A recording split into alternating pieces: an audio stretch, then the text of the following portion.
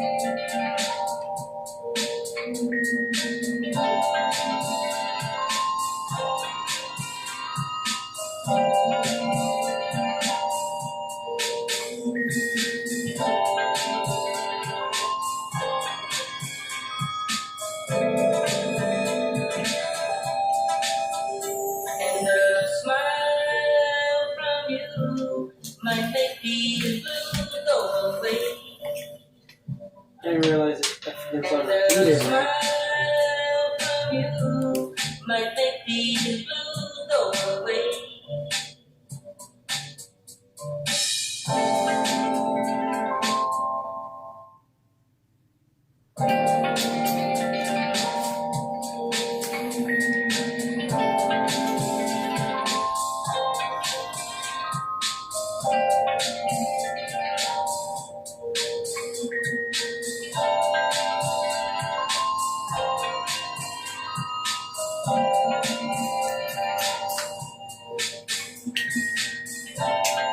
Change the title since it's Cinco de Mayo, not May 4th. Sheesh.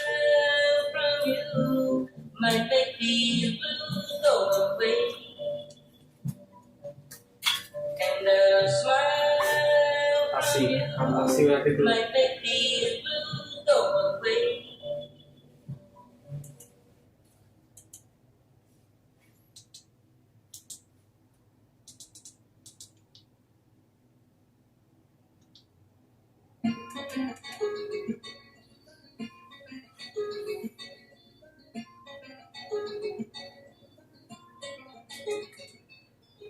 Hold on.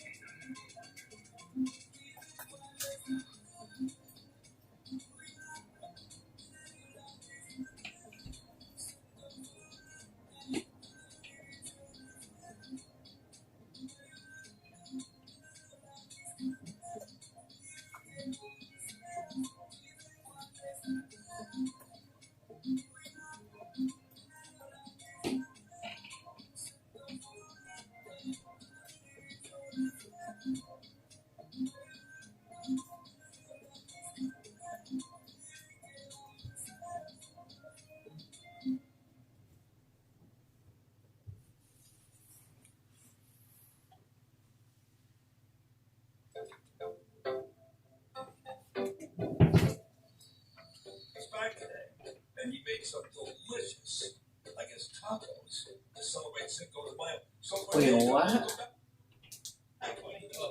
I said, I guess tacos. He's back today, and he made some delicious, I guess, tacos to celebrate Cinco de Mayo. So Fernando, welcome back, buddy. Oh, thank you. Rip headphone users because this shit loud as fuck and it's a low setting. Tacos, quesadillas, gorditas. This time we did a crispy taco with a shrimp aguachile. It's a shrimp marinated with different kind of chiles and tomatoes and peppers. Then we did a roasted mango salsa. We have over 2,600 products, and it's easy to play with them and create these kind of dishes. And we do layers by layers of flavors, and I just like the same ingredients and great experiences.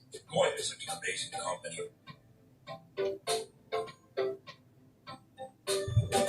Yo, he just glazed the fuck out of Goya for what?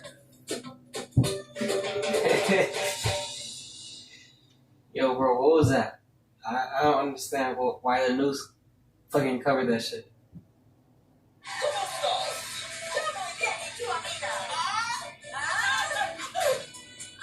Break it to you, America. We have a very serious problem. Starts with Cinco and it ends with Mayo. Or as this TV host called it, this holiday is also known as Cinco de Trinco. More like Cinco de Mayo. Oh! Of course, it's not Cinco de Mayo that's the problem. It's you and how you celebrate it. Oh! This is like the reverse of how that Irish guy feels, or Irish people in Ireland feel when tourists come by with like St. Patrick's Day shit, and they're like, "Hey, why aren't you celebrating St. Patrick's Day?" And then I have to explain. Because we don't fucking celebrate that shit. It's not our shit. We don't like that shit or whatever. Only she's like using like examples or something. Like because she can't bring up maracas and a small hat. Bro. Cinco de Mayo commemorates the Battle of Puebla, when Mexican soldiers... Because I already know where this is going. She already came out and been like, well, you're doing it wrong. Defeated the French army on May 5th, or Cinco de Mayo, in 1862. Cinco de Mayo is the perfect excuse to throw a fiesta. Look, I love a good fiesta, like anyone else. Oh. But this is just wrong. It is Cinco de Mayo, the 5th of May, celebrating Mexican heritage and pride, and it commemorates the Mexican army over the French forces in the Battle of Puebla. It's not just blatant examples of newscasters reducing a serious Mexican holiday to just another excuse to drink at work. They better explain how the fuck Cinco de Mayo is serious or something, because... Oh, let me back up. She showed something with like portraits that were painted. Well, of course it's not Cinco de Mayo that's the problem. It's you and how you celebrate it. And she brings up the fucking maracas. Oh my gosh. Cinco de Mayo commemorates the Battle of Puebla, when Mexican soldiers defeated the French army on May 5th, or Cinco de Mayo, in 1862. Cinco de Mayo is the perfect excuse to throw a fiesta. Reducing a serious Mexican holiday to just another excuse to drink at work. It's the piñata, and the maracas, and the zarapes. This is not a Coachella outfit. I'll let the celebration expert, apparently that's a thing, explain. Your bright colors, your Mexican garb, and really with those two components, there's no way to go wrong. No, there's absolutely no way to go wrong with stereotypical festive decor, especially when it comes to sombreros. Instead of the centerpiece, use a sombrero. Take the sombrero, you put them in the brim, you're good to go. When the chips are done, you can put it on, you can wear it later too. An oversized sombrero filled with tortilla chips? I mean, you have to love Americans' creative efficiency. Like, you can have your cake and wear it too. So to summarize, Cinco de Mayo is not Mexico's Independence Day, that's September 16th, a maraca festoon margarita happy hour special, a reason to don fake mustaches and a zarape, this right here, that's racist, yeah, an excuse to act stupid. Alright, so my question is, how the fuck would you celebrate it? There's like literally no examples here. But on black TV. But when I do examples, like for the maracas and Going shit. the authentic route. America, you're doing it wrong. Seriously? What is there even to celebrate if there was blood spilled? I guess I would have to like be like the definition behind it. I don't know that fucking story, but I'm gonna look that shit up. About the dangers of drunk driving, ABC 2 News' Christian Schaefer reports it proved eye-opening for some. Cinco de Mayo in Annapolis. Damn, that was a bad video. A lot of people here downtown, out and about, and unfortunately, the potential for some drunk driving in Annapolis. So this year, the Annapolis Police Department has started a program called Know Your Limit. What they're doing is they're offering free breathalyzer tests for all the people here downtown near the docks. A lot of people stopping in. Many of them surprised. They know how much they drank. They did not know just how much those drinks had affected them. I think that was more than I thought. I definitely only had a couple of drinks, so that was more than I originally thought that I was going to blow. People aren't aware of how many drinks it takes to reach the legal limit, and you know, everyone's different, and how much you eat, the time between drinks, how big the drink is, all those are factors. This is the first time the Annapolis Police Department is putting on the Know Your Limit program, but it won't be the last. They say they'll be bringing it out at more events in the future. Oh yeah, scratch that shit. Good morning, Maryland. Rachel Schaefer, ABC 2 News. Like if you would have said it like, it's a victory over them, like stepping on their man and shit, I would have understood it more. I didn't understand it. Guerrero Auto Repair has been a proud participant of the Cinco de Mayo parade for more than 30 years. Something we every year look forward to. Our kids are fourth generation American, and we want to teach them about our culture, a lot of our stuff that we grew up with. That lesson will be lost this year with the cancellation of the I want to see parade. no sombreros. But she said that's not allowed. Because our people are afraid, very afraid of the rights, very afraid of the new administration of Donald Trump. Raids by ICE across the country are prompting that fear. Most of this is like, what about if the immigration shows up? Organizers say the Chamber of Commerce is losing about $1.5 million by canceling this year's parade. Businesses that depend on the crowds to eat and shop will lose $5 to $6 million. But the Chamber points out businesses in the community have already been losing money. Some down 60% since the first of the year. Erica's family can attest to that. We had a high clientele of Venezuela and Colombia. The Tucker CBS News Chicago investigators. And today is Cinco de Mayo. A number of restaurants and businesses will be offering discounts on food and drink. Today, if you are a 7-Eleven Rewards member, you can grab a small Slurpee for $1, and it will come with 4 free mini tacos. You can also win free food from Chipotle, playing its trivia game. It's also giving away 5 $500 gift cards through their Instagram today. It's joining us now from Hy-Vee, and we're going to talk about one of my favorite weeknight meals. For Taco Tuesday, it's spectacular, but with May 5th or Cinco de Mayo coming up, it's a perfect dish to have on your radar. It's tacos. It's so simple, so easy, and really, it's kind of like empty your fridge when you do it. So we've got all of our ingredients over here. So what are we looking at for this specific recipe? Damn, that's a very small taco they're gonna make. What the fuck? More family style meals. It just allows everybody in the family to be able to choose what they prefer. Damn, 3 minutes of talking, ladies? And so then, of course, what else we're going to be using? Damn, that shit looks dry. A taco seasoning. So this is Jack. You can go ahead and add about a half a cup. We're going to add to that. And then we're also going to use some beef broth, too. So both of these are just going to kind of help add a little bit of extra liquid and flavor as well. I love this sauce. I know, and it's so simple. And one thing I love, too, about taco meat or taco nights like this, yep, you just add a little bit of the beef broth in there. The beef broth is just kind of to your liking. All the way up, let it kind of simmer, and then of course you can let it cool down, put it in the Ziploc bags, and it goes really What the fuck? I thought they were gonna make the taco. What's the best way to reheat it? Are you fucking serious? This entire video was about how to heat up ground beef and put taco seasoning? Are you fucking serious? Oh my god, that's crazy. Got out of the freezer. Yeah, what the fuck are the comments saying? Oh, I can't see the comments. That's cooked.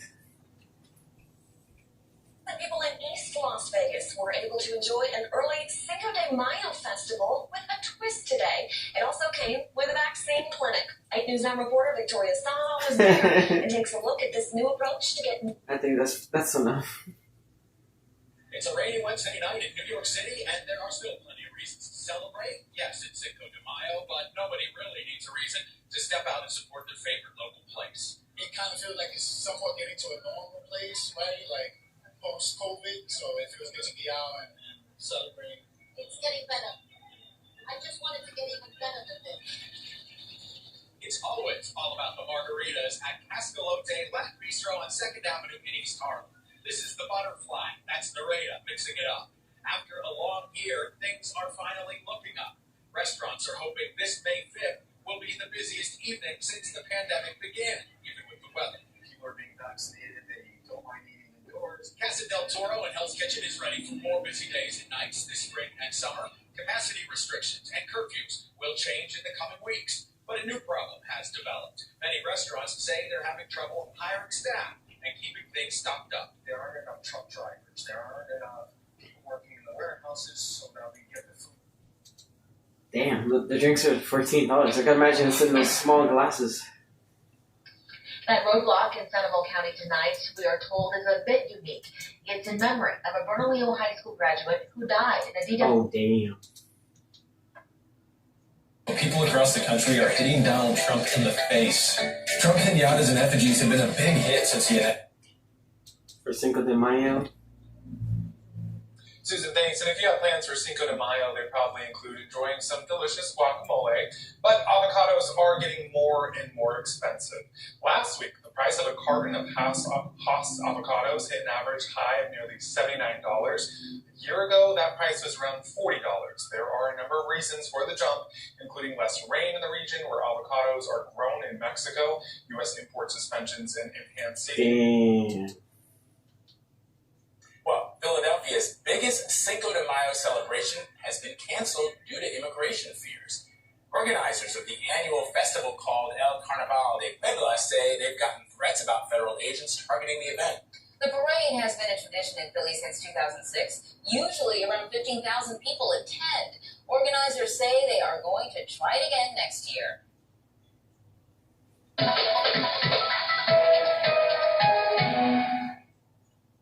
But hundreds of people are packing bars, celebrating Cinco de Mayo with a few drinks. And tonight, CHP officers have a new tactic to convince you not to drive after drinking. The CHP says recent deadly crashes reinforce the dangers of driving drunk. KCRA3's Kathy Park is live in Madison Avenue and Hemlock Street tonight, where a DUI checkpoint is underway. Kathy?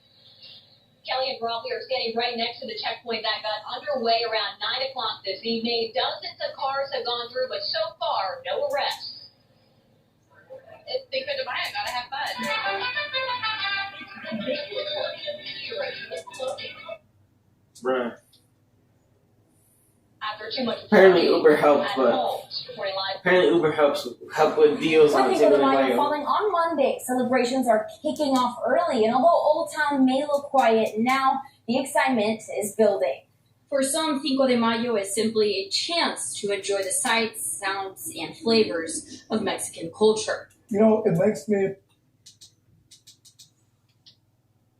We're less than a week away from Cinco de Mayo celebrations in the city of San Jose, and it comes as some cities across the country are canceling their Latino celebrations as a result of immigration policies being put forth by the Trump administration. Franklin Police Department is stepping up its DUI enforcement efforts as celebrations.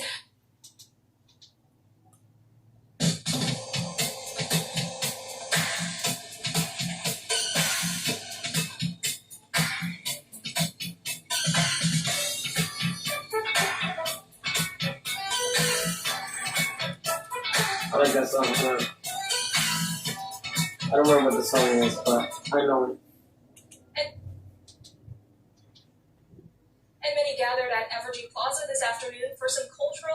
festive fun.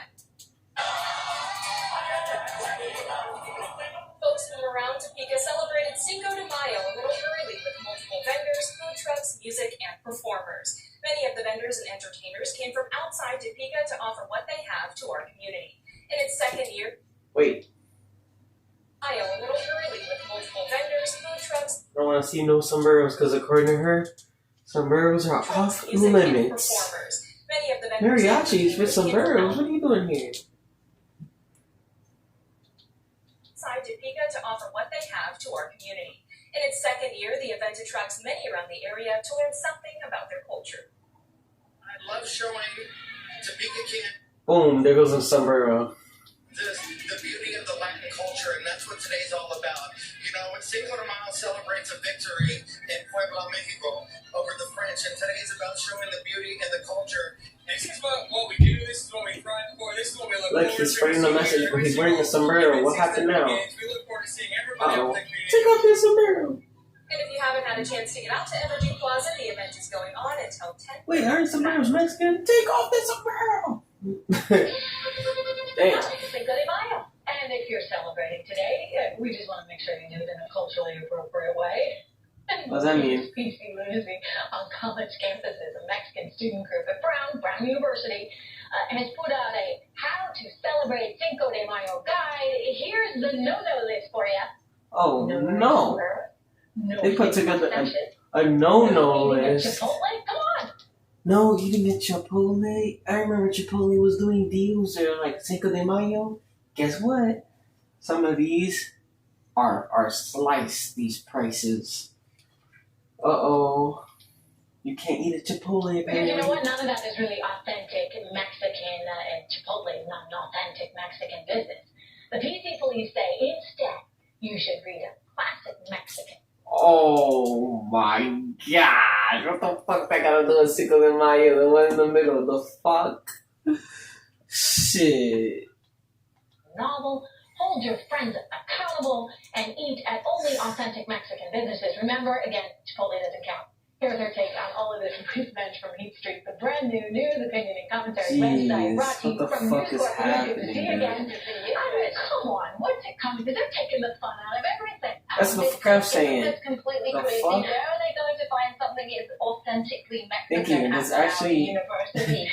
people who are thinking like, correct, the fuck? I feel sorry for the Mexican, Hispanic students at that school who aren't But part low of key, it because they're just making their culture seem like I'm gonna relate back to that video about that Irish It guy. makes people very uncomfortable because then you get to the point where you're like, gosh, you know, can I go out and have a margarita on Cinco de Mayo? Oh yeah, that's right. You can't have a margarita on Cinco de Mayo.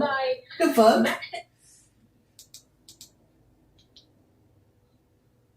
Well, one of the top things used to celebrate the Cinco de Mayo Oh, holiday shit. is tequila, Don't especially in the mention U.S. Here's the margarita. lowdown on the liquor sales. Oh god, there's a margarita behind me! Tequila volumes in the U.S. have grown 106% at about an average rate of 5.7% per year, according to the Distilled Spirits Council.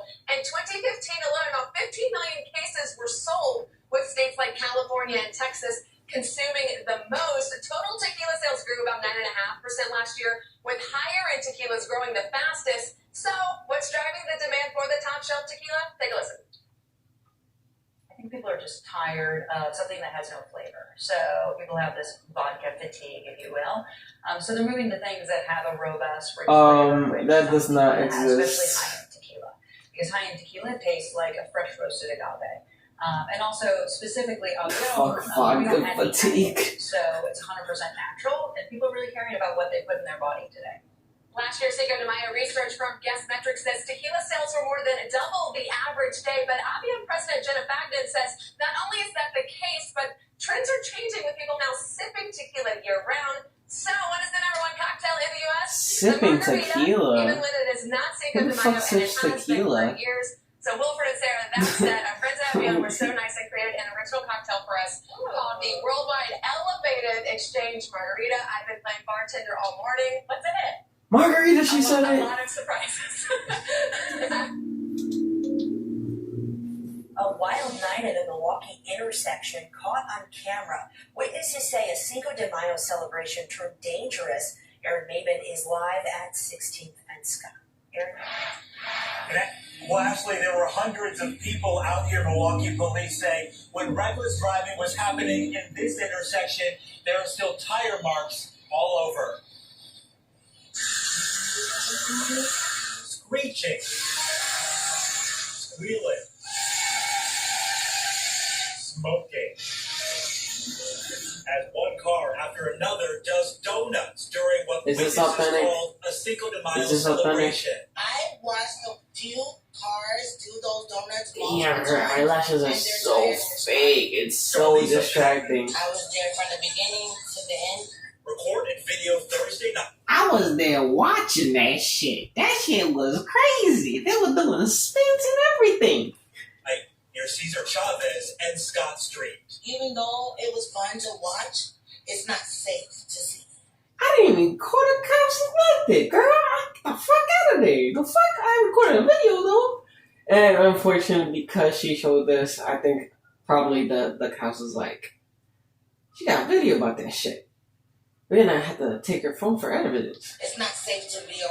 I mean, that's always possible, Police but say 200 to 300 people were here when squads responded to the reckless driving. What happened next made Patton hit pause. They were jumping on police cars. This nearby surveillance shows a man stepping on a squad. Police say people jumped on that looks like a fucking ATM machine camera. What the fuck? What the three fuck? squads. That looks like objects Tetris. at the vehicles. They were sitting on the police car, literally right here. And I thought that was like very, disrespectful. Patton says she heard the sound of gunfire too. She decided to leave the event and head home, remembering a night of celebration that included mayhem. I feel like there is a moment to have fun. You just have to understand how much fun you can have. I wonder what the audio of that video was like. She's like, her voice is like, yeah, yeah. Still looking for the people who jumped. Bruh. Los Angeles Police and Sheriff's Department are going to have additional officers on patrol today looking for impaired drivers for Cinco de Mayo. Both departments are encouraging anyone who's going to be drinking to find a sober ride home. They also say drugs, including marijuana, can impair your driving abilities. Katie?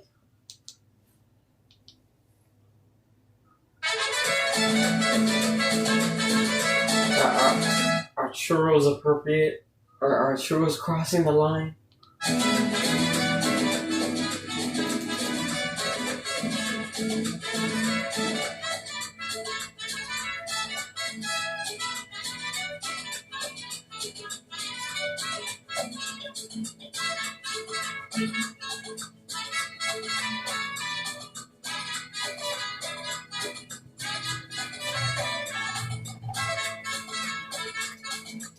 Ew, what the fuck?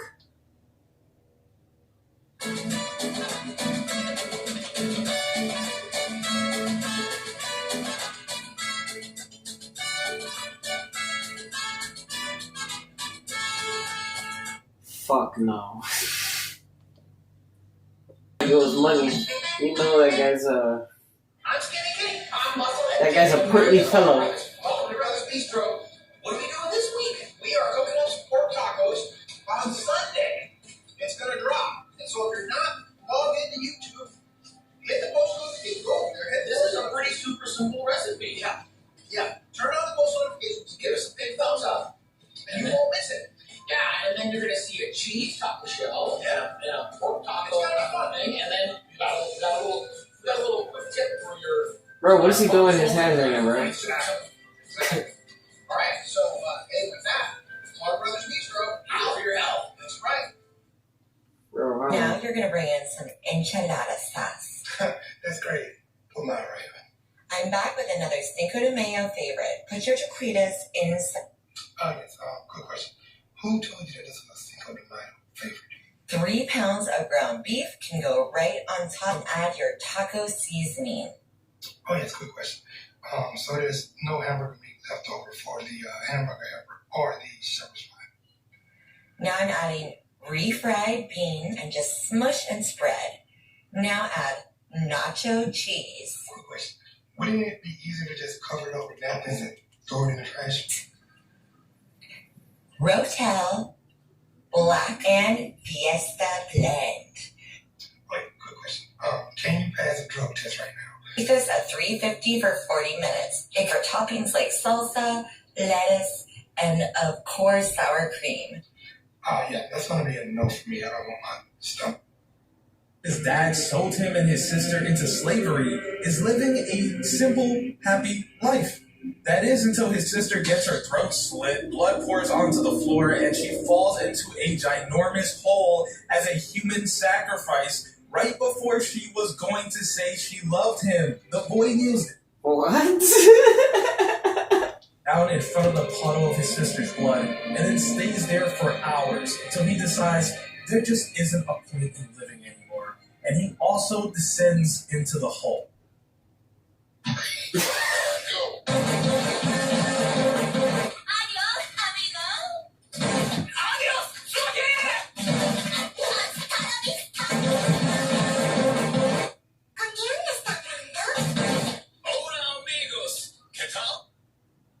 If you're Mexican, you've probably wondered what's everybody's obsession with Dragon Ball Z. It's actually not just big in Mexico, it's big in Latin America in general. Analytics in Brazil found that it's the most popular animated series ever. 9 out of the 10 regions where Dragon Ball is the most popular, 9 of those are Latin American regions. You would think that it would at least maybe towards Asia, but 9 out of 10 being in Latin America is pretty insane. Well, there's actually a few reasons as to why that is. When Dragon Ball first dropped, it was actually really hard to get it over to the West because they would censor it a lot. But Latin America and Mexico did not censor it all, and they were like, that's pretty cool.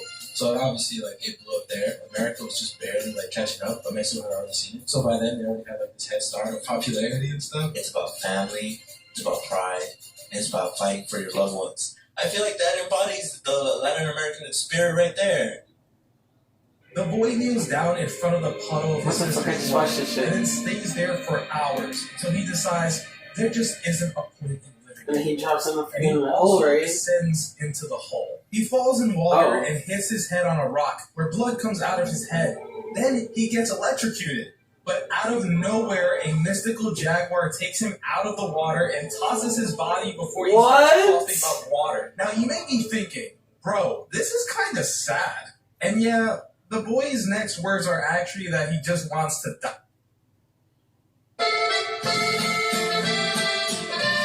Well, that was surprising.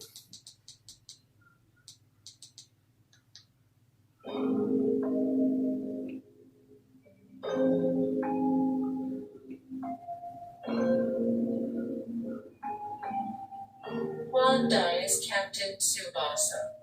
Oh my god, it's AI generated. It's not gonna say the names right. Tsubasa. It says Juan Diaz, Captain Tsubasa. Pedro Domingo excels soccer. I feel like we gotta flip this up. Pedro Domingo excels soccer. Carlos Rivera Ashe no joke. Carlos Rivera Ashe no joke. Lola Gonzalez will rumble. I don't know any of this shit. Lola Gonzalez will rumble. Yo de Silva Saint Saint Seiya. Alright, now we're talking. Yo de Silva Saint Seiya. I can see that. I can see why. Saint Seiya, I can see why. Riger Yu-Gi-Oh! 5Ds. What the fuck? Riger Yu-Gi-Oh! 5Ds. Marshall Lovelace Black Lagoon. I forgot that he was Hispanic. Motherfucker looked white the whole time. Pepe Eagles Megalopods. Pepe Eagles Megalopods. Leo de Lagos Yuri on ice. Why the fuck is this number 7? Leo de Lagos Shaggy head ass. on ice. Ricardo Martinez Hadjai, no Poe. Ricardo Martinez Hadjai, no Poe. Nate El Cazador de La Bruja. You see it, they didn't say it right. The last word is Bruja, not Bruja. The fuck? Roberta Black Lagoon. Roberta Black Lagoon. Michiko, Maladrome, Michiko, and Hatchet. Michiko, Maladrome, Michiko, and Hatchet. Monkey Tea. Love you, One Piece. Monkey Tea. Love you, One Piece. Sodom Gas Utora Bleach. Wait, this ain't Luffy's Hispanic in this shit? Wait, greatest Latino anime characters of all time? I'm fucking confused.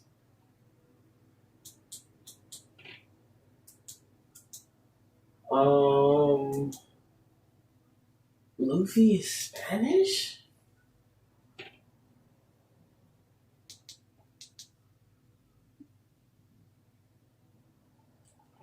Everybody got her.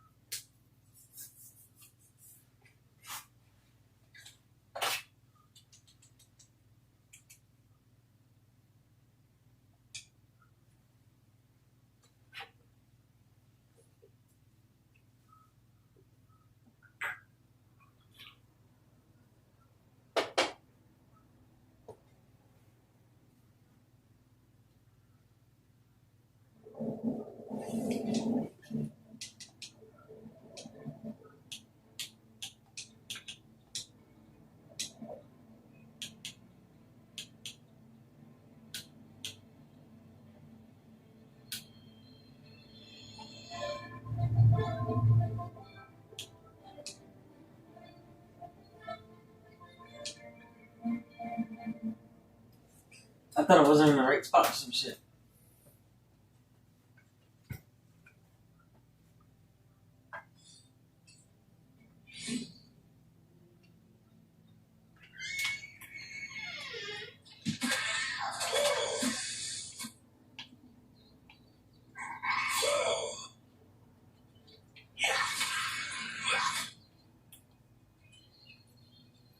I gotta find a place to sleep.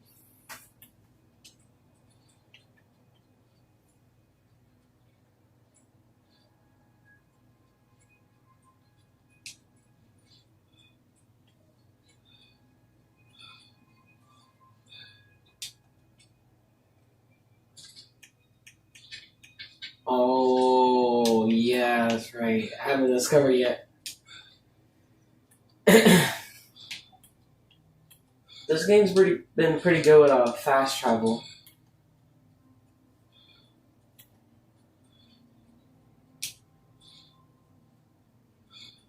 But this fucking game crashes a lot. It's fucking bad. At least when you're like on Game Pass, it crashes a lot.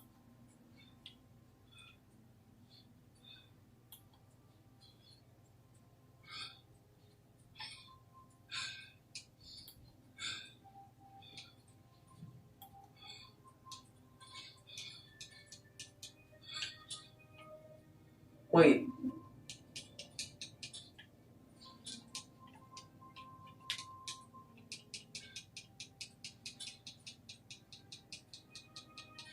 Trying to climb this shit.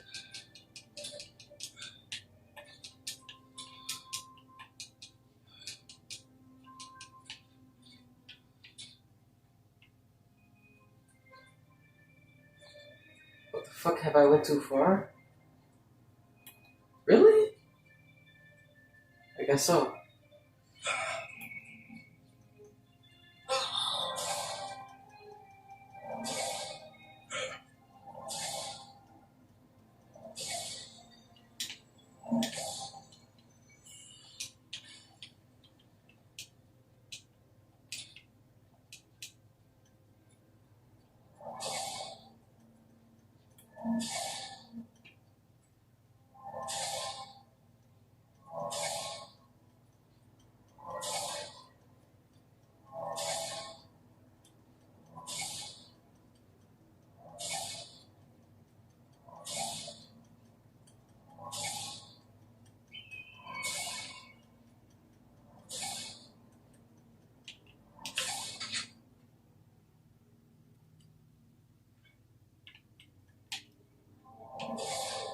What the fuck am I supposed to do in here? What do you need? Speaketh.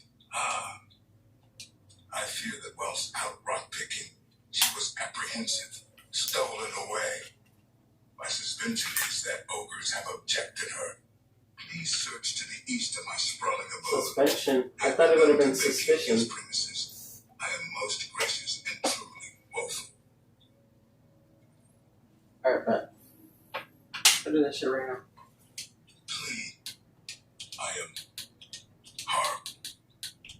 Have you proceeded most urgently?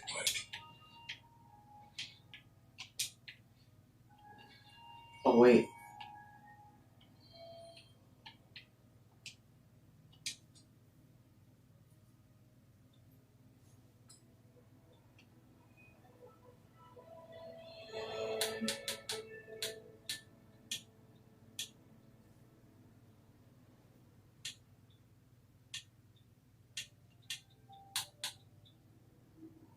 Yeah, only the strength, the agility, and the endurance matter right now.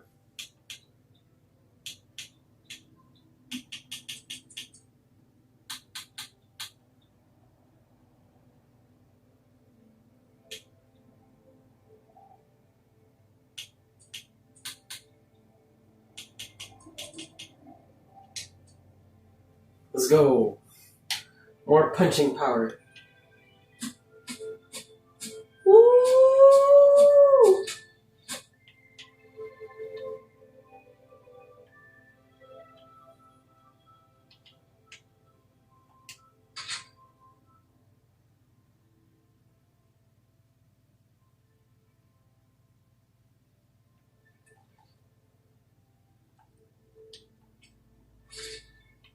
Oh, what? Word? I'm going over there right now.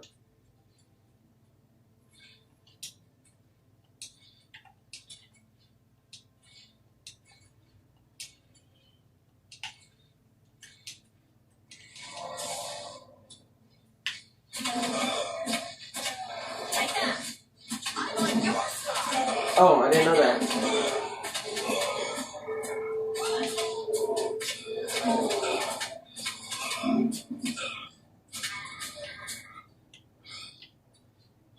How many girls is Don't that? just stand there. Those who live by the please If I push you out for me, get on with it. fucking bitch. What on her? Glad you. Please get on with it. Come on. Yo, my endurance is going insane right now.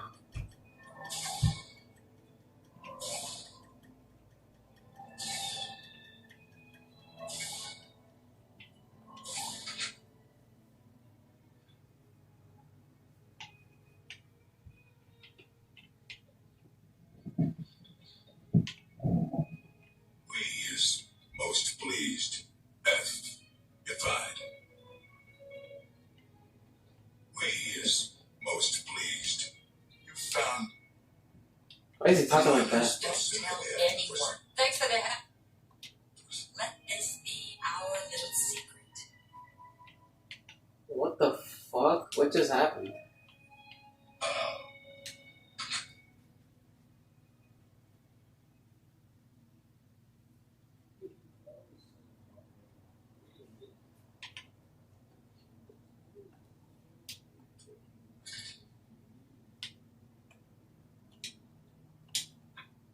shit, I should have teleported closer.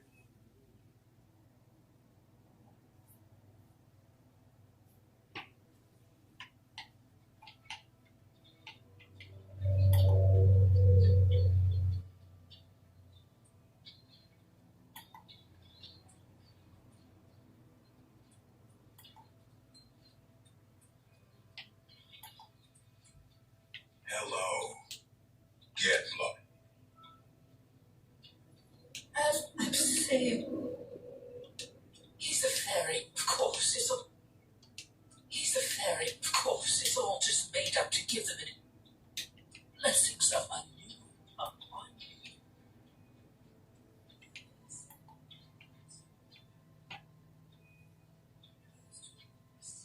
What the fuck? Did I walk to the wrong area or something? What's happening? So the mighty Ulrich Leland has fallen. Apparently, Levana the Darlings.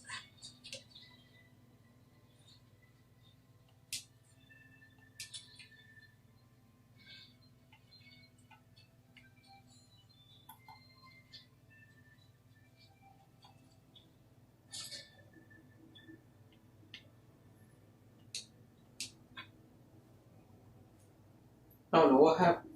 What the fuck?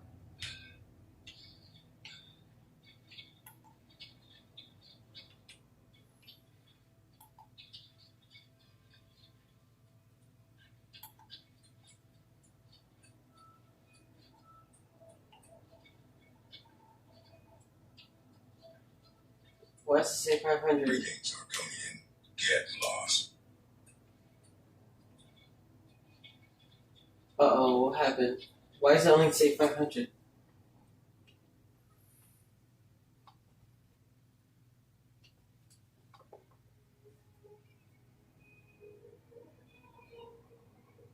Oh, I gotta go back up to read that.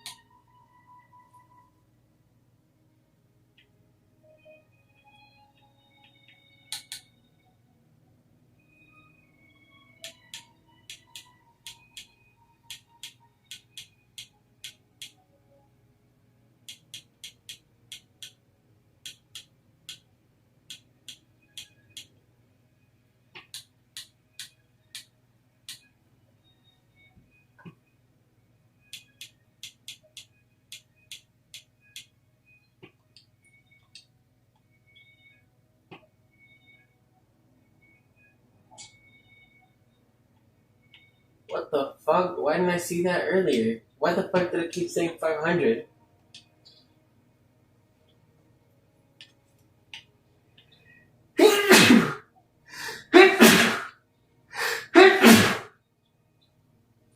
I don't even know where I highlighted it, if it was in the Fighters Guild.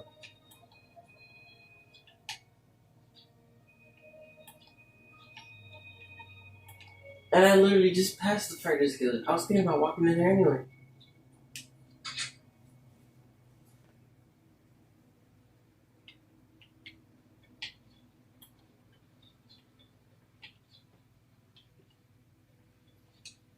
You need. You got. Some. Stop wasting time. Get to Harlan's watch now.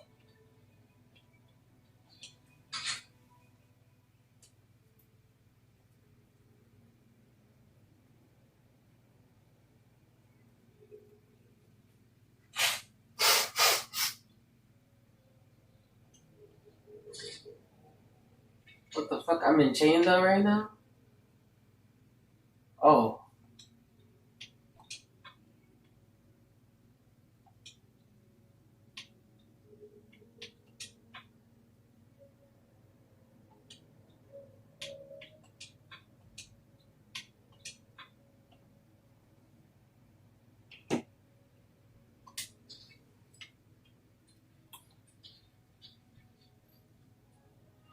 Uh-oh, my quest marker Oh, shit.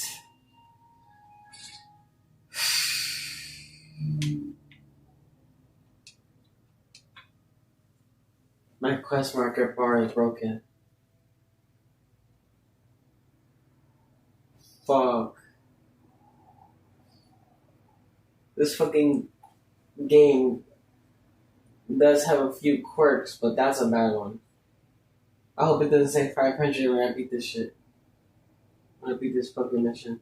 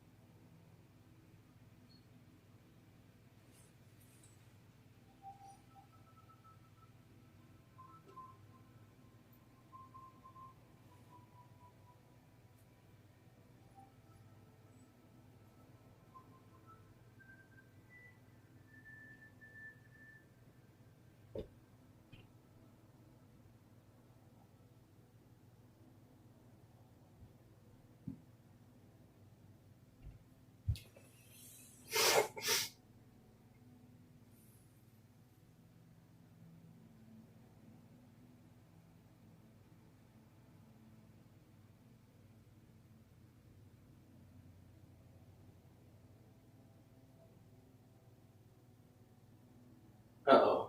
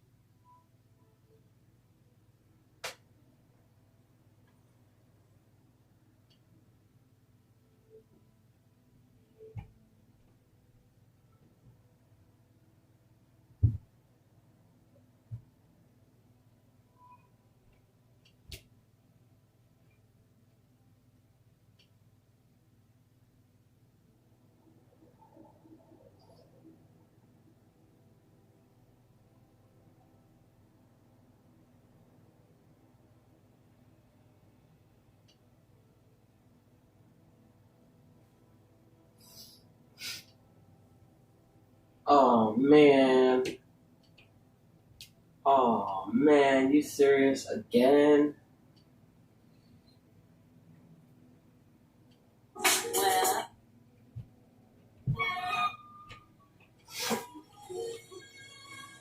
Well, of course it happened.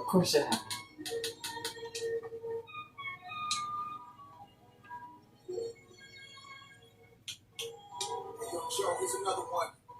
Timmy Bomb, Nas. Blue on blue shoes on the arm, too cool in the car, still moving to the song. Been a minute since I heard some good Joe. This dog is crazy, R&B good Joe. And now I'm rap psycho, Roman legs, call mama, with the brown and llama. And I ain't in town for no drama, just people sure to keep me so I'm all up. My crew, Saturday nights is just what we do. Just enjoying the life, it's alright, yeah. When I turn around, I see sexy young staring at me. I already know what she's thinking. She wants me tonight. Yeah, looking at me, got no peace.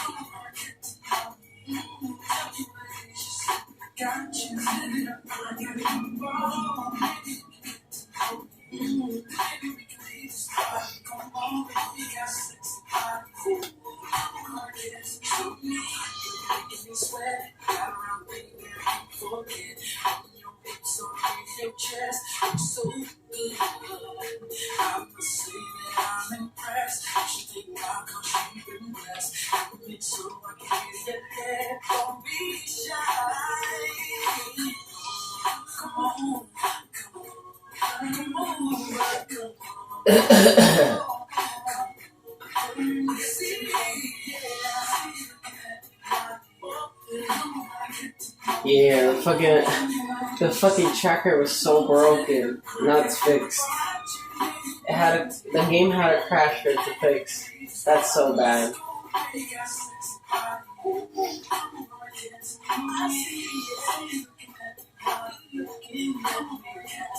What the fuck? You sleeping right now? You serious? What? I mean, fast forward like 3 hours.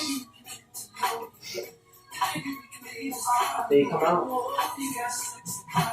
Nope, that's not him. That's not him. What the fuck? Can I open this shit? Nope.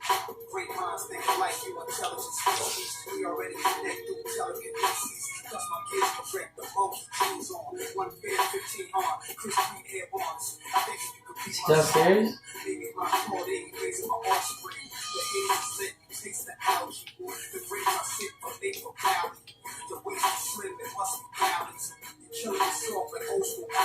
Oh, he left. Fucking asshole, he left.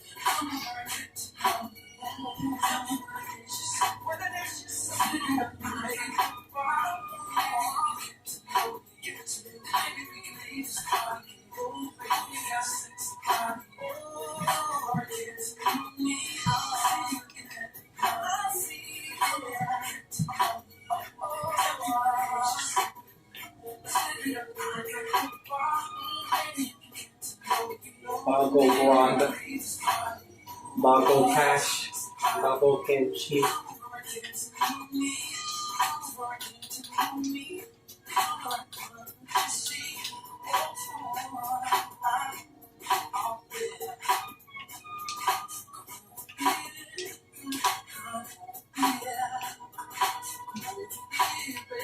Damn, where are they on the fucking way? The fuck? They're all standing there on to talk to me or some shit.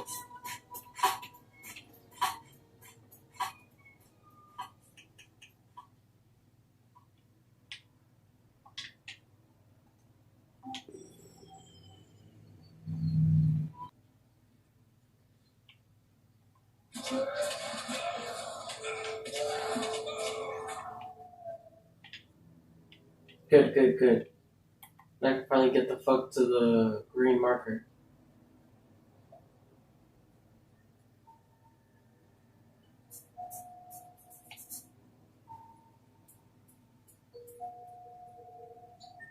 Inside the swampy cave, I found the corpses of the townfolk that are missing. Well, they're missing. It looks like trolls have been feeding on the people weakened by the will-o-wisps. I should make sure to clear out the remaining trolls from the cave complex. But I already did that shit.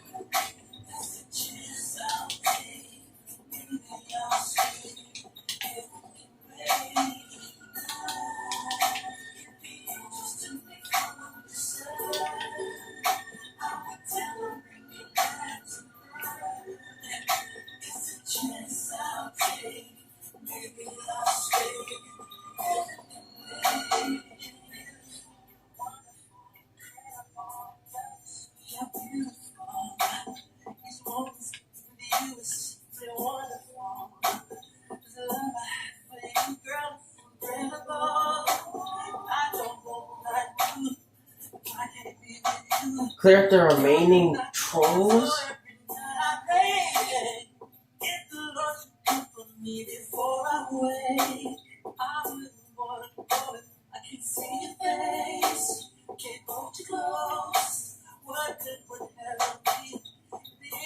Uh-oh.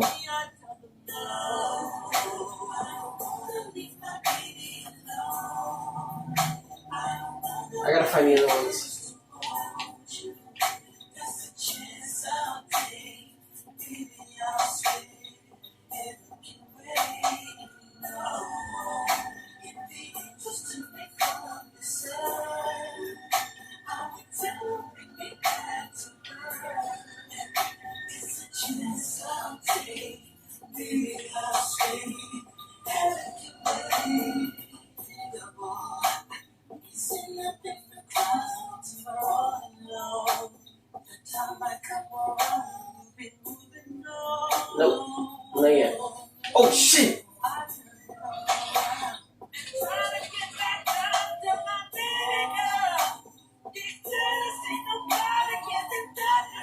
Fuck, never mind.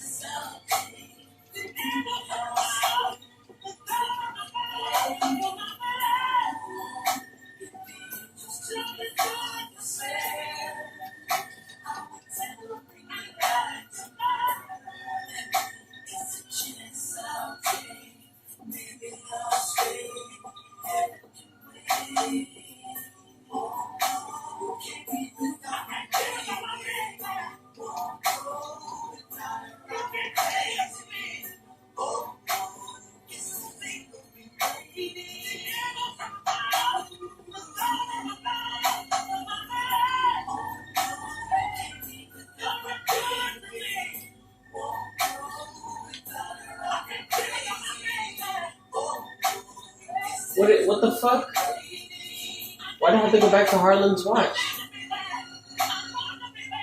The part all I found to.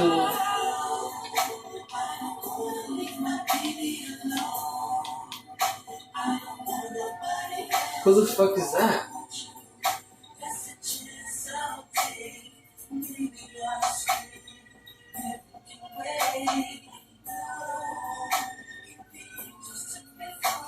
I don't know who that is.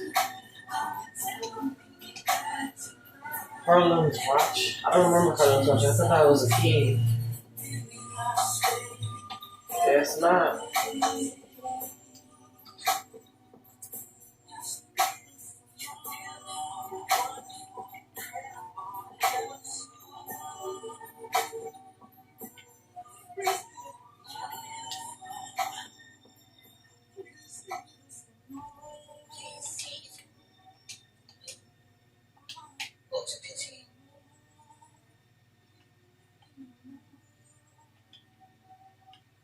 What the fuck? How the hell did I get out of this fucking bullshit?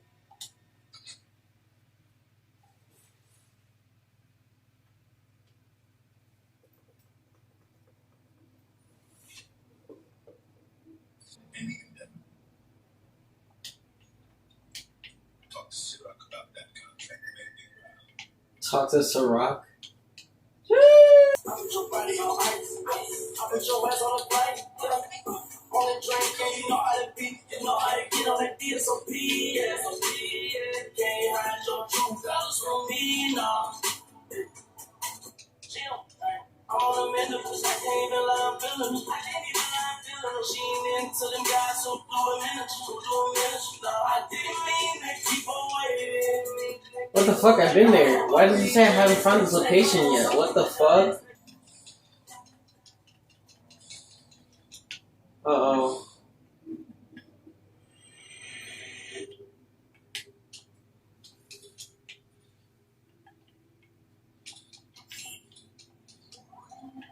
Shit, I almost fell.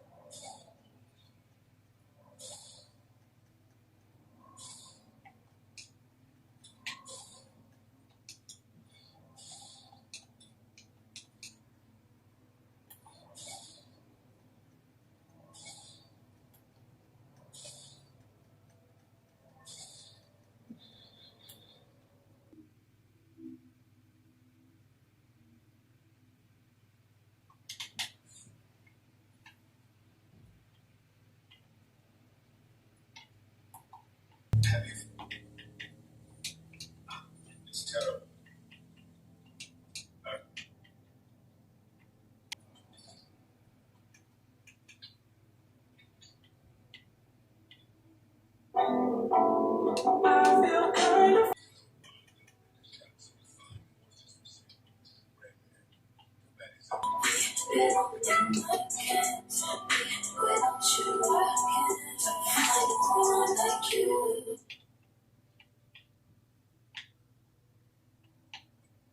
What the fuck is this bum mooring at? What the fuck? Where's he at? What the fuck? Where'd he go?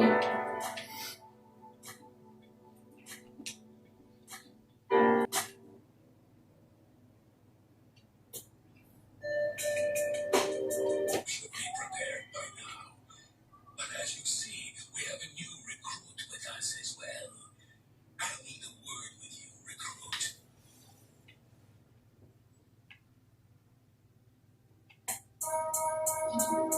You'll need to be careful with this mission.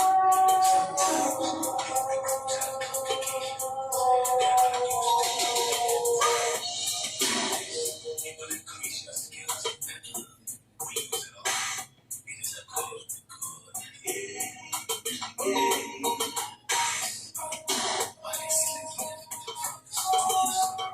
His sap?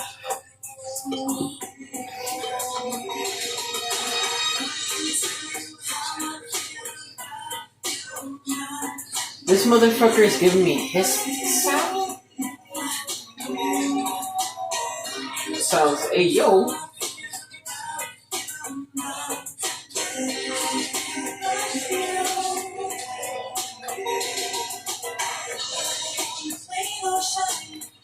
Motherfucker wants my character to drink his sap. The fuck?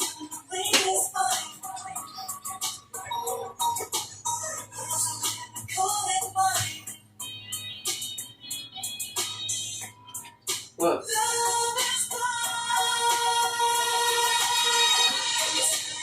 First, we gotta drink a potion made from his sap. Hey yo.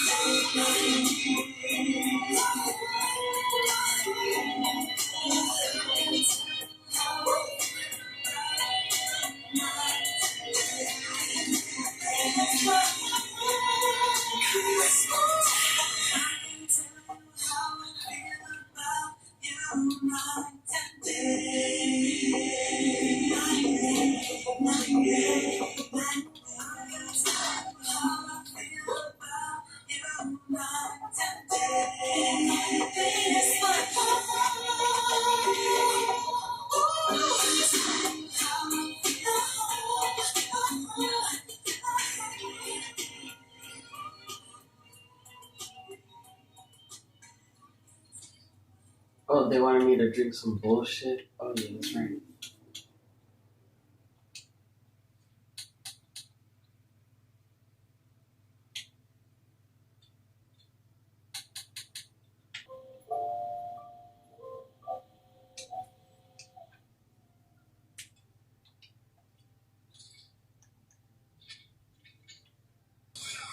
Damn, they're me. They're my boys. What the fuck? And they're doing this shit?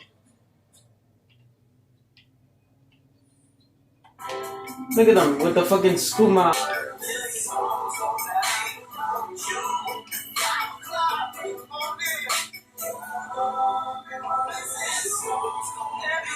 McLear? Fuck McLear.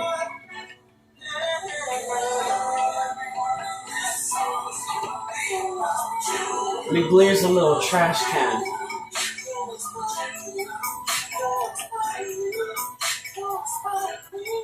Maggier, I don't know what his name is.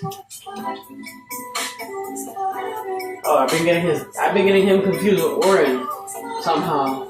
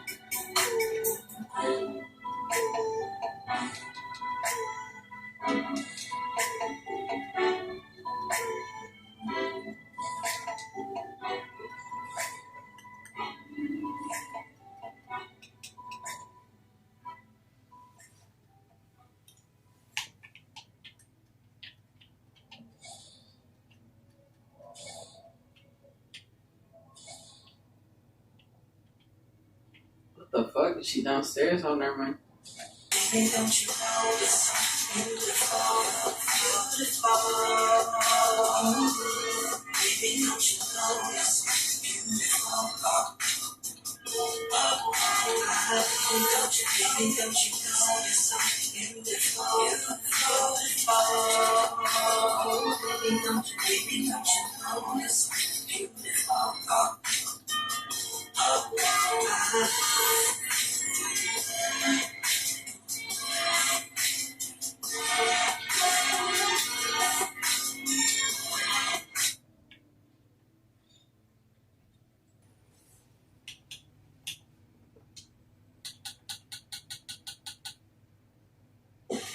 Girl, and then Michael Jackson's like, "You made that?"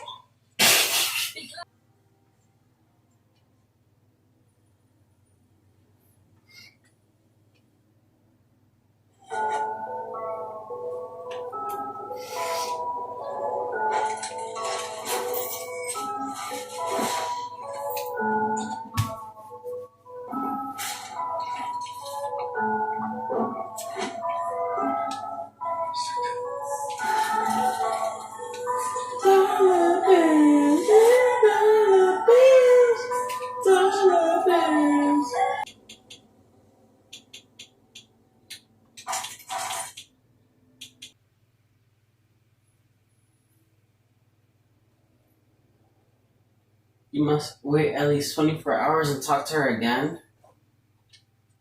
Good day. Okay, and then what?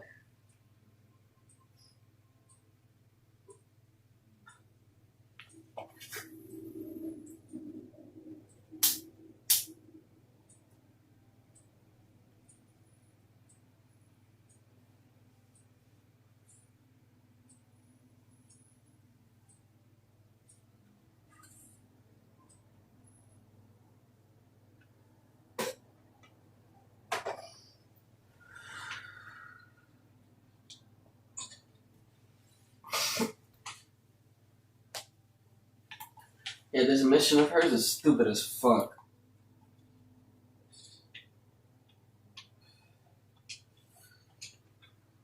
Oh shit, I traveled to the wrong place. Fuck.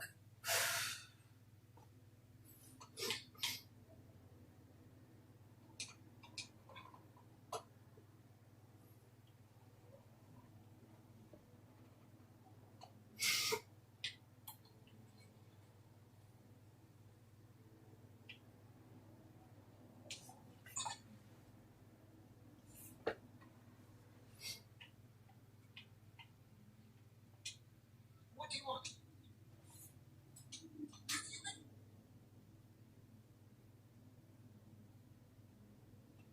Is it for sale? I won't be. I've never said anything about anything dull. Very well. I know that data venture. What? You have to believe me. Make our camera, but to murder the Emperor.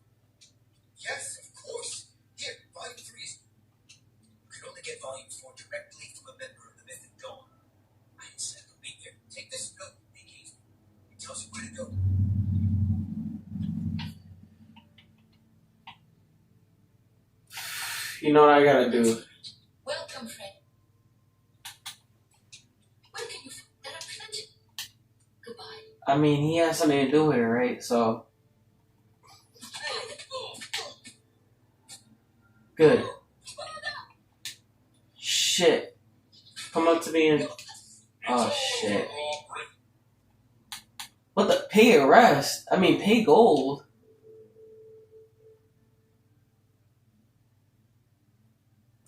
Uh-oh.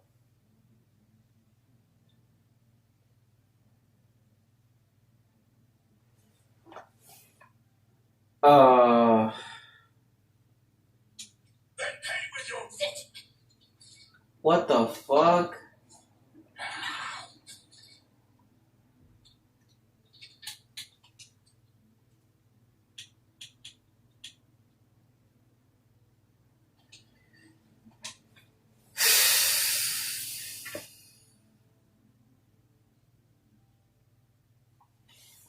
Well, turns out I need more money.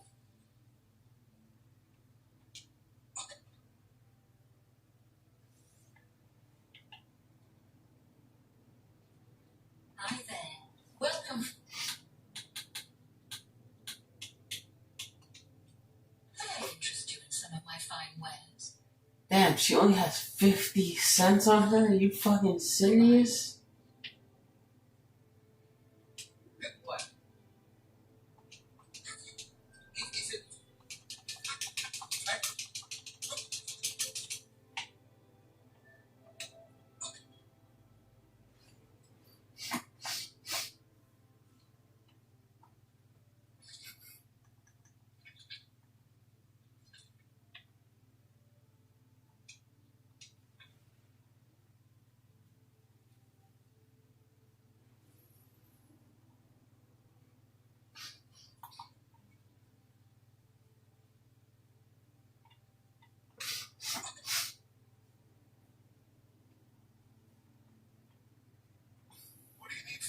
Oh, fuck. You're not easy to. Oh, I thought this for a second. I saw him. I was like, wait, did I have to start ordering that from back here? The suit, the blade. Follow me. I know how to get to the part of the sewers where we need to beat the spots. This motherfucker is really gonna walk this slow.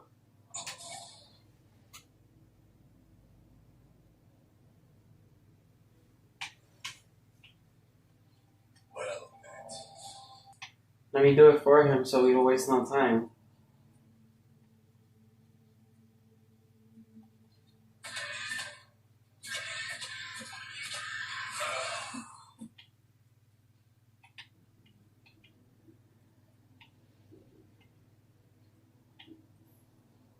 He's probably still on his way over here.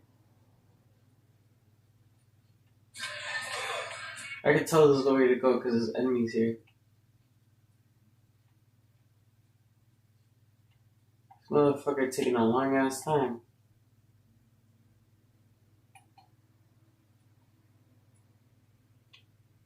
Wait, what the fuck?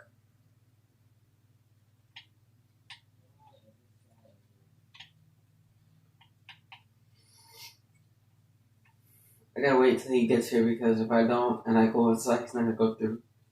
Fucking.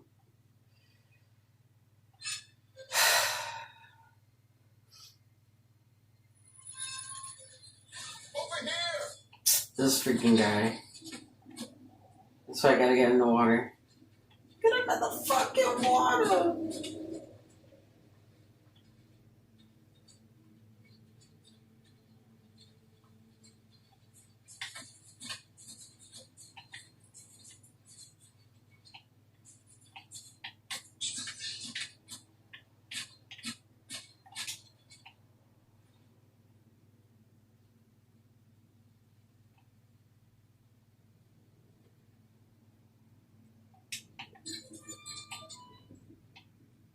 Yeah, he's chilling because there's no aggressors.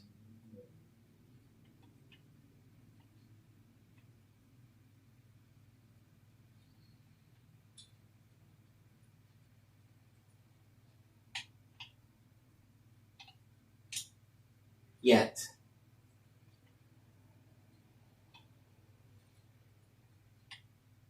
Alright, the room with the table. I happen to know that if you go up the stairs there, you can get a vantage point on the meeting room. I think I'd better be the one to handle the meeting. You'll be my backup. Keep watch from above in case of trouble.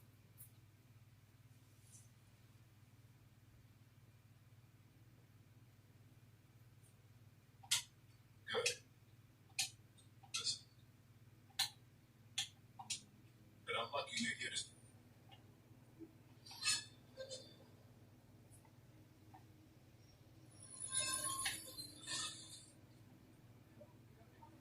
For Uriel Septum!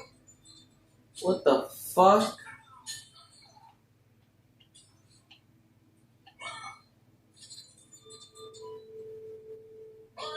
Why the fuck is he fighting them? He's supposed to meet their sponsor. What the fuck is he doing? This guy's fucking dumb.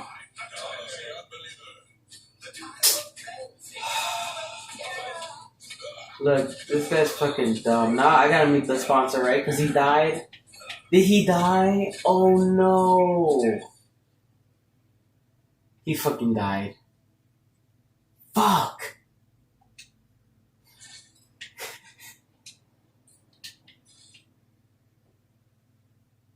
Well, now what?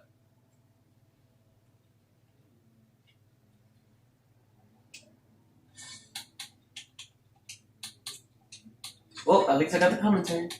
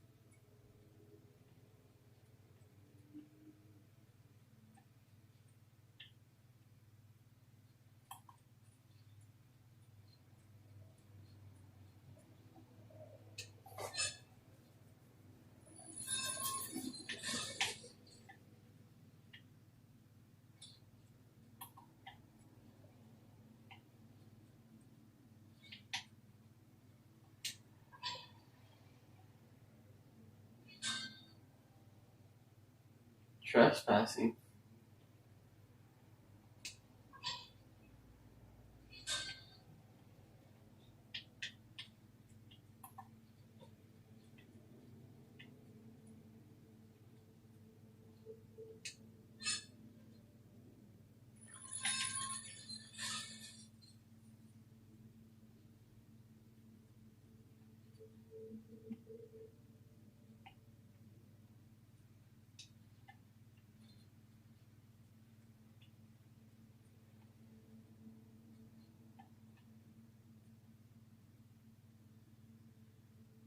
What? Uh-oh. I don't like that message on the screen right there.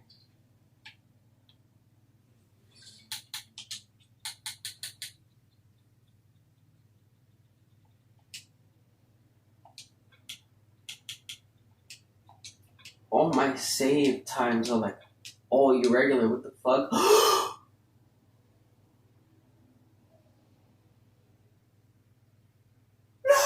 No!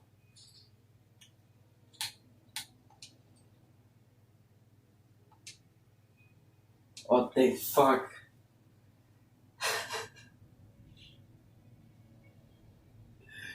I got so alarmed.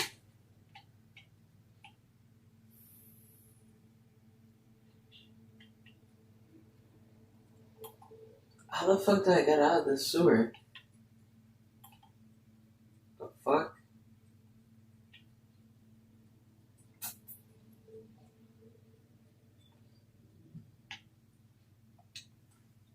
Thank fuck.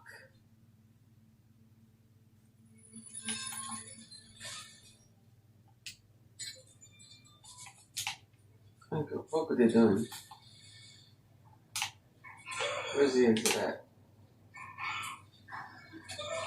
Oh, they really hit me? They really doing that shit?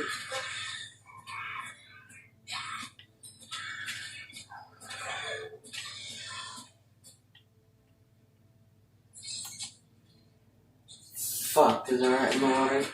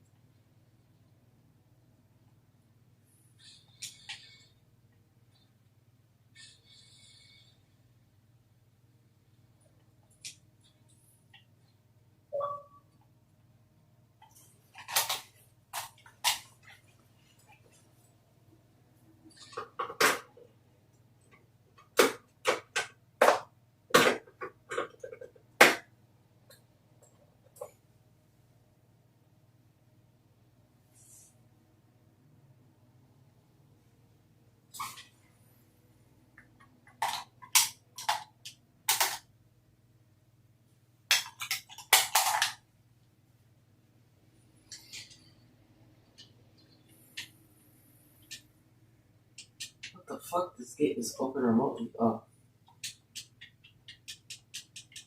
Open that shit.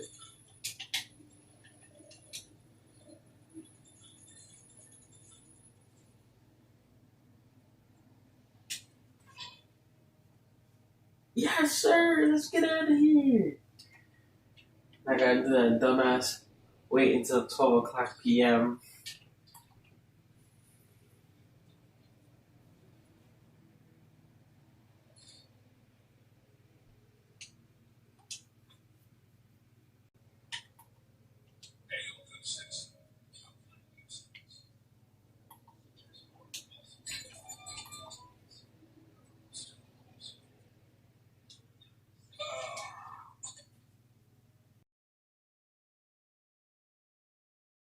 Ah, yes.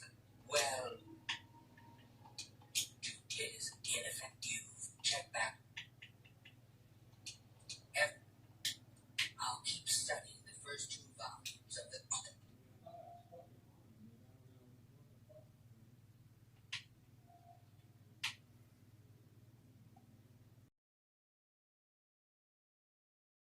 Fuck. Hold on.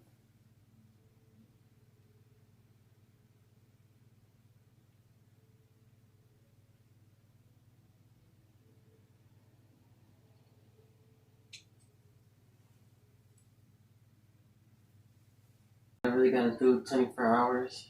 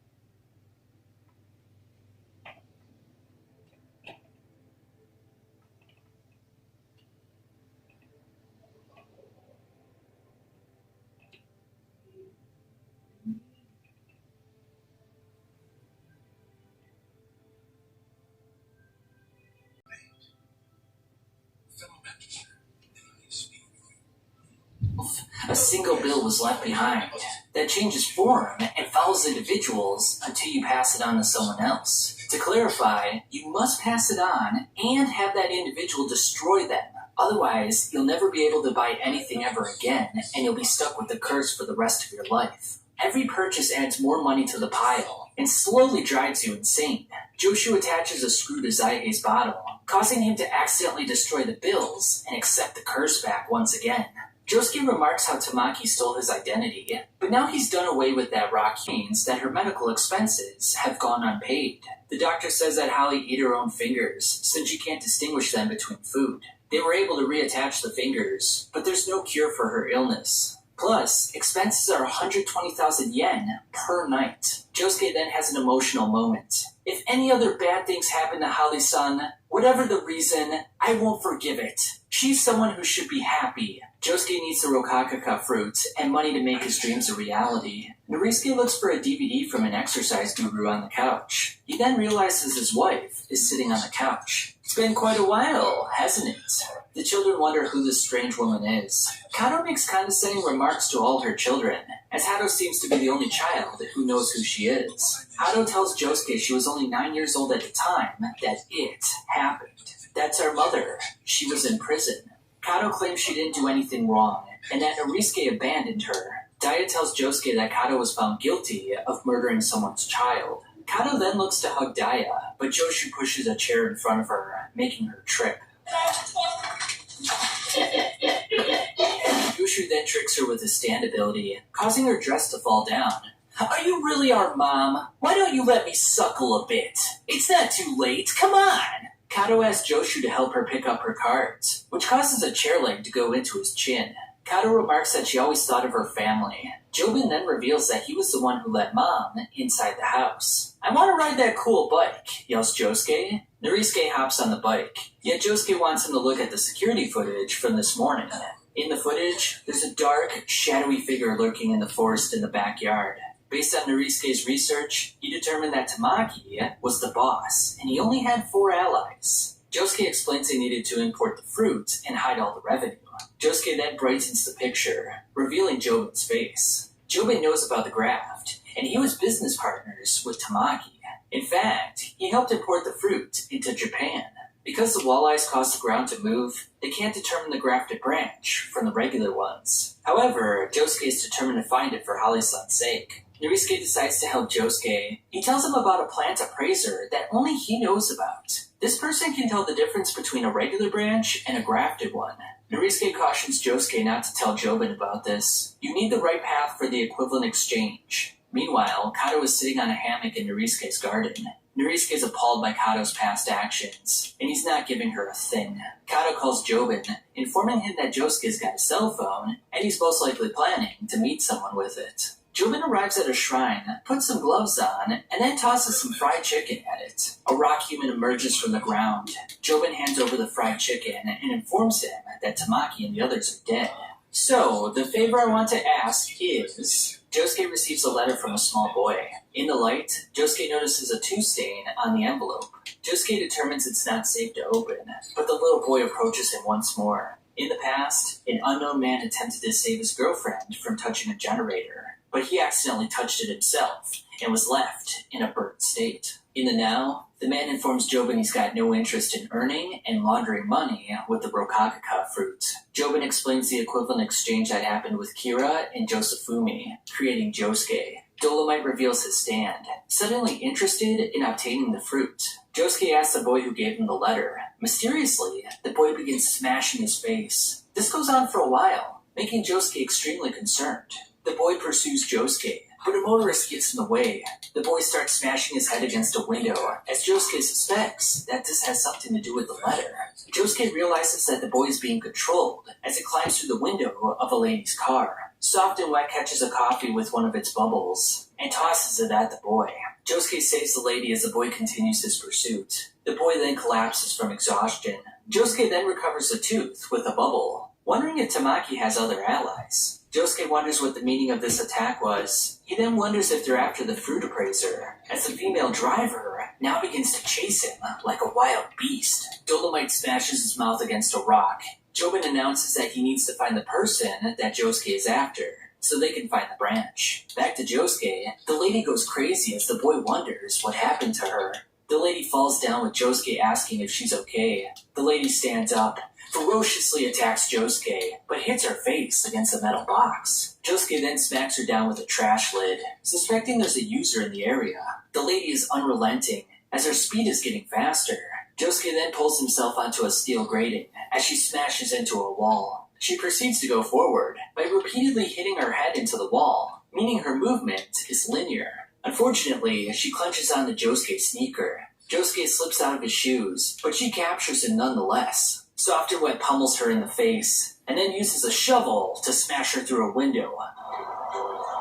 The woman enters a full sprint as a fly drinks the blood and begins to chase him down. Josuke enters a store and sprays some bug repellent on the fly. The fly continues buzzing around, so Josuke positions himself in a narrow hallway and gets ready to smack it with a can.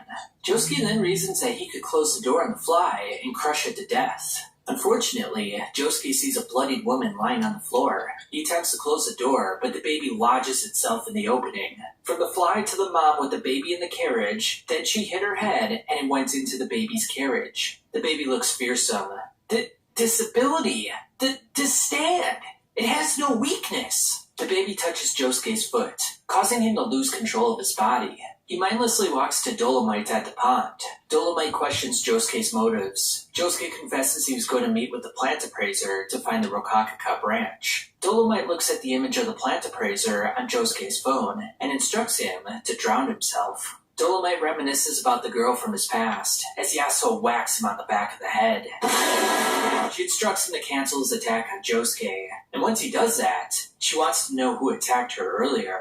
Dolomite turns to stone, so Yasuo pushes him into a mud pit. He turns back and admits that Jobin Higashikata was behind the attack, and he's keen on recovering the branch. Josuke emerges from the water. Dolomite says that Jobin is laundering money with his fruit imports. Dolomite also warns him about the dangers of the fruit. Tsurugi then chronicles the Higashikata curse. Norisuke's mom sacrificed herself in an equivalent exchange. The lifespan of the people they marry are extremely short. In the past, Kato ties Jobin's shoes as he goes off with his scouting group. Fellow scouts steal Jobin's money and physically abuse him. The boys find Kato's bra and pictures of her in the shower in Jobin's bag, which he did under the bully's instructions. A Girl Scout appears, so the bullies act as though everything is fine. Later on, the girl reports the boys to their parents and the police. Angered that his future is ruined, the bully instructs Jobin to light the girl's house on fire. Jobin is appalled and outright refuses. The bully beats Jobin, claiming he'll rape Kato and kill him if he plans on double-crossing him. The bully pours oil on Jobin and starts his lighter. Jobin's stand then boils the bully, causing him to have a stroke. Jobin goes to his mother for help. She places the bully's body in the trunk and reassures him that he didn't do anything wrong. It turns out that Jobin's memory is fleeting, causing him to forget the previous day's events. I can live for your sake. She remembers the legend of Johnny Joestar and the curse of this land. She instructs Jobin to take the bully's body and bury him behind the shrine, thus performing an equivalent exchange. When Jobin was 16, Norisuke wonders how he could be in such great health, given the Higashikata curse and all. In time, the bully's body was discovered. DNA on the boy matched Kato's. They also found his DNA in the trunk of her car. She thusly served 15 years in prison for it. Josuke reflects on his conversation with Dolomite, particularly the claim that Jobin is just a gopher. He also alluded to the true goals of the people behind the fruit, but didn't elaborate any further on this. In fact, the reason he's alive is because he doesn't know anything about this mystery. Dolomite advises them to walk away now. He explains that the Rokakaka fruit has infinite value, and not having anyone know about them. Josuke realizes that Dolomite wasn't just talking to him back there. There was also somebody else. It's as if he was attempting to prove that he was ignorant about the fruit's secrets. I told Dolomite where I was going, and the smartphone was lying there with the screen on. Somebody heard it. The bus driver then stands up and collapses to the ground. The plant appraiser takes the wheel, but he's going to need Josuke's protection since his identity has been compromised. So this is him, the plant appraiser. The appraiser has been in contact with Norisuke, but he hasn't said if he'll work with him on this yet. He then wonders why Josuke brought a girl with him. Josuke states that without Yasuo's help, he wouldn't have made it this far.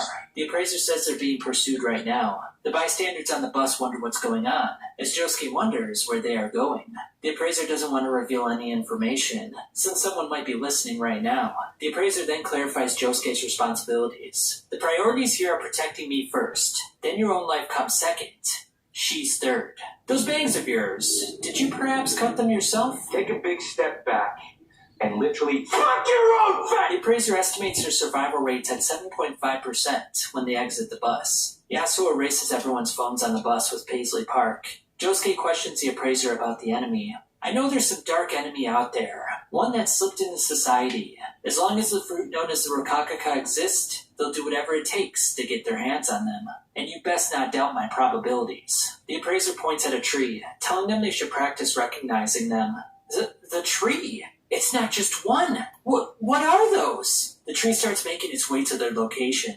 The appraiser claims that this person attempted to attack his house, so they'll want to avoid setting foot on soil. Therefore, they move on concrete. The appraiser's name is Rai Mamazuku, and he's Norisuke's personal fruit grower. Josuke pulls out his phone, claiming he's taken photos of all the tree branches on the Higashikata estate. Could you appraise these and tell me which photo it is? After Rai identifies the branch, Josuke will go home and give him no further trouble. Rai identifies the branch and verifies it's still intact. Jobin can't find the branch, and collecting tissue from the branch would make it wilt. The only way to identify the branch is via Rai's expertise. If Norisuke wasn't backing Josuke, Rai wouldn't help him either. The three then board the chairlift, as Rai states that their survival rate has increased to 20%. Rai stops the chairlift at a pole and opens up a hidden kitchen. Rai then details the process of making a Romanoff, which is a great way to round off a tiramisu. Yasuo determines that Rai lives in the skylift to avoid unnecessary danger. Rai then reveals his stand, growing strings from his fingers to grab strawberries to complete his dish. By the way, Rai's stand is called doggy style, which allows him to turn his body into a wire or rope and extend it and snap it back. Yasuo and Josuke are stunned by the tastiness of the Romanoff.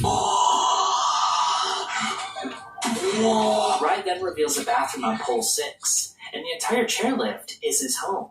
Rai states that he avoids using agrochemicals to maximize the sweetness and taste of his strawberries. That's insanely good!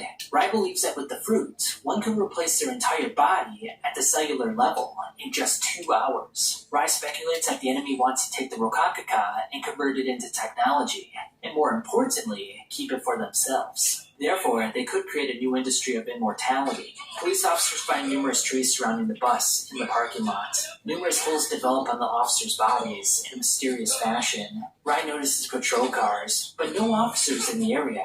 A tree then sneaks up on Yasuo, nearly whacking her off of the chairlift. When did the trees get so close? Rai sees purple and blue objects on the trees. The group determines that the enemy stand is attacking them from the branches. The stand opens up a hole in Rai's skin, entering into his body and decreasing their chance of survival to 7%.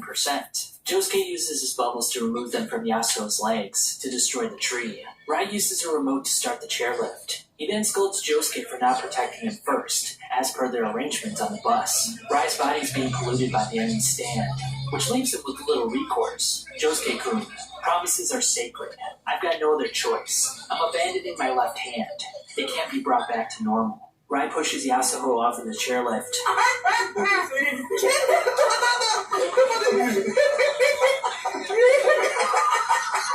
Leaving her unconscious on the ground. They ask you how you are, and you have to say that you're fine. They're not really fine, but you just can't get into it because they... Josuke mentions how vital Rai is to harvesting the branch. Unfortunately, though, there's a contingency that wants the branch for their own purposes, and thusly this group is after Josuke and Rai. Josuke wants to help Yasuo, but Rai states that they need to use her to flush out the enemy. Yasuo wakes up and reveals she's injured from the fall. Josuke instructs her to head to pole 6 and climb up. Yasuo makes a mad dash for the pole. Rai informs Josuke that if the enemy destroys the base for pole 6, he could take down the entire chairlift. Yasuo reaches pole 6, as the ground begins to shake violently. The stand user proceeds to chase Yasuo as she jumps out of Josuke's bubbles to avoid danger. Several rocks pop the bubbles, as Yasuo comes face to face with the stand user. The man grabs her neck and unleashes his stand on her face. Rai tosses a knife at the stand user. Rai then uses his stand ability to cut across the chest of the stand user. Yasuo proceeds to run away and climb up the pole for safety. Paisley Park then activates the shower in pole 6, which washes away the user's stand. The enemies are rock humans, and there's 2 of them. We then find out that one of the stand users is named Urban Gorilla, and his stand is called Brainstorm. And the stand that he's riding is Do Re Mi Fa Sol La Ti Do. Do, re, mi, fa, sol. The chairlift collapses, sending Rai and Josuke to the ground. The 2 rock humans then emerge from the ground.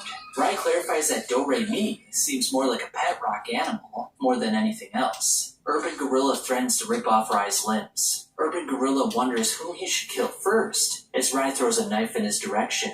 The knife gashes into his leg, so the 2 rock humans dive underground.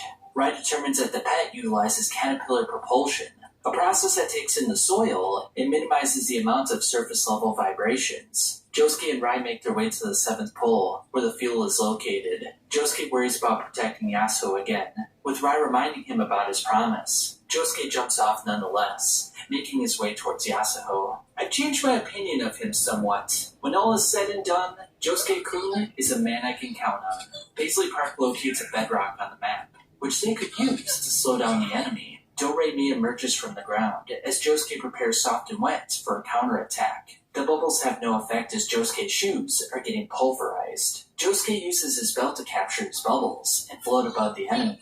Josuke grabs Yasuo's hand to protect her as the 2 have a momentary glance at one another. The 2 resume running with Josuke's leg getting torn up. They reach a large rock, but they need to keep looking for a higher area for safety. Meanwhile, Rai swings his way over to pole 7. Unfortunately, Urban Gorilla is already there waiting for him. You'll be my first victim, states the rock human. Rai's whole body is then covered with Brainstorm.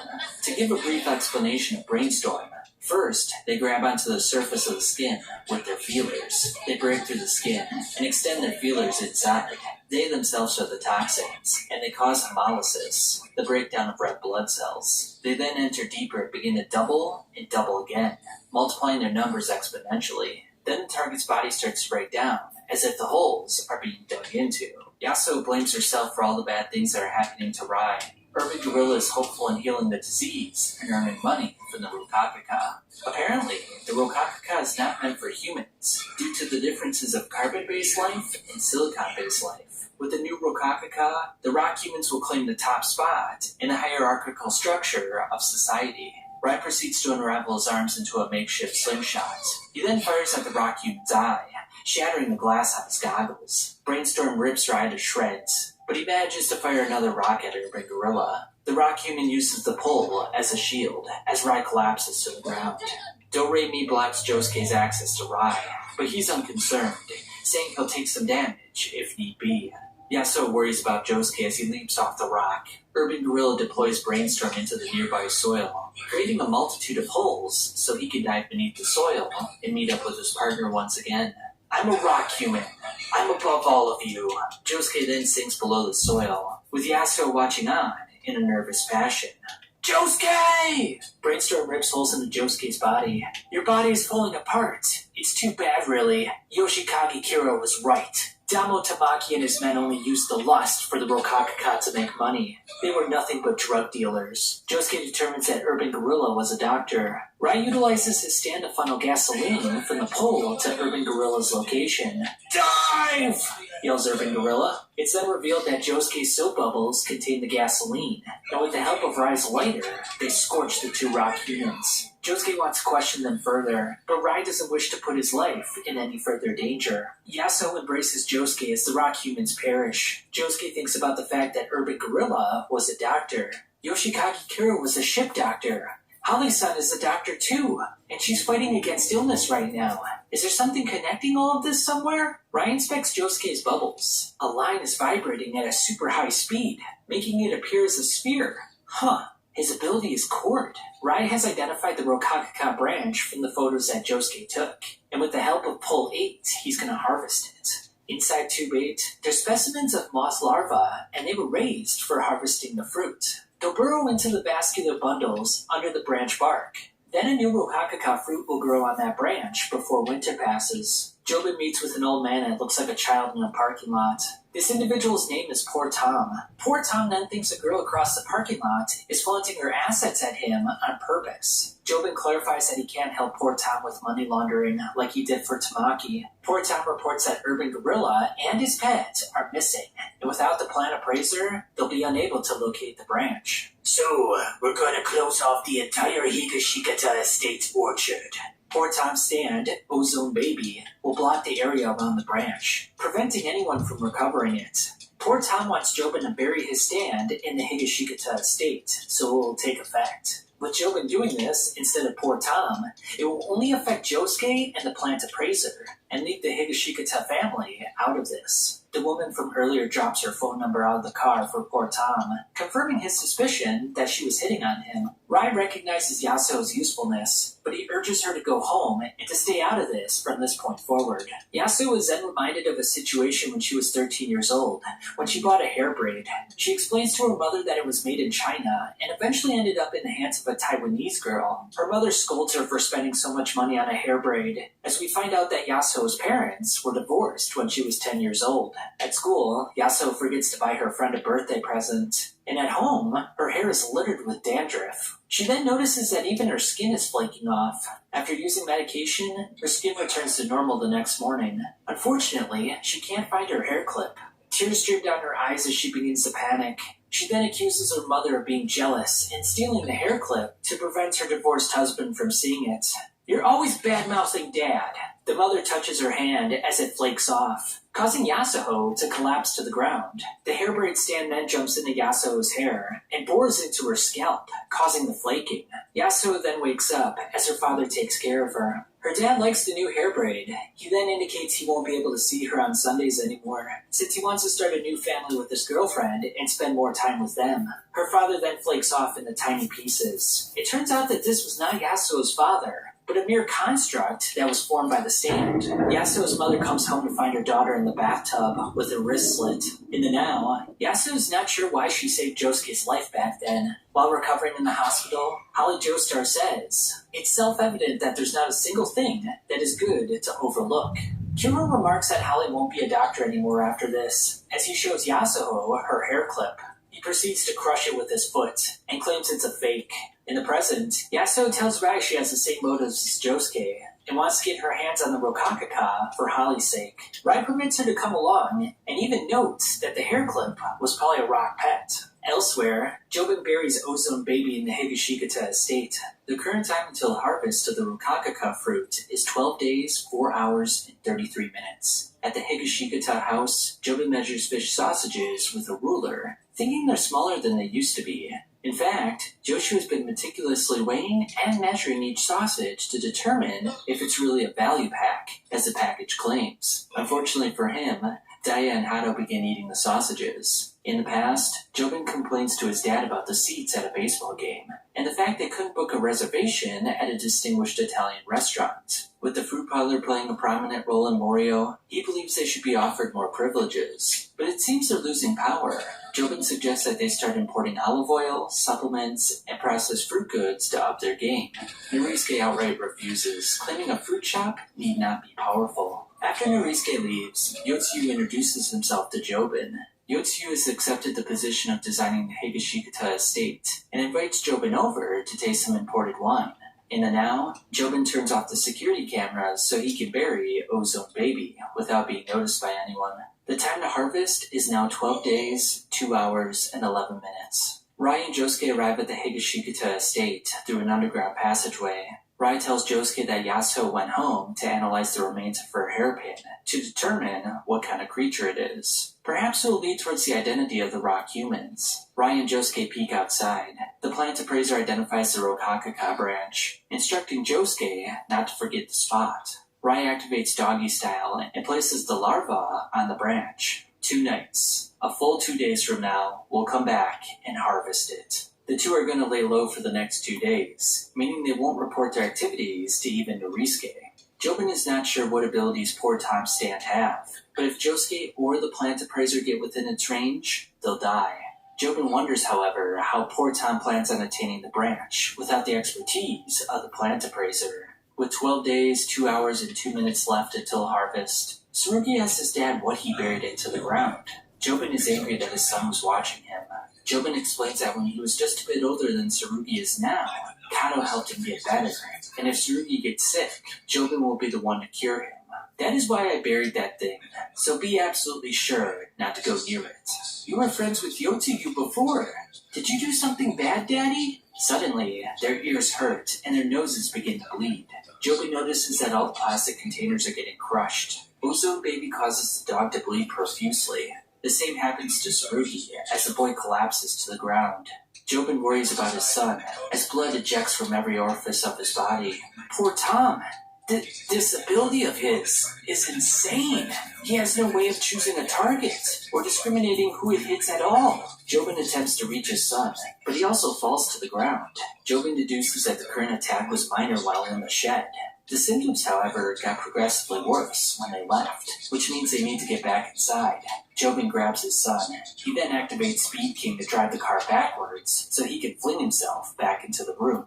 Once inside, Jobin determines that the air inside the room is pressurized, and when they go outside, they underwent sudden decompression, making their current predicament undesirable. At the same time, Josuke and Rai experience the same set of symptoms. Tsurugi went outside before his dad, so his decompression sickness is much worse. Ozone Baby enters the room with Speed King throwing a flurry of punches. The decompression starts once again, so Jobin constructs a makeshift oxygen tank out of sodium chlorate and heat to help his son.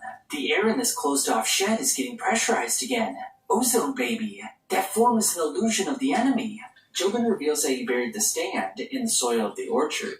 Tsurugi is surprised by this revelation, but his dad states that his aspirations for the Higashikata Fruit Company vary greatly from Norisuke's. The only bad thing is defeat. I'm going to get my hands on that Rokakaka, and I'll keep them all for myself. I'm not letting anyone else have them, and one way or another, I'll eventually kill poor Tom. Jobin now wants to use Josuke to gain his victory. Daya and Hato open the door, precipitating the decompression sickness. With the pressure gradually going up, they'll be at life-threatening levels in just a few minutes. Since this is a long-range attack, poor Tom is likely far away from their grasp. Meanwhile, poor Tom is giving oral sex to the female from the parking lot. He receives a call from Jobin and looks at the images of the orchard on fire. Panicked, poor Tom leaves the woman's room. This event was caused by Tsurugi's Paper Moon stand and Jobin's Speed King stand. Jobin's hoping that the threat of destroying the branch will stimulate all interested parties into action. Tsurugi creates a fire truck origami, which Speed King ignites, accelerating the burning of the orchard. Nevertheless, Jobin is counting on the fact that Josuke is somewhere around the orchard, which will stimulate a move from him. I'm confident we're walking the path of righteousness, so I'm certain we'll win in the end. Meanwhile, Rai instructs Josuke to close the door. Much like Jobin, they determine that this is a pressurized attack. Josuke proceeds to look outside, seeing the entire orchard ablaze. Rai confirms that the branch is still intact, but the flames are quickly approaching it. Josuke contemplates the enemy's stand attack and the orchard being on fire, thinking that something is not adding up. The increasing pressure is taking its toll on Jobin and Tsurugi. Jobin reassures him that the dog is probably fine if he turned himself into a stone. Tsurugi starts making a crane origami. Meanwhile, Josuke enters one of his bubbles, planning on collecting the Rokakaka branch from harm's way. Though this plan is risky, since I'll be giving away the location of the Rokakaka branch, he can't take the chance of it getting destroyed. No matter what it takes, I can't let the enemy get the Rokakaka or let it burn. Rai doesn't like the plan, stating that if the bubble pops, he'll be dead. That branch is a demon plant. There's no human who can tame it, so I'll go collect it. Rai traverses the scorched orchard, as Jobin and Tsurugi watch on, with the crane origami serving as their eyes. Jobin is pleased to see that the plant appraiser is in the bubble, since this is playing perfectly into his plans. Rai reaches for the branch, but then suddenly stops and motions his hand to the side. What's he doing? The flames are getting to the branch. Rai stares at poor Tom in the bushes, holding his Lego house. Jobin is shocked to see poor Tom in the orchard. Rai then uses his wire-like hands to stretch out and grab the branch and poor Tom's face at the same time. So that's the branch, eh? Got it. And so does everybody else.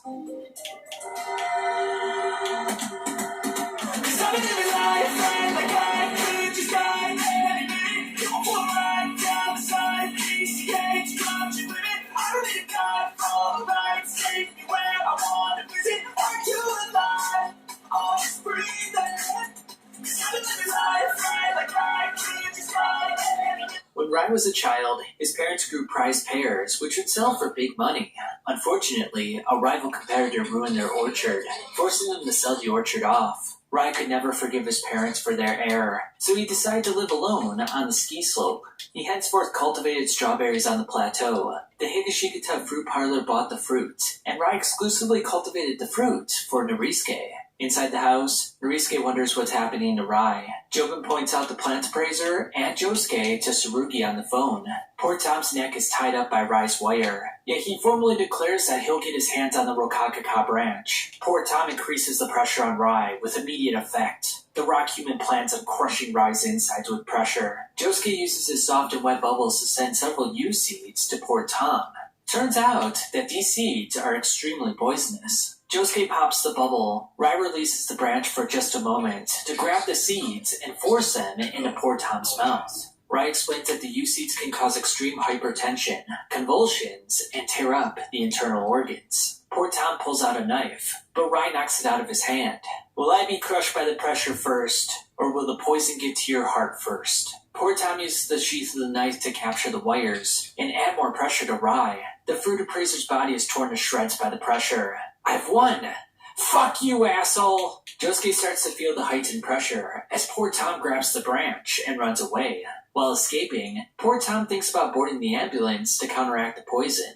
He then thinks the ambulance and the fire truck are possible comrades. Josuke continues his pursuit. He thinks of Holly and Rai as he launches a soap bubble with multiple soap bubbles inside. The bubble pops one layer at a time as it chases Tom down. Poor Tom raises the branch like a baseball bat in fear. The rock human is in total panic, puking from the poison. Poor Tom attempts to bribe Josuke with money as the bubble quickly approaches. Out of desperation, Tom cancels his stand, causing the bubble to pop on a nearby tree. Nothing was in it at all. He tricked me! Poor Tom then realizes the gravity of his situation. Poor Tom makes for the ambulance in a mad dash, thinking his comrades must be inside. Poor Tom holds onto the branch, but he's subsequently shot through the back of the head. An attack? No way, says Josuke. A mysterious person grabs the branch from behind the ambulance door, and henceforth drives off with it. Josuke gives chase, yet he trips on a rock in the process. They took the Rokakaka branch. Norisuke tells Tsurugi they were attacked by the rock humans. He then wonders where Jobin is. Tsurugi worries about his illness with the branch being stolen, but Norisuke tells him not to worry. Norisuke runs off as Jobin shows up where the cactus once was. It turns out that Tsurugi was using his stand ability, Paper Moon, to disguise Jobin as the cactus. Let's savor this victory, says Jobin with the branch in hand. You and I defeated everyone. Inside the ambulance, the unknown person determines that this is not the Rokakaka branch. He deduces that whoever lit the fire has the real branch. Jobin plans to cultivate the branch. They fuse it with a cactus, thinking they can grow a fruit in as little as 14 days. Jobin implores Tsurugi not to tell Grandpa about the branch. Josuke returns to Rai, who, surprisingly, is still alive. Josuke laments that they lost the branch. We then have a brief history about the Rokakaka branch. It is found in New Guinea and has a medical use, yet one must undergo an equivalent exchange in the process. Rai reconstructs his entire body as Joshu rudely interrogates him. Josuke explains that the estate was attacked to obtain the Rokakaka branch, and the ones riding in the ambulance currently have it. Rai says the branch will bear fruit in a minimum of 10 days, so they need to recover it before that happens. Joshu is skeptical that a plant can bear fruit in only 10 days, but Rai says that it is possible if it is grafted to a cactus. Tsurugi suddenly feels extremely nervous. Hato is distraught about the burnt-down family orchard. Joshu then recommends that they start a new business with the land.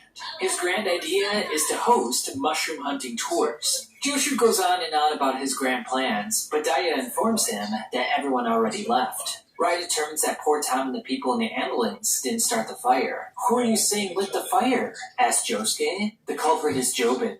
Jobin lit the orchard on fire, replies Rai. Josuke has his doubts, but Rai is confident in his assertion. The two then decide to track down the ambulance. A mysterious woman then enters the university hospital. As an old lady rushes over to the elevator, the woman closes it right in front of her face. Higashikata Mitsuba, calls a nurse. Mitsuba sees a doctor, complaining about a variety of ailments. The one of note is the fact that she can't hear out of her right ear. The doctor quickly scarfs down his lunch before starting the examination. He pulls back her hair, revealing crumbling stone on the side of her head. Afterwards, the doctor claims she's in perfect health, and he doesn't see anything wrong with her. Mitsuba reiterates that she can't hear out of her right ear, but the doctor brushes this off. He then resumes eating, as the girl recalls that she came here originally to get her breast lift. In exchange, however, her teeth became like rocks. The doctor leans her back and instructs her to calm down. The doctor then chucks a bottle of water with a high concentration of silicone in it. The doctor explains that he gets hard skin from time to time as well, and it's nothing to worry about. Mitsuba mentions that Tsurugi, her son, has noticed her hardened skin, and he's persistently asking questions about it. I have a perfect treatment method, claims the doctor. 200 million yen. That's a one-time only price. The doctor says the treatment can begin as soon as she has paid the price. Yasuho, who's in the hospital, hears about the fire at the Higashikata estate. She heard from Josuke that they lost the branch. She then notices Mitsuba being pushed in a wheelchair by the doctor. Under her skirt are crumbling stone legs. Yasuo compares Mitsuba's situation to her father's, when a pseudo-version crumbled away because of the hairpin. Josuke calls Yasuo to tell her they're at the fire station. He informs her that the ambulance with the license plate 311 does not exist. It's just some ambulance that showed up from somewhere. Josuke relays the video footage from the estate to Yasuo. Yasuo then mentions seeing Mitsuba at the hospital and making the observation that her legs were dry and rough and coming apart. Josuke wants Yasuo to leave the hospital as soon as possible, as he and Rai go there now. Despite his recommendation, Yasuo stays and begins investigating Mitsuba's doctor. His name is Wu Tomoki, and he was one of the people inside the ambulance that Josuke saw earlier. Mitsuba then walks past Yasuo, with her legs in pristine condition. Yasuo peeks into the room, unable to locate the doctor. Excuse me, but is that you, Yasuo-san? Hello, Mitsubu-san. Yasuo is here to get medicine for her menstrual pain. She then panics, thinking she's got to escape from the hospital. In an instant, Yasuo's demeanor changes, and she questions Mitsuba about the doctor and the wheelchair. Mitsuba is ignorant to this line of questioning. She claims she's in perfect health. Her purported reason for coming to the hospital today was to have a breast enlargement. In her school days, Mitsuba was Miss Cherry, and in her travels, she met Jobin and eventually married him. She can't let her looks disintegrate, being in the Higashikata family and all. Yasuo spots 2 shards on the table. She then finds the destroyed wheelchair inside the desk drawer. Mitsuba scarfs down the same food that the doctor was eating earlier. Yasuo attempts to call Josuke, but the fragments emit a weird sound, and one of them implants inside of Yasuo's ear. Mitsuba's body is controlled by someone else, and the person claims they know more about going from the realm of life to death. Yasuo is dragged inside, and the door is closed. Josuke and Rai enter the hospital, looking for Yasuo. Mitsuba lies on top of Yasuo. She also has blisters all over her hands. Yasuo manages to bring the girl back to her senses, but she's unaware of what just happened. Yasuo demands to know if she ate the Rokakaka fruit. Mitsuba is unaware of what she's talking about, claiming she came here to have her scalp looked at. She paid 200 million yen for the treatment, and she's all better now. Yasuo says there was an equivalent exchange, and that something is missing. Yasuo is attacked once more, as Mitsuba notices that her fingers feel heavy. Yasuo's phone is shattered to pieces by Mitsuba's increased weight. The shards on the floor then multiply and attack Yasuo. Paisley Park is summoned to travel to the MRI room and find the fragments inside Yasuo's body. Turns out, the fragments are fusing with her bone tissue, and they're made up of an organic silicon compound. Yasuo passes out, so Paisley Park extracts the fragments through her eye with a syringe. Yasuo grabs Mitsuba's hand and tells her to run away, as they're under attack from Dr. Wu. Yasuo determines that the rock humans are attempting to gain control of the equivalent exchange. Dr. Wu then materializes from the fragments. Mitsuba, run! Dr. Wu activates the air conditioner to spread his fragments across the room. Yasuo catches a glimpse of Rai and Josuke in the hospital. Mitsuba reveals something she hasn't told anyone yet, that she's pregnant. She then wonders what got traded away during her treatment. She then activates her stand. Prior to the examination, Dr. Wu took Mitsuba to the gynecology department. Though she was skeptical, Dr. Wu reassured her that he never fails. He also oversees all of his patients' care, informing her that she's 13 weeks pregnant. Mitsuba's memory blanks after that. But then we see in the treatment room that the rokakaka fruit is being grown inside. Despite seeing Dr. Wu numerous times, she can't remember what the treatment was like. She has no memory past seeing the fruits. She wonders what she traded away as the two run away. Dr. Wu's body can reduce to tiny fragments and reassemble at his command. The two girls are then headbutted by two men. The two struggle to breathe as Dr. Wu calls for them to return. Dr. Wu wants Mitsuba for money and information. He also knows about Tsurugi's stand and his involvement in the orchard fire. Mitsuba sends out multiple arrows, creating a safe space for her and Yasuho. She uses another arrow to fly into the air and kick Dr. Wu in the face. Her stand, Awakening 3 Leaves, can move energy to the points of the arrow. The two board the elevator. Mitsuba realizes that Dr. Wu was using her this whole time, and he accomplished this by using the fragments, and she needs to flush out those fragments ASAP. She sticks an arrow on her hand and ejects them from her body. To Yasuo's horror, she discovers that two baby arms are amongst the fragments. Wu Tamaki never fails. A brief explanation of Dr. Wu's stand is given. When his particles enter a person's body, it shows up as an allergic reaction. Yet, those particles fuse with the bone tissue, allowing him to control the person's actions. His real age is unknown, but it's estimated that he's 70 years old. Yasuo and Mitsuba are mortified by the realization that Dr. Wu made her trade her unborn fetus in the equivalent exchange. Dr. Wu needs Mitsuba's body to inspect the Higashikata estate. He states that Josuke and they are the evil ones. Dr. Wu grants wishes by healing people's bodies. Though the fruit is a public secret, it is a benefit to all. He reminds Mitsuba that the fetus is 14 weeks and is legal, and because of this, she's become beautiful. Mitsuba uses a triple arrow to accelerate the elevator, giving Dr. Wu quite the jolt. The two affix tape to the doctor's body to keep him in place. Mitsuba breaks down emotionally when she looks at the rock fetus. Yasuo says the tiny hands look alive. Dr. Wu's legs attack Mitsuba, but she uses her arrows to pull him apart. Yasuo continues to tape his shards all over the elevator. They grab his face with the tape and chuck it into the parking lot. Mitsuba uses an arrow to send the fetus fragments back into her stomach again. Yasuo runs into a boy she recognizes, Toru. Toru works as an orderly at the hospital. Yasuo asks Toru to find Josuke and to tell him she's on the 3rd floor. Toru makes a remark that the two were sexually active back in the day before he leaves. Turns out they dated in high school. The two girls enter the gyno room, with Paisley Park being summoned to unlock the door. A video about the fruit is pulled up. Dr. Wu's voice recording gives a detailed medical explanation of the fruit. Once the teeth bite into the fruit, it takes 3 minutes and 21 seconds for the equivalent exchange to take place. Dr. Wu documents a case where a woman ate the fruit because she wanted luscious lips, but her buttocks became hard in the process. It seems there's no explanation as to why this body part was chosen by the fruit. Paisley Park opens the door to the room with the rokakaka. Toru tells Josuke to head to the 3rd floor, and that he's Yasuho's ex-boyfriend. The girls decide to steal all the fruit, along with the branches. Mitsuba grabs one of the rokakaka and chomps down on it. Yasuo notes that it sounds like there's something hard as she chews. Mitsuba then hands Yasuo an arrow, sending her backwards. The rock shards start coming out of the sprinkler system. The arrows continue flinging Yasuo's body around. Wu Tomoki! He was inside the rokakaka fruit itself! Dr. Wu got back in through the pipes, and now he's in Mitsuba's body.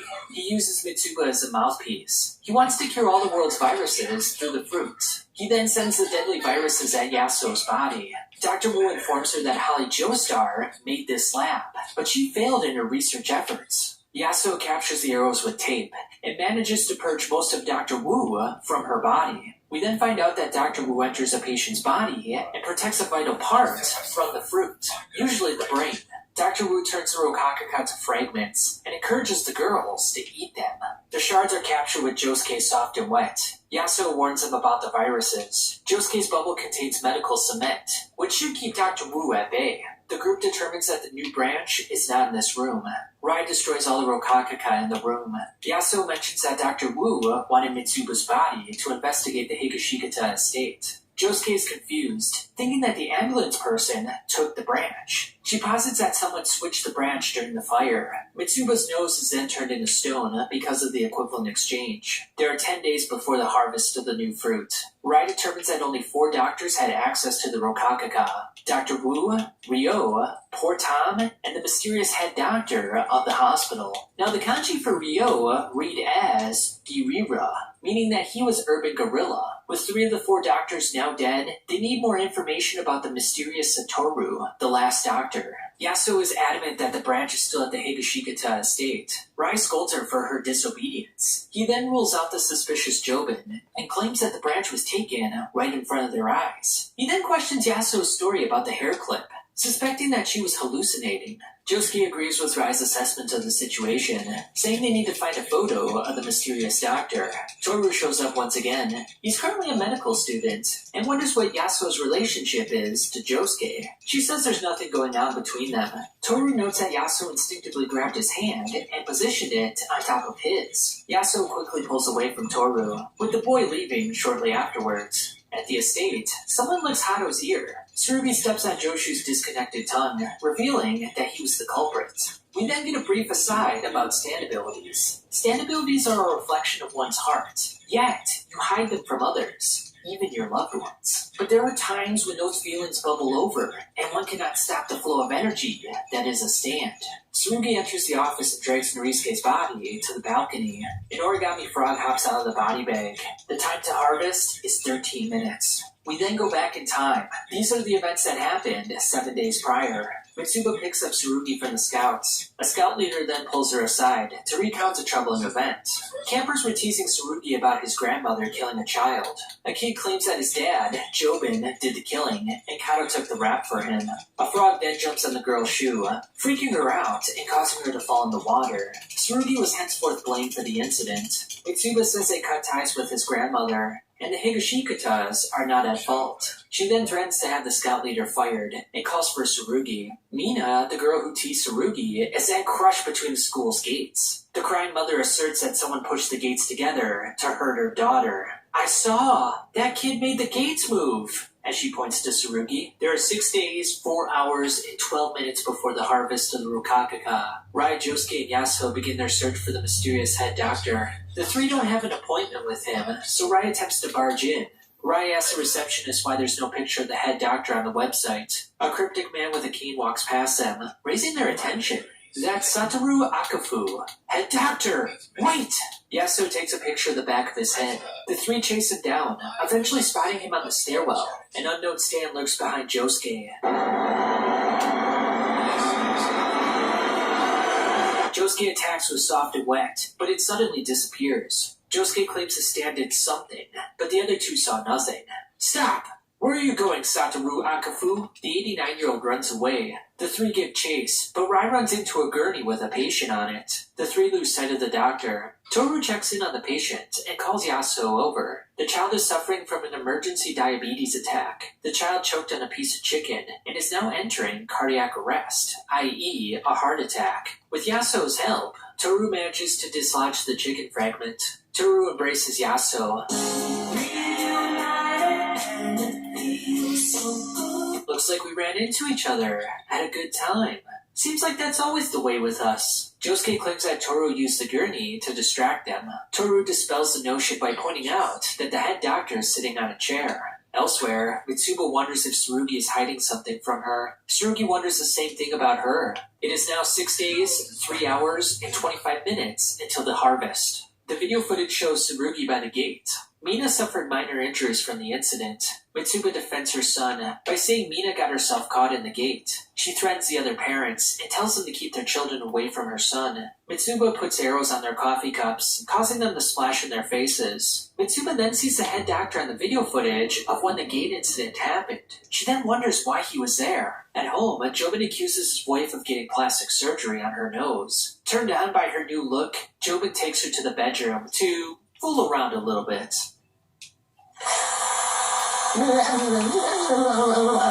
Mitsuba says that Tsurugi is hiding something from them. She mentions the incident about the kids calling his grandmother a child killer. So to be honest, Tsurugi had a motive, says Mitsuba. There's good and bad luck in this world, replies Jobin. Jobin boils everything down to strength and weakness. The strong survive, and the weak are destroyed. The Higashikatas always get their hands on the strength, and Tsurugi understands this. As Jobin leaves with his beetle, Mitsuba notices that the head doctor is outside the estate. After scratching herself, he disappears in the thin air. She asks Jobin for a band-aid, catching a glimpse of the new Rokakaka. Elsewhere, Josuke instructs the doctor to turn around, but a glass door gets in his way. Yasuo opens the door with Paisley Park, but then Ryan falls into some chairs. The three split up, deciding to corner the doctor on the elevator. Yasuo reassures Josuke that her and Toru are no longer a thing. The head doctor manages to elude them once more, with Rai falling down once again. Yasuo looks at the video footage with Paisley Park, unable to get a good look at the doctor's face. Toru then calls Yasuo's phone. Yasuo continues looking at the video footage as Josuke listens to the voicemail. Toru states he regrets leaving her 1 year ago, and he wants to get back together again. He instructs her to meet her at the place on the photo. Rai states that running into all these objects was an attack. We then see his legs in a mangled state. It's an attack where something knocks into us. Some mysterious power continues to knock stuff into Rai. It's a stand ability. Josuke's finger begins bleeding from knocking into the ICU door. Yasuo sees the doctor on the bus, but Rai advises them not to chase him down until they know who he is. Yasuo saw the doctor stand too, and it's enticing them to follow the doctor. Desperate to get a photo of his face, Yasuo runs up to the bus. A cigarette falls onto Josuke, causing him immense pain. We shouldn't just chase after him. Something will knock into us. Yasuo persists on. I can almost see it. A car collides into Yasuo. Fortunately, Josuke's bubbles protect her from getting seriously injured. The two seem alright after the incident, but Rai says there was a gap in time before the attack took place. A strange man accuses Josuke of getting some blood in his mouth. Josuke blocks his punch with soft and wet. But then, without warning, the man's neck snaps. Rai claims it was from the doctor's attack. It must have repelled off of Josuke and hit this man. To avoid trouble with the police, Rai and Josuke leave. They tell Yasuo to find them before they depart. Toru comes to Yasuo. He says he'll testify for Josuke, since the man tripped on his own. Toru puts his hand on Yasuo's and says he's worried about her. It is now 5 days, 1 hour, and 5 minutes until the harvest. Ojiro enjoys a jacuzzi, inviting Kitani to join him. Kitani bemoans her incident with Mitsuba earlier. She then points out the Higashikata estate, and she mentions her desire to build a casino there. She thought if she got close to Norisuke, that good things would happen. Ojiro implores her to appreciate what she has, like the baseball team and her great condo. Despite this, Kitani is hell-bent on attaining the estate. Kitani then mentions there's a piece of land on the Walleyes that allows for an exchange to take place. Rumors have swirled that Jobin transferred his disease to his classmates and got better. In a hurry to pick up her daughter, Kitani steps on Ojiro's prosthetic fingers. She offers to buy him new ones, but he tells her it's all good. He then recalls that Yoshikage Kira told him about the equivalent exchange, but it wasn't about the ground. It was about a fruit. Despite the fact that Yoshikage Kira's questioning caused him to bite off his own fingers, Ojiro still considers him a close friend. As an aside, his stand's name is Fun Fun Fun. Ojiro eats numerous goodies from the fruit parlor. He then puts his trash on a bag and sticks it to somebody's luggage with some gum. He then takes a picture of Norisuke entering the building. Tsurugi dreams about the fire and the new Rokakaka branch. A baby touches Tsurugi's origami frog. Tsurugi runs off as the baby drowns in the nearby fountain. The first signs of the rock disease are showing themselves, but the boy aims to keep this a secret from everyone. If Norisuke ever finds this out, he'll likely offer himself in the equivalent exchange. While thinking about what happiness is, Ojiro warns him about a steep cliff. He then inquires about a dry cleaners that made 200 million yen in profits last year. Ojiro determines that the fruit company and the dry cleaner run an operation together in which they launder money. In his search to find Tamaki's dry cleaner, however, he came up empty. So he's going to investigate the Higashikata fruit parlor instead. Ojiro mentions that the fruit allows one to cure an illness through an equivalent exchange. He heard there's a ship smuggling in the fruit, and now he wants to steal one to make a large profit. Ojiro's gonna blow the whistle on Norisuke if Tsurugi doesn't let him meet his grandfather. Tsurugi uses Paper Moon to distract Ojiro in almost falling off the cliff. At home, Tsurugi is in a panic, telling his dad that he met Ojiro, and that he said Jobin was going to jail. Jobin wonders who this Ojiro is. He then spots a knocked-down flower pot and a dirt footprint on the windowsill. He rushes over to check in on the Rokakaka branch. Jobin then notices an odd mark on Tsurugi's left hand. Ojiro controls the boy's hand to show him the location of the new Rokakaka fruit with a phone. Ojiro sends an image to Kitani and says he'll grab one of the fruits for himself. Tsurugi mentions that he can't control his hand's actions right now. Jobin tells his son to be quiet, as they're now being recorded. Tsurugi desperately attempts to rub off the mark. The boy opens up the window against his will and smashes the phone into his face. He's then thrown into the window. Jobin attempts to grab the phone, but Ojiro places a mark on his right and left hand.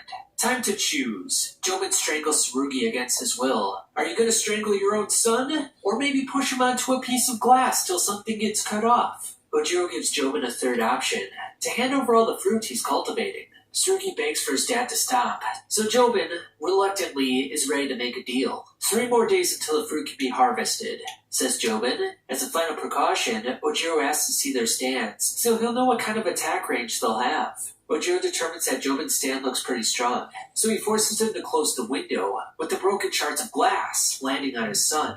As the two bleed out, Ojiro grabs the Rokakaka flower pot. To add insult to injury, Ojiro steals money from Jobin's wallet. After taking a taxi, Ojiro begins to feel extremely hot. Blisters form all over his body. What the hell is going on? While Ojiro's skin is scalding, we find out that the broken glass was an illusion created by Tsurugi's stand.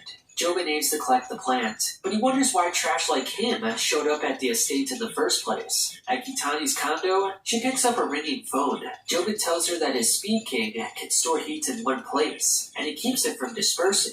And when that place is touched, it starts flowing again. Jobin determines she's not a stand user, yet, because she's Ojiro's girlfriend, he still uses Speed King on her to burst her eye with the heat. She falls into the pool and sinks to her death. We then see Ojiro's body, having suffered the same fate. Jobin recovers the plant, with 3 days, 1 hour, and 19 minutes left. Norisuke reads that the police are searching for Josuke. Elsewhere, Rai says that when someone pursues a doctor, an attack knocks into you. Rai instructs Josuke to avoid electronics so they're not tracked. We find out that they're in a car stuck in a tree. A friend of Rai brings him some peaches. Rai points to an article that states that there will be a lecture at the TG University Hospital, with Satoru Akafu being in attendance. We'll find out his true identity.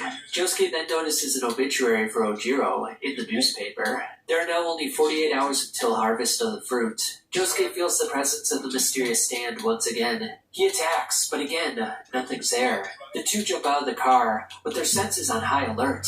The two wonder if they've been watched this whole time. Rai determines that the intent to pursue the doctor was enough to trigger his stand.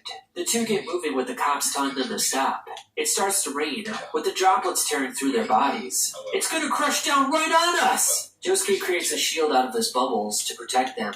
The two then jump into the backseat of the cop car to protect themselves. Josuke thinks of Yasuo, hoping she's not pursuing the doctor right now. Josuke thinks it's impossible to chase down the doctor with this stand ability. Our will to pursue is the stand switch. The officers instruct them to step out of the car as backup arrives. With the rain outside, the two can't do that. The officers get persistent. Josuke tells Rai he's an amalgamation of two people. He's got no memories, and no one is searching for him. But he wants to get his hands on the fruit and settle things right here, right now. The only way to prove his existence is to cure Holly of her illness. Josuke says he'll pursue the doctor alone from this point forward. He jumps out of the car and is immediately hit by multiple droplets. Are you insane? Yells Rai as he watches his friend collapse to the ground. The medics place Josuke in an ambulance as Rai watches him with cuffs on his hands. The officer says that Josuke's being sent to the hospital, which means he's found a loophole to get close to the head doctor. Elsewhere, Toru and Yasuo sit on a porch together. Toru recalls an incident when Yasuo said, "Electricity spills out and flies into the sky, even if there's no holes in the power lines." This sparked an idea in Toru, which he brought to Apple and other companies, a mechanism for electromagnetism induction that can charge something without an electrical output. Unfortunately, all these companies heard about this idea once before, which means it's a little bit too late. Anxiety and anger manifested within Toru, making him want to disappear forever. It was then that he stopped contacting Yasuo. Toru grabs Yasuo's hand saying that they used to be so happy together. Yasuo's phone buzzes. Paisley Park has found Rai, though he was alone in a store. Toru interrupts her. You've been looking for the head doctor, right? Toru's got some photos of him on his phone. He shows Yasuo a photo of the head doctor with Mitsuba. It then starts to rain as there's only 48 hours left until harvest. Toru wants to provide assistance to Yasuo and her friends. What have you all been doing at the TG University Hospital? Yasuo doesn't reveal any information, as she wonders why Mitsuba knows the doctor. Mitsuba is being targeted, and the doctor is still searching for the new Rokakaka. Yasuo wants Toru to drive her to the Higashikata estate. Tsurugi's disease is accelerating at an exponential rate. Mitsuba reads the article about Kitani's death, and Josuke's arrest warrant. While preparing dinner, Mitsuba notices the head doctor walking on their property. She then carelessly cuts into her own fingers. After fixing them with her stand, the pot of boiling water goes up in flames. She uses her arrows to protect herself from the scalding water. Mitsuba then wonders if this was some kind of an attack just now. A droplet of water lands on Tsurugi's nose, creating a painful crater. The rock disease takes hold of his body. The Higashikata time limit has finally come! Despite the transformation, Tsurugi explains that the Higashikatas always win. Tsurugi! At the lecture, Dr. Akafu arrives. An officer checks in on Josuke. Josuke uses soft and wet to knock the man unconscious. Satoru's stand activates, however, sending the officer onto Josuke. The host of the conference talks about regenerative medicine and its many roadblocks. He then introduces the head doctor, Satoru Akafu. Josuke, in obvious pain, knocks over a medical cart as he crawls on the floor. A mysterious person mistakes him for Yoshikawa Akira and talks about the severity of his wounds. And it turns out that the person is none other than Holly Joestar, and she quizzes him about a pet animal he had when he was a child. Holly saw him carried into the ICU, but she needs him to do some walking so she can treat him. Josuke then notices some weird measurements all over her body. She's been getting forgetful, so she wrote helpful notes all over her body. Josuke notices the stone inside her body. What's more, it's moving. According to the numbers, the rock will reach her brain in 120 seconds, at which point she'll go unconscious. Satoru pulls out a tube of liquid Lokakaka, which, as he states, is a living, regenerative substance. Going beyond regeneration, it will bring about an exchange for sound health. Josuke looks at Holly's arm, which reads, Lokakaka 6251. Your son's name is Yoshikage. Gynecology department room.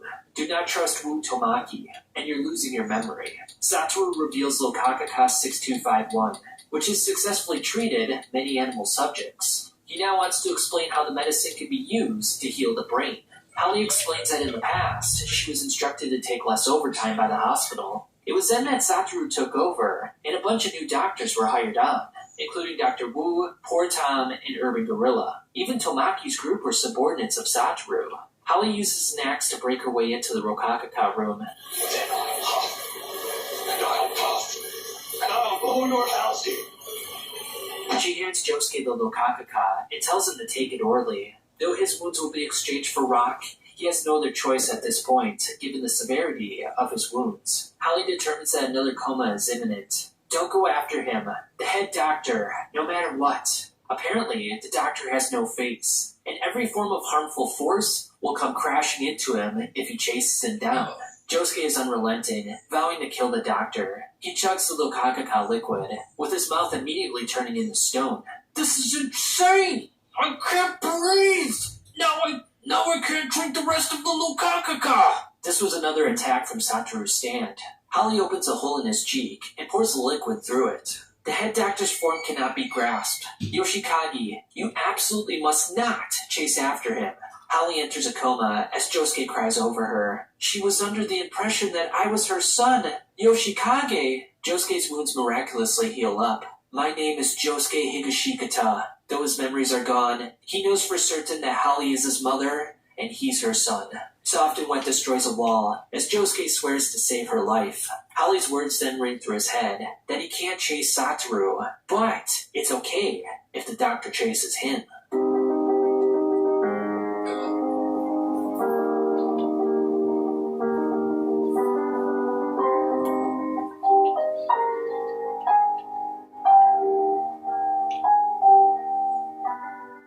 A delivery man shows up at Holly Joestar's room. Josuke hands him a parcel, and the delivery man seems perplexed about the delivery address. Josuke hands him a fistful of money, and he gets going. Josuke sits in a chair and contemplates a plan for getting the doctor to chase him. Yasuo knows the new Lokakaka is at the Higashikata estate. Paisley Park uses Joshu's phone to investigate the estate. Joshu asks his dad where Jobin is. Norisuke turns away from his son in a deep state of sorrow. Yasuo trusts Mitsuba, but her phone is set off at the moment. She gets a visual of Tsurugi, who is suffering immensely from the rock disease. Paisley Park knocks Joshu's phone out of his pocket. Joshu goes to pick it up, as we now see Paisley Park inside Tsurugi's room.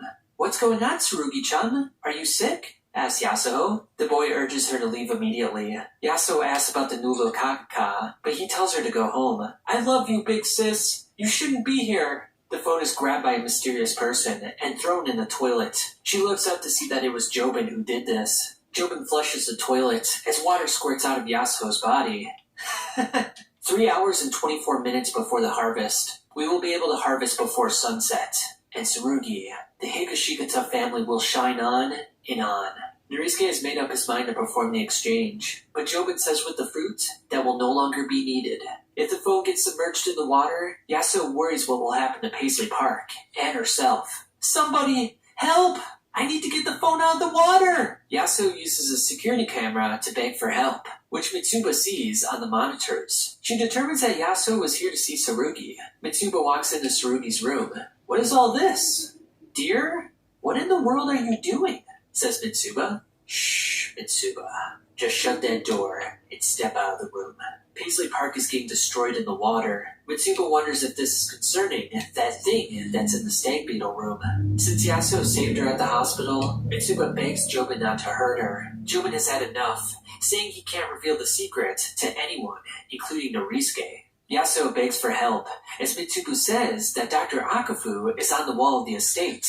"That person is... how?" strains Yasuo. Upon staring at Akafu's face, Mitsuba states she loves her husband and closes the lid of the toilet.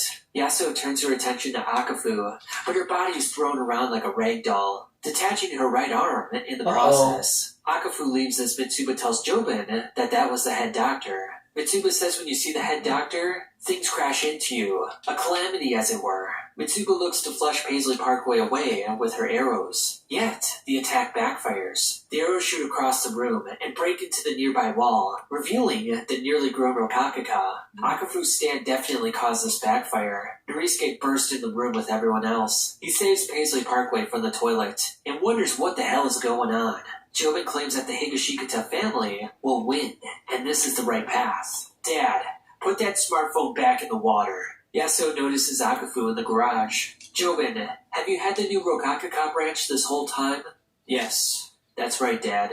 And now, it's a grown fruit," replies Jobin. "With the fruit, they could break the curse that has plagued the family for generations. In that case, I'll go along with what you say, my eldest son," says Norisuke. "However, that is if, and only if, we are indeed walking on the right path." Norisuke summons King Nothing to investigate an odd smell coming from the plant. King Nothing takes the form of Ojiro, as he reenacts the events from when he stole the flower pot. The family wonders if this is the event that led to his and Kitani's death. Tsurugi's transformation continues to progress, as Norisuke spots Yasuo outside. Speed King touches the back of Norisuke's neck.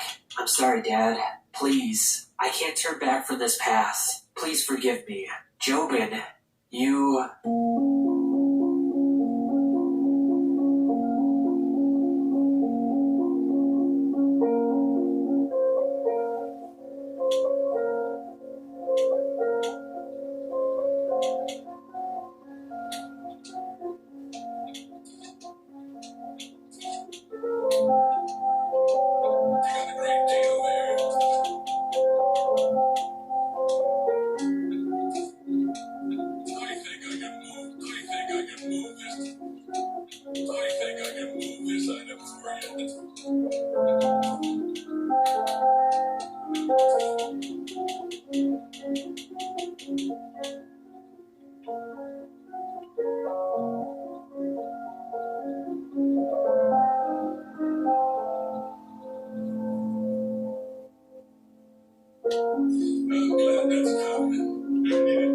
The others look to embrace Norisuke, but Speed King blocks their path. You better be prepared. Otherwise, close your mouths. We, the Higashikata family, are moving forward on this path. The right path. Jobin proceeds to cover up his dad's body. They'll harvest the plant at sundown. We are winning. Jobin looks at the phone as Paisley Park returns to Yasuo. The family is distraught as Jobin begins to worry. Though Paisley Park is back, Yasuo is still in extreme pain.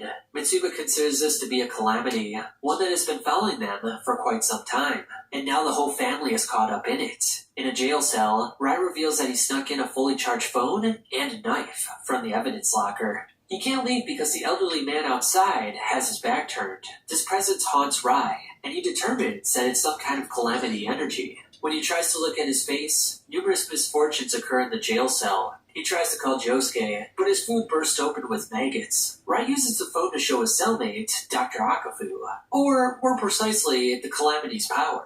Rai discovers that his cellmate is a child killer, and that karmic link propels him to slice his own neck, which is precisely what Rai was banking on.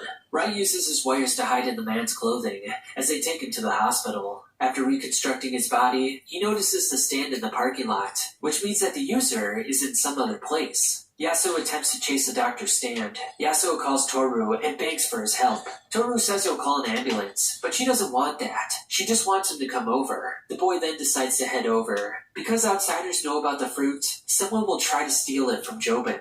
Hado, Daya, and Joshu carry Norisuke's body to the second floor of the estate, as Jobin decides to hide the fruit once again. Mitsuba's not sure if Tsurugi will make it to sunset, as she sees the doctor walk by. She then sees his reflection in various surfaces in the room. The calamities are designed to elucidate the location of the fruit, and to make everyone destroy themselves in the process. There's something there? Jobin attacks with Speed King. No! You mustn't go towards the head doctor! Jobin removes the sheets, only to find a can of hairspray. It explodes as he wonders where the doctor is. For Mitsuba, the attack started when she met Dr. Wu. The attacks will continue endlessly. Jobin thanks Mitsuba for being by his side all this time. He sees Yasuo and a mysterious figure on the security footage. Jobin bleeds from his mouth. His chest gushes open with blood, due to the gas from the hairspray. Tsurugi! Says Jobin. Outside the estate, Toru happily listens to music on his iPod. The delivery man paid by Josuke hands over the package. A reporter from Pangea Land introduces himself to Dr. Akafu. The package was addressed to the reporter, and it contains an SD card with a video of Holly Joestar. The package also contains a jar with broken up pieces of fruit. Who did you get that from? Asks the doctor. The reporter can't reveal that information, as it would be a breach of confidentiality. He then deduces that the fruit is the raw material for the Lokakaka 6251, and that they tested it on Holly. Did you perhaps come here intending to pursue me? The reporter says yes. Akafu asks if the reporter opened the jar. He then determines that the fruit's liquids enter the reporter's body in some fashion, possibly through a cut in the skin. The reporter's acne on his face heals. Unfortunately, his neck turns into stone, killing him immediately. Rai looks to enter the hospital as he notices that the doctor is behind him, meaning they are both going for Josuke. Meanwhile, Josuke waits for the doctor. It's Josuke Higashikata. Interesting. So he's not pursuing. He's inviting. Akafu walks through objects, and even uses his reflection to hop onto the escalator. Rai needs to get to Josuke first. He rushes over, wondering why Josuke is just sitting down. The right path. Even if walked on by a saint who makes no mistakes, it is unavoidable that bad things will sometimes occur. That is calamity. Toru looks to collect the new Rokakaka. At the hospital, the doctor's stand manifests through the wall. Rai warns him about an all-out power called the Calamity, and it's coming this way. Josuke summons his bubbles, saying there is a way to defeat him. The stand enters through the wall, but ends up stopping just halfway through, just before putting his feet on the floor. Ooh, something seems odd in this lab, says Toru. Yasuo notices that someone was in the shrubs just now. Joshu grabs the plant, saying something terrible has happened, and he's going to help Yasuo. Akafu senses a trap, hence the reason he hasn't stepped into the room yet. The point where those on a long journey are most likely to meet with an accident is just before returning home. I have obtained the Lokakaka, and both you and I will soon return home. Akafu releases a living creature into the floor. The creature attacks Josuke, forcing him to defend with soft and wet. This is a rocked insect, and it is carnivorous. Josuke claims that the attacks have been designed to lure them out in the open, to find the fruit. Since he's still attacking them, however, that means he doesn't have the Lokakaka. A little bit of brief information about rock humans. A human male can reproduce with a rock female, but the opposite is not true. After the mother gives birth to the rock baby, she leaves the child in the forest. Insects begin to attack the child, if the child desires this, for it latches onto the hornet. And with no other choice, the hornet must return to the hive. During the flight, half of the child's body turns to stone. While inside the hive, the rock baby searches out the queen and takes over her body while she's still half alive. It ends up spending 17 years inside the bodies of multiple generations of queens as it undergoes a metamorphosis. It then abruptly grows in weight and stature and thusly kills all the wasps, venturing off into the world on its own. Life first came about 4 billion years ago. The control towers of life called neurons are the cells that are bonded and evolved based on the element of carbon.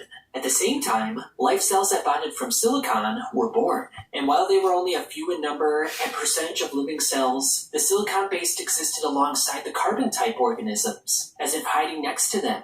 The creatures whose bodies that are formed by those cells are rock organisms. Why did a creator give life to these two paths? Most likely, rather than some kind of opposing relationship, like a shadow for a light, or a positive and a negative, it was the role of a fallback. Insurance, for in case the existence of life itself failed. If the first path of carbon-based life came to a dead end, it was a fallback, a second path. That is the role the rock humans serve.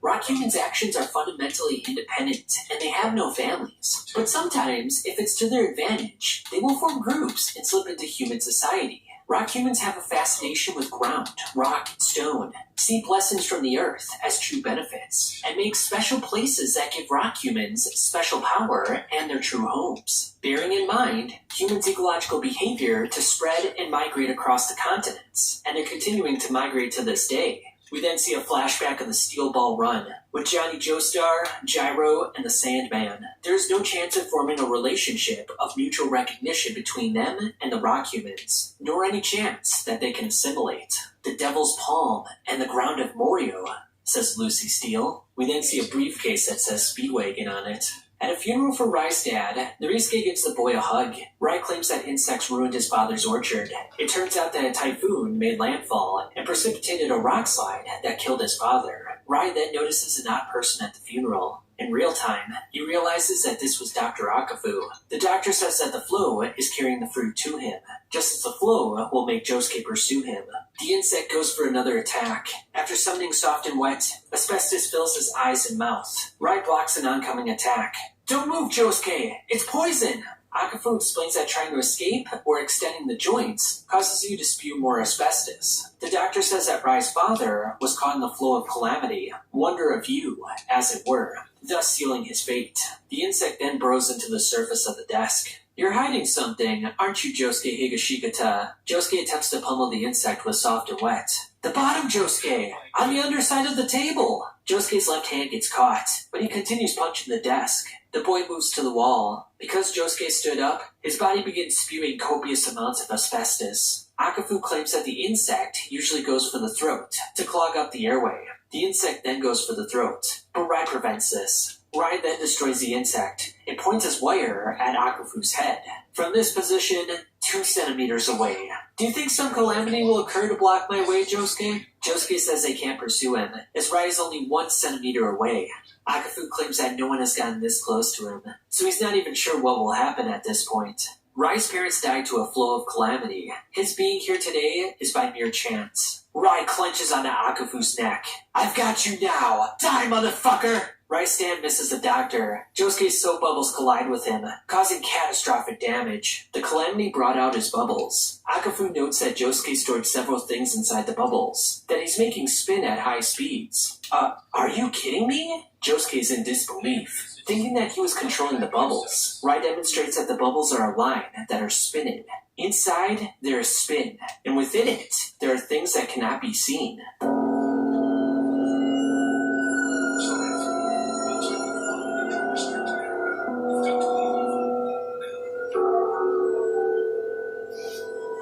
At the estate, Toru eats some hornets. "So there are soap bubbles that can't be seen," says Toru. Joshu tells Yasuo that his big bro Jobin is dead. Yasuo tells him that someone is after the fruit, so he needs to contact Josuke. "I'll protect you. We don't need that guy." With 2 Lokakaka fruits on the branch, Joshu offers to fix her missing arm. Joshu is tired of being a pathetic loser and wants to use the fruit to save his dad, nephew, and Yasuho. Toru decides it would be good to watch her eat the fruit and see what the effects are. Joshu offers himself for the equivalent exchange. Our bodies joining in an exchange. It might create a bond way better than sex. Joshu gets on top of her as they hear something in the trees. Yasuo determines that it must be Toru, since she called him earlier. She quickly chomps on the fruit and gulps it down.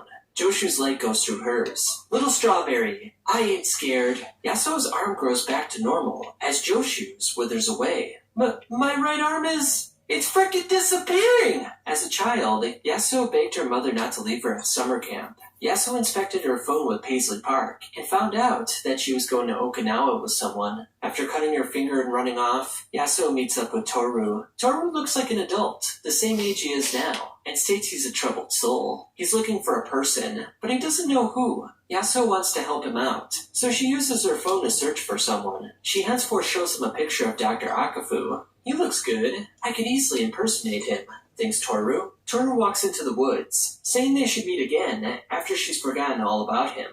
In the now, the equivalent exchange adapts to Yasuo's body. Joshu is distressed by what happened. Toru contemplates his possibilities of wielding unlimited power and wealth by selling the fruit to the world's elite. Yasuo can't get into contact with Josuke or Rai at the moment. She then calls out Toru, saying he's a stand user and a rock human. Toru claims that if she makes visual contact with him, the flow of calamity will reach its final form, and she'll die.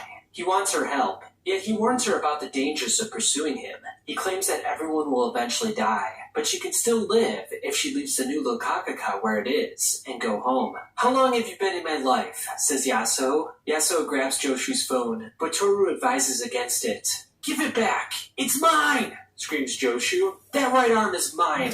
Give it back! Yasuo thinks she can use the calamity to her advantage. She wonders whom she can call as Joshu absolutely loses it. Are you gonna fondle Josuke's balls with my right hand? You fucking slut! I ain't gonna let that happen! Give me my fucking arm back! Yasuo decides to call the maid, with Joshu bearing down on her. By calling Kei, the order will change to Yasuo dying next. Kei takes care of her mother as she receives the phone call from Yasuo. Yasuo instructs her to find Josuke, as Kei determines his location by looking at Holly's arm. On an airplane, high pressure begins to leak, causing the panel for the evacuation slide to fall off. The panel comes cratering to the earth. Yasuo notices Toru stand in the trees. In the phone conversation, Yasuo warned Kei about the calamity and the flow of disaster. Since Josuke is half of her brother, she's accepted the consequences of her actions. Josuke uses soft and wet to break the Lokakaka samples. So you want me to approach you? The stand dodges the floating bubbles and says that Yasuo is currently at the Higashikata estate. Very shortly, she will die. Soft and wet punches in anger, but a glass shard then lodges into Josuke's neck. Josuke looks to kick the stand, but it explodes on one of his bubbles. He impales himself with multiple items as he falls down. When Josuke falls, it opens a drawer, unleashing a gust of wind. Kei's stand, born this way, makes its grand arrival in the battle. Unthinkable! This can't be! Toru begins bleeding from his head, shocked that an attack finally got through. Josuke continues destroying the Lokakaka samples. This cannot be. This world follows an interconnected chain of logic. To overcome that chain of logic and launch an attack that touched me is simply... Kei walks in to hand Josuke her phone. Unfortunately, her eye was impaled in the proceedings. She collapses to the ground as her stand disintegrates. Toru thinks that if something exists that's not affected by the logic of this world, it's spinning, i.e. the soap bubbles. Through Paisley Park, Yasuo tells Josuke that this stand is controlled by Toru. This means that the head doctor and the enemy stand are one and the same. If we kill the user, then these calamities will end. Toru gives up on Josuke. Toru tells Yasuo to give him the plant. If she does so, he will thusly vanish from Morio. Josuke, run! He left the room! Rai tells Josuke that the head doctor fears him. He must use those invisible things to spin to defeat him.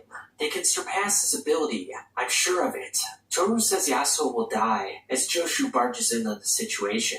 Joshu rushes towards Toru, but Elif slices two of his fingers off. Joshu then falls on the Yasuo as Toru grabs the pot. Yasuo tells Josuke that Toru took the Rokakaka and that something large is falling from the sky and is heading her way. Josuke takes aim at the stand with his newly created spin. The doctor laughs at him and walks off as a bubble floats from his birthmark. In a flashback, we see Josefumi and Kira merging together. Though Josuke can't control the spin on the bubble that comes from his shoulder, it's an explosive entity that doesn't exist in this world. Wonder if Yu's staff is destroyed by the spin. Unfortunately, the stand released Oblati and Oblata, a rock insect that burrows into Josuke's skin.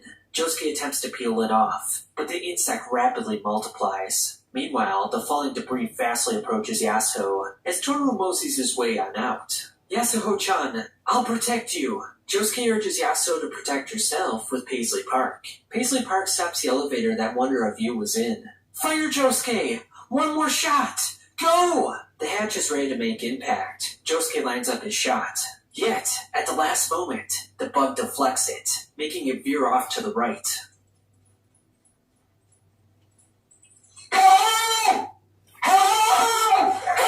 With the bug covering most of his body, Josuke collapses to the ground. Paisley Park returns to Yasuho through the phone, along with one of Josuke's spin bubbles, which is heading straight towards Toru. Nurses walk upon the wreckage in the hospital. Josuke's bubble connects with Toru, leaving substantial damage. The panel then collides into the Higashikata house, causing massive damage. And the reason this happened instead of hitting Yasuho is because Toru was injured. I was spared by the calamity. The injured doctor walks away from the scene. Josuke crawls into the elevator and tells Yasuho that the bubble came out of his left shoulder. Since Toru is still alive, Josuke wants to shoot one more bubble through Yasuho's phone. Despite his wounds, Toru stands up and starts approaching the girl. He takes the second Rokakaka and eats it, looking to make an exchange with Yasuho. Joshu attacks with the stand, but a steel beam falls on his head, knocking him unconscious. Toru traps Yasuho. Josuke then jumps into a bath to remove the insects from his body. Point it at him! I need you to point your screen at Toru! Yasuho points the phone in his face as he grabs her hand. The bubble connects with Toru's neck. Eat this! Soft and wet go beyond. That soap bubble does not exist anywhere. Toru continues forging on, crawling his way towards Kato. Josuke checks in on Holly, as he also thinks of those that he lost. Kato brought over some soup for her son Jobin. Yasuo warns her about Toru and the equivalent exchange. Toru, surprisingly, grabs a serrated knife and points it at Kato. What do you all have left in the end of the dreams and memories of your family? Kato throws some cards at Toru, using them to pin him down to the ground.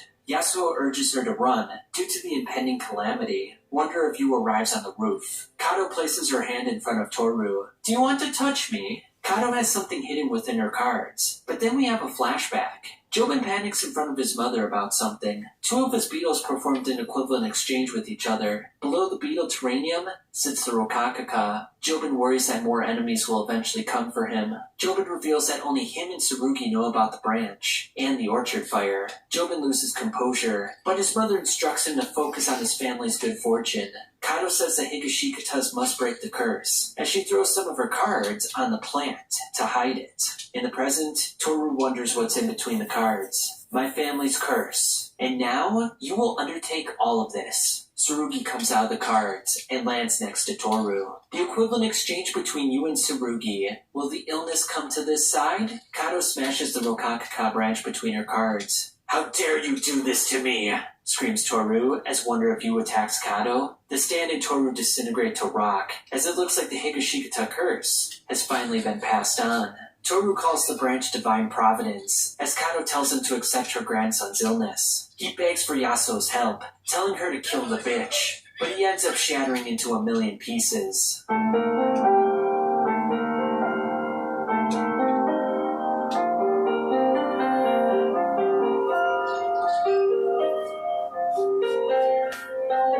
I thought I saw a hornet. Oh, I see. It was a memory of mine. Tsurugi's illness is completely gone. Unfortunately, the serrated knife is in Kato's side. Tears stream down her face as she thinks of the family before she passes away.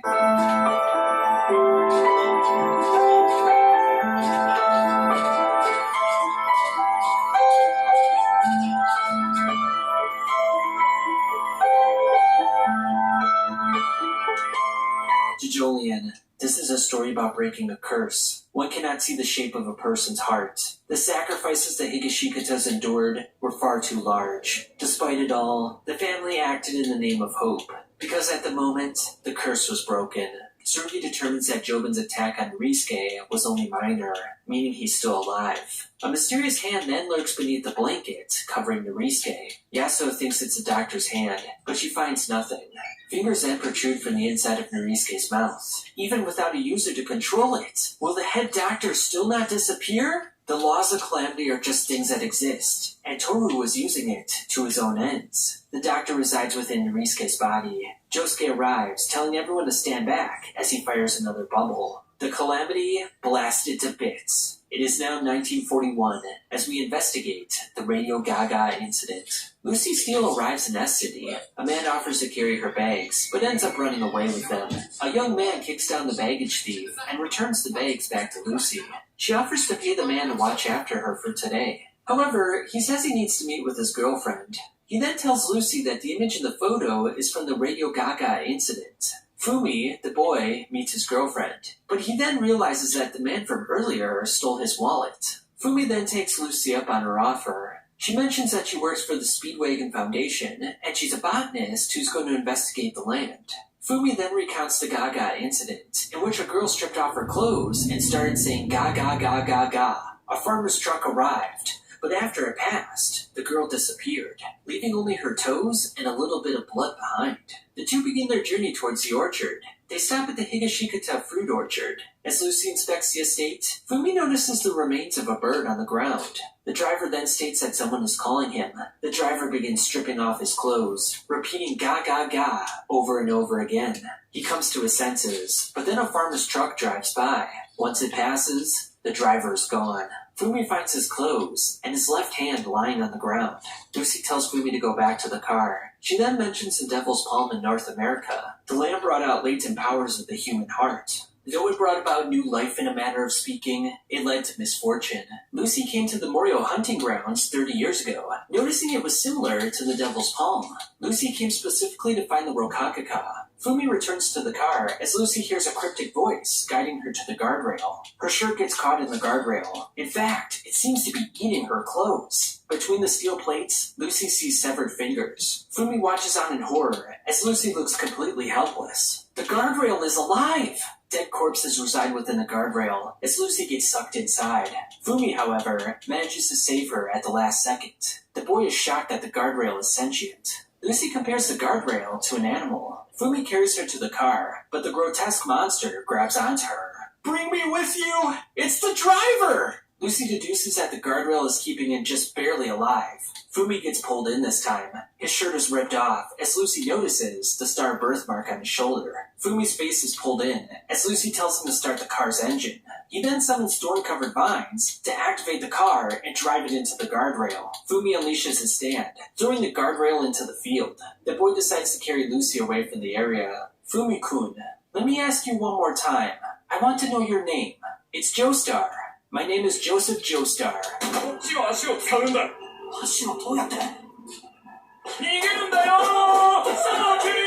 My Japanese name is written Josephu, so I'm called Fumi-kun. My grandma Rina, who lived with me in S City, gave me that name. She married an American named Johnny Joestar. That's why I have that sort of name. My grandma crossed the Atlantic Ocean by boat to deliver his friend's corpse, and the two of them got to know each other on that trip. My grandma's dead now, though. As Lucy reminisces about Johnny Joestar, she looks over into the orchard to see a cryptic person working amongst the trees. We as the readers know this as Toru, who looks exactly the same age as we saw him in the story. She then sees a bucket with the Rokakaka in it. Wait! Just there! That was... Joseph urges her to calm down as they run away.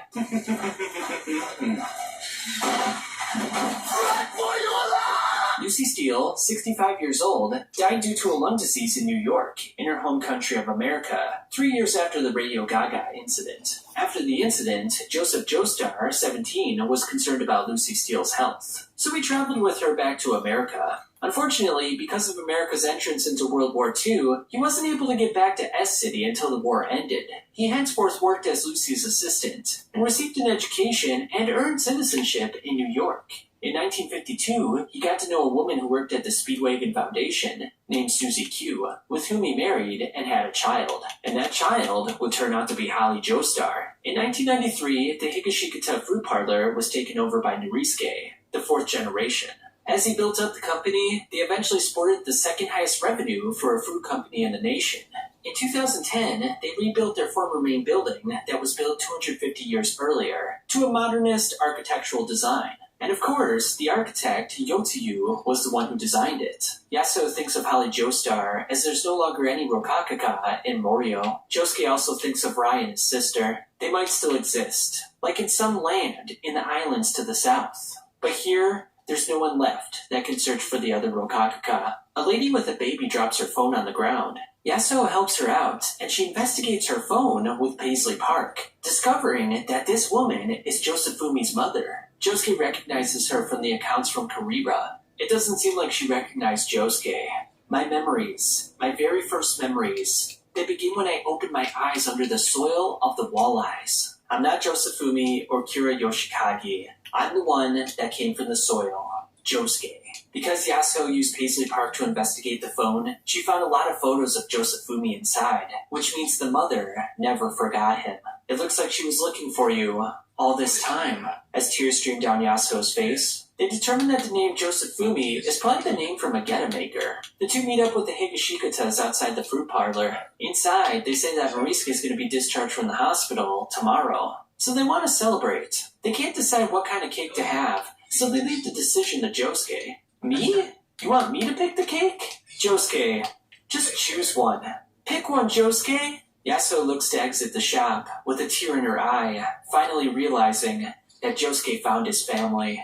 And that officially ends the JoJo's Bizarre Adventure Part 8, Jojolian.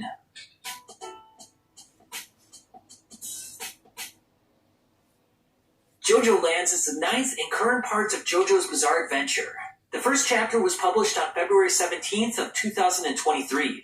So it's been ongoing for about 2 years now, and we have 22 chapters that are currently out.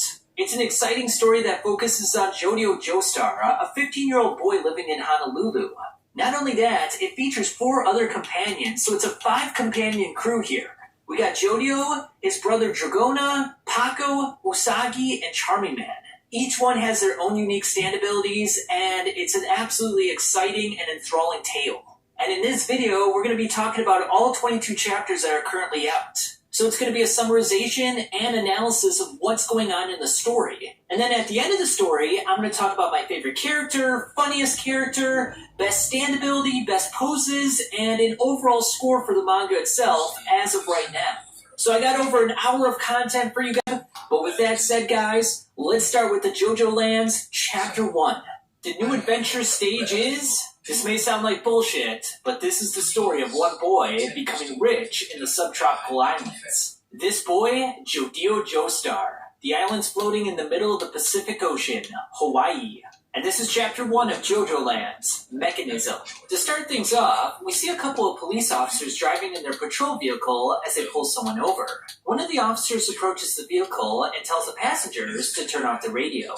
The female says that the officer is too close, and that she wasn't going too fast. The officer wants to see her driver's license, as he claims that she was driving unsteadily. The woman then pulls out her driver's license in a mysterious fashion. The officer tells her to wait, as she feels confident that she wasn't driving unsteadily. The girl's little brother is in the passenger seat, as the officer determines that the car doesn't belong to her. It's her parents' car, and she's worried that she might catch COVID from the police officer. The officer takes this as a racist remark, and demands that she step out of the car. The officer proceeds to abuse his power by groping the woman at his own discretion. He claims he's got a duty to justice, and he must perform a precise investigation of any unlawful activity. He sticks his hands into her underwear to pull out her driver's license. The boy steps out of the car and says, "Hey, what the hell are you doing? Get your hands off of Big Bro right now. You got me." The officer is flabbergasted by what he just said, as the other one points his gun at the boy. The older brother, whom I've been calling a girl to this point, begs for his little brother, Jodio, to get back into the car. The officer threatens Jodio, but rain droplets touch his body and knock him onto the ground. In fact, they're utterly crushing him. We then get our first look at Jodio's stand, a cybernetic creature with 4 mechanical legs. The other officer tells him to stand down. The older brother touches the officer's face, making the eyes move upon command. Water droplets crush the officer into the ground, as Jodio calls him an asshole for what he did. The older brother, however, is less than pleased that Jodio did this to the cops. Jodio wants to burn in the evidence of their involvement. The older brother agrees, as he uses his stand power to change the license plate number. And the stand itself looks like little mechanical robots with tank treads as legs. He then gets rid of the fake license as well. The two take off as they head over to a junkyard. They drop off what looks to be drugs, as they're given money for their service. The two's mother is Barbara Ann, and she gets up at 7:15 every morning and starts her day by running the washing machine. Turns out that she's a well-respected and well-loved individual, so people from the neighborhood help her commute to work at the airport. Big Brother's name is Dragona Joestar, 18 years old. He enjoys girl-like fashion and works at a fashion boutique. Now, the slight swelling in his chest is from cosmetic injections. Their parents came here to Honolulu, Hawaii, from Atlantic City on the mainland. But a bunch of stuff went on, so they're raised by their mother alone. As we discover that Barbara Ann Joestar is the daughter of Joseph Joestar and Susie Q. Jodio Joestar is 15 years old. Jodio hands some cash over to a boy on the bus. A mysterious man tells the boy to look deep inside the rain gutter. He proceeds to do so and finds some drugs inside. Jodio is here for what he calls the mechanism, but he, however, is just a transporter, which has earned him some nice pocket money. He juxtaposes himself with some kid who gets beaten up on a regular basis. Jodio states that this story is about him getting rich, but there's something far more important than that. Mechanisms. It's a general principle that brings you wealth. This is a story of one boy becoming filthy rich in the subtropical islands. Still not enough modesty for you? Well, sorry, I'm becoming rich no matter what it takes. This is Paco Lovelantis. He's 19 years old, and he's still in high school. He lost a chunk of his ear due to his dad biting it off. What, is his dad Mike Tyson or something? Apologies if you find this offensive, Mike Tyson. Paco has a stand ability that allows him to steal. He can grab onto things with the backs of his hands and elbows, all without moving his fingers. Dragona grabs onto Paco's ear and wonders what he's doing in the shop. A large lady then states that they are closing down for the rest of the day. Dragona locks the store as they meet with Meryl May, the large woman. She turns out to be their school principal and the proprietress of the boutique, making her their boss. Aiko, the boutique, is just a means for hiding their criminal business. Meryl May shows them a photo of a natural diamond that's worth over $6 million. A Japanese tourist has the diamond in their possession, and they plan on staying in Hawaii for 15 days. If they do the job, they'll get $40,000 each for their efforts. They all agree, as Meryl says that they'll be going as a team of 4. The 4th member arrives, as it turns out to be the guy that Jodio sold the goods to earlier. This is the beginning. The boss did call one thing correctly. Just the 3 of us would seriously not have been enough. Actually, it wouldn't have been enough no matter how many people we had. We then find out that Jodio's stand is November Rain. Dragona's stand is Smooth Operators, and Paco's stand is The Hustle. Alright, so now we're on Chapter 2, The Japanese Man in Hawaii. Now this chapter starts off with a girl riding on a bicycle. She introduces herself as Kate's friend to Jodio. She has an exam this weekend and wants some of quote-unquote that. Jodio brushes her aside by saying he doesn't know any Kate. Before she leaves, however, Jodio tells her to put some money she owes into an empty juice can. Now the girl has $100 and wants to know how much product she can get. Nevertheless, Jodio thinks she's kind of sus. In fact, he suspects that she's a cop. He wonders if she shoved a camera or mic into the headlights of the bike. And perhaps she's even working with the ice cream shop guy. Despite this, he tells her to put the money in the can. Perturbed by this treatment, the girl decides she doesn't want to do business. She then says that police officers are people of justice, so they can't lie. So if they were doing an undercover investigation and they were caught lying, the evidence would be invalidated. Therefore, if he simply asked her if she's a police officer, she would have to say, "Yes, I am." "Are you a police officer?" asked Jodio. "No, I'm not a police officer. I'm just a college student," says the girl. Jodio then tells her to walk towards the King Kamehameha statue, which she does. Paco then comes by and says that she stepped on something. And upon looking down, she sees a bag of drugs. She then pulls out a gun and says that she's with the DEA. Jodio is taken down by several officers as he can't believe what just happened. Turns out that the woman was recording the whole conversation.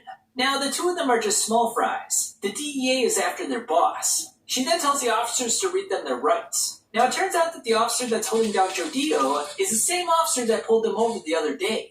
And it turns out that he likes the feeling of touching Dragona's ass, knowing full well that Dragona is a male. In fact, he'd like for Jodio, or especially Dragona, to lick his cock. Raindrops suddenly appear, destroying the incriminating evidence. Now, being that they're not stand users, they're helpless to do anything against Jodio's stand.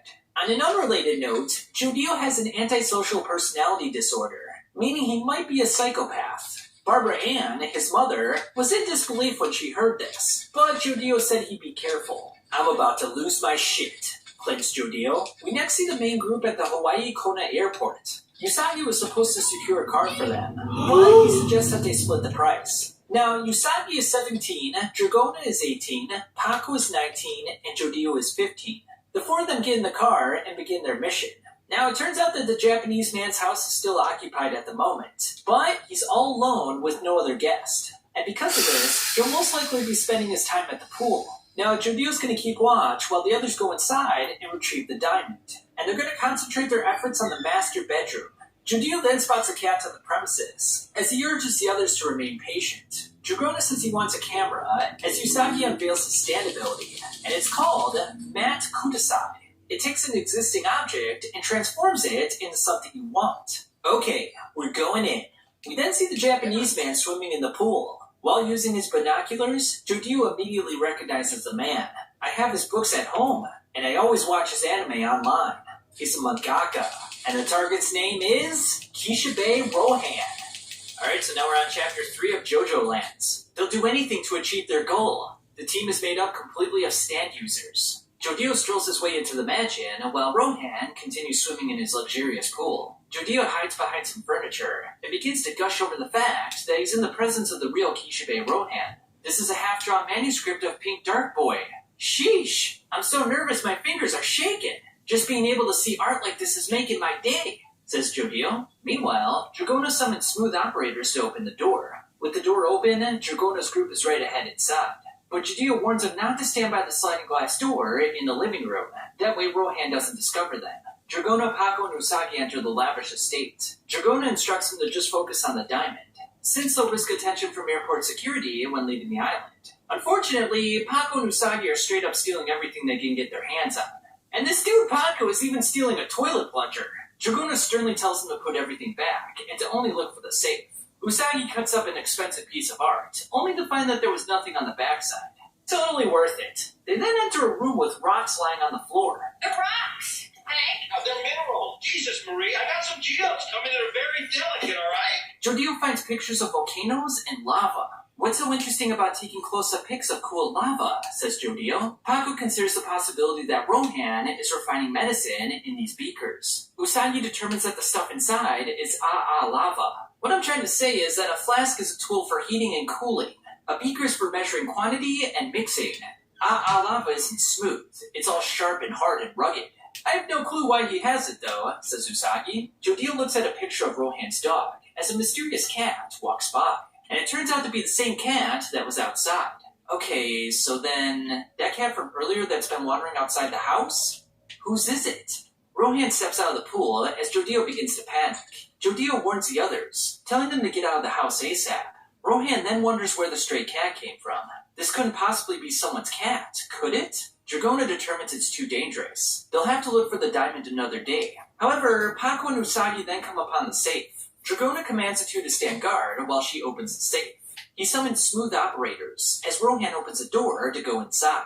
Rohan then notices rain outside, so he goes to retrieve his tablet. While there, his finger gets pierced by one of the spikes from the cactus. Now the safe door has 5 locked bolts, so it's going to take some time for smooth operators to get inside. Usagi then notices the same cat from outside. As long as it doesn't start barking, I don't really give a shit about it, responds Paco. Dragona finally opens the safe, as the three stare at the stunning diamond.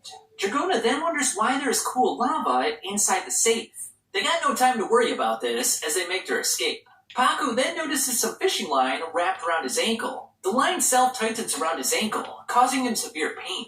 What is this? It's getting tighter! A plastic string then attaches itself to Dragona's arm.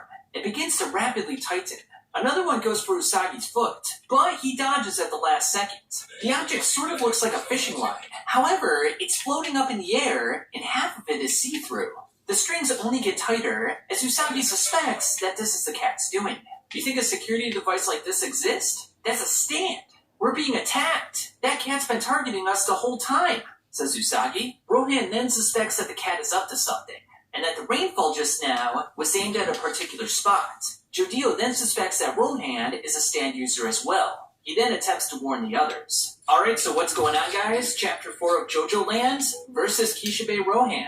Now, to start off this chapter, we got this nice colored page right here of Kishibe Rohan tied up by Jodio. So, really nice stuff. I really like the color pattern, and I like the posing as well. The fact that Kishibe Rohan can pose even when he's tied up like this is pretty remarkable. You know, you only live your life once. You might as well be posing. Now, Rohan is noticing that the events that just happened are a bit weird.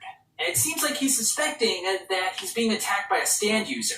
Now, because of this, Jodio tries to warn the others that Rohan is a stand user himself. Now, because the string is still biting onto Paco's leg, he asks for a pair of scissors, and he implores Usagi to pass over the scissors as fast as possible. Now, I thought this other part was pretty funny as well, because he's asking Dragona if he wants a pair of scissors as well. But he doesn't refer to him as Dragona, he just says Pink-chan. Now, while this is going on, Paco attempts to stick the pair of scissors between the string and his legs so that he can cut it off. Unfortunately, when he does so, the pair of scissors breaks. It chips off. And because of this, the situation is getting really dire because the string continues to tighten and it doesn't seem like there's a way to get it off. And if this continues, he might actually lose his foot in the process. Now, Dragona thinks that this is part of the security system, but Paco thinks otherwise. He also notes that when he touches the string itself, it feels like it's made of natural materials. But the way it's behaving, it's almost like it's stainless steel. Usagi clarifies that it's not stainless steel, however, that it's a stand ability. They then wonder whose stand ability, as Usagi points over at the cat. Now, even though this seems like the most likely conclusion, Paco wonders why a cat would set up a string trap. But Usagi reminds him that animals, just like humans, can see stand abilities. Jodio then warns Dragona about the situation, about the owner of the house. Now, the group of three put their masks on so that they don't get caught, but the strings are still tightening around Paco and Dragona. Now, Dragona's got an idea. She summons smooth operators, and instead of trying to move the string, she's going to move her hand. And by doing so, she's able to slip her hand through the string and into safety. Usagi then notes that after the string falls off of Dragona's hand, it disappears, confirming the fact that it is a stand ability. Paco then decides to use his own stand ability to contract his muscles around the string. He then begins to vibrate them so that they press up against the scissors blade and start to rub against it. And by doing so, he's able to wear down the string enough to break it off of his ankle. Nice! Screw off! I beat your shitty trap, asshole, says Paco. Now it's time to escape, but Dragona notices that Paco's backpack is open and the diamond fell out. She wonders how this could have happened, and as she reaches over to the diamond, she notices another hand. Were you the one that opened it, the safe? Quite impressive. But what will you do now? Says Rohan. Dragona begins to sweat and wonders if she'll be in danger if she picks up that diamond once again. Now, because Rohan interjected in the situation, Dragona notes that they're going to have to tie him up. Nevertheless, Rohan says that tying him up is out of the question, along with them stealing the diamond. It is then that Rohan decides to use Heaven's Door to find out more information about Dragona. He also determines that this is just a simple burglary. He now wants to read what's written on each of their bodies, because he has to determine how much information they know about the diamond's existence. Rohan then begins to approach Paco, but he tells him to stay away. And if he doesn't, things are going to get rather violent.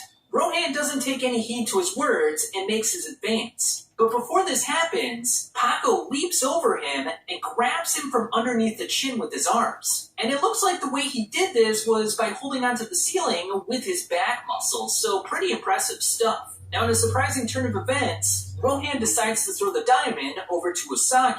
But when he does so, Heaven's Door activates, revealing Usagi's information.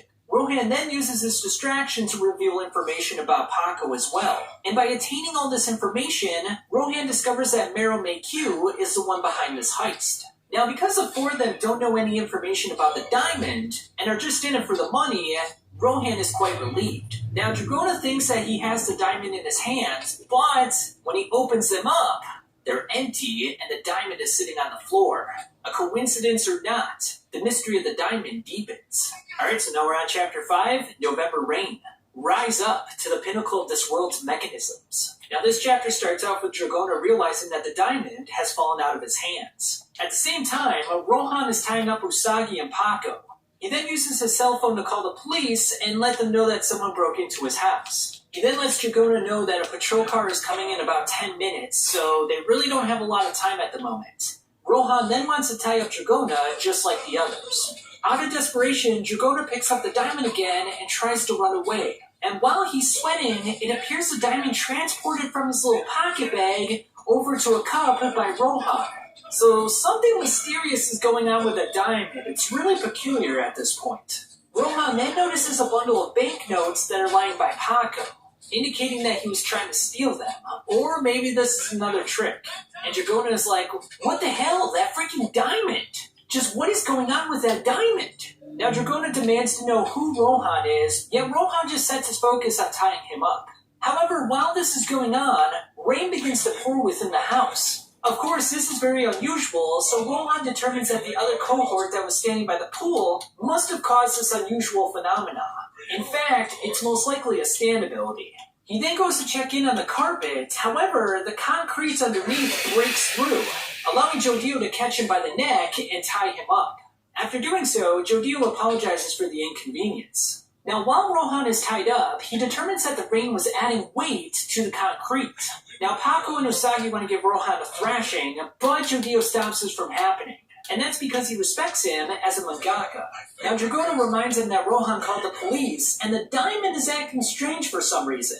It almost appears as if they can't steal it. Now, Rohan claims that they won't escape, but Jodio hands Rohan his phone and tells him to call the police back and say that it was a mistake. Now, Jodio says that he's a big fan of Rohan's work, and he begins talking about lava that he found when he was investigating Rohan.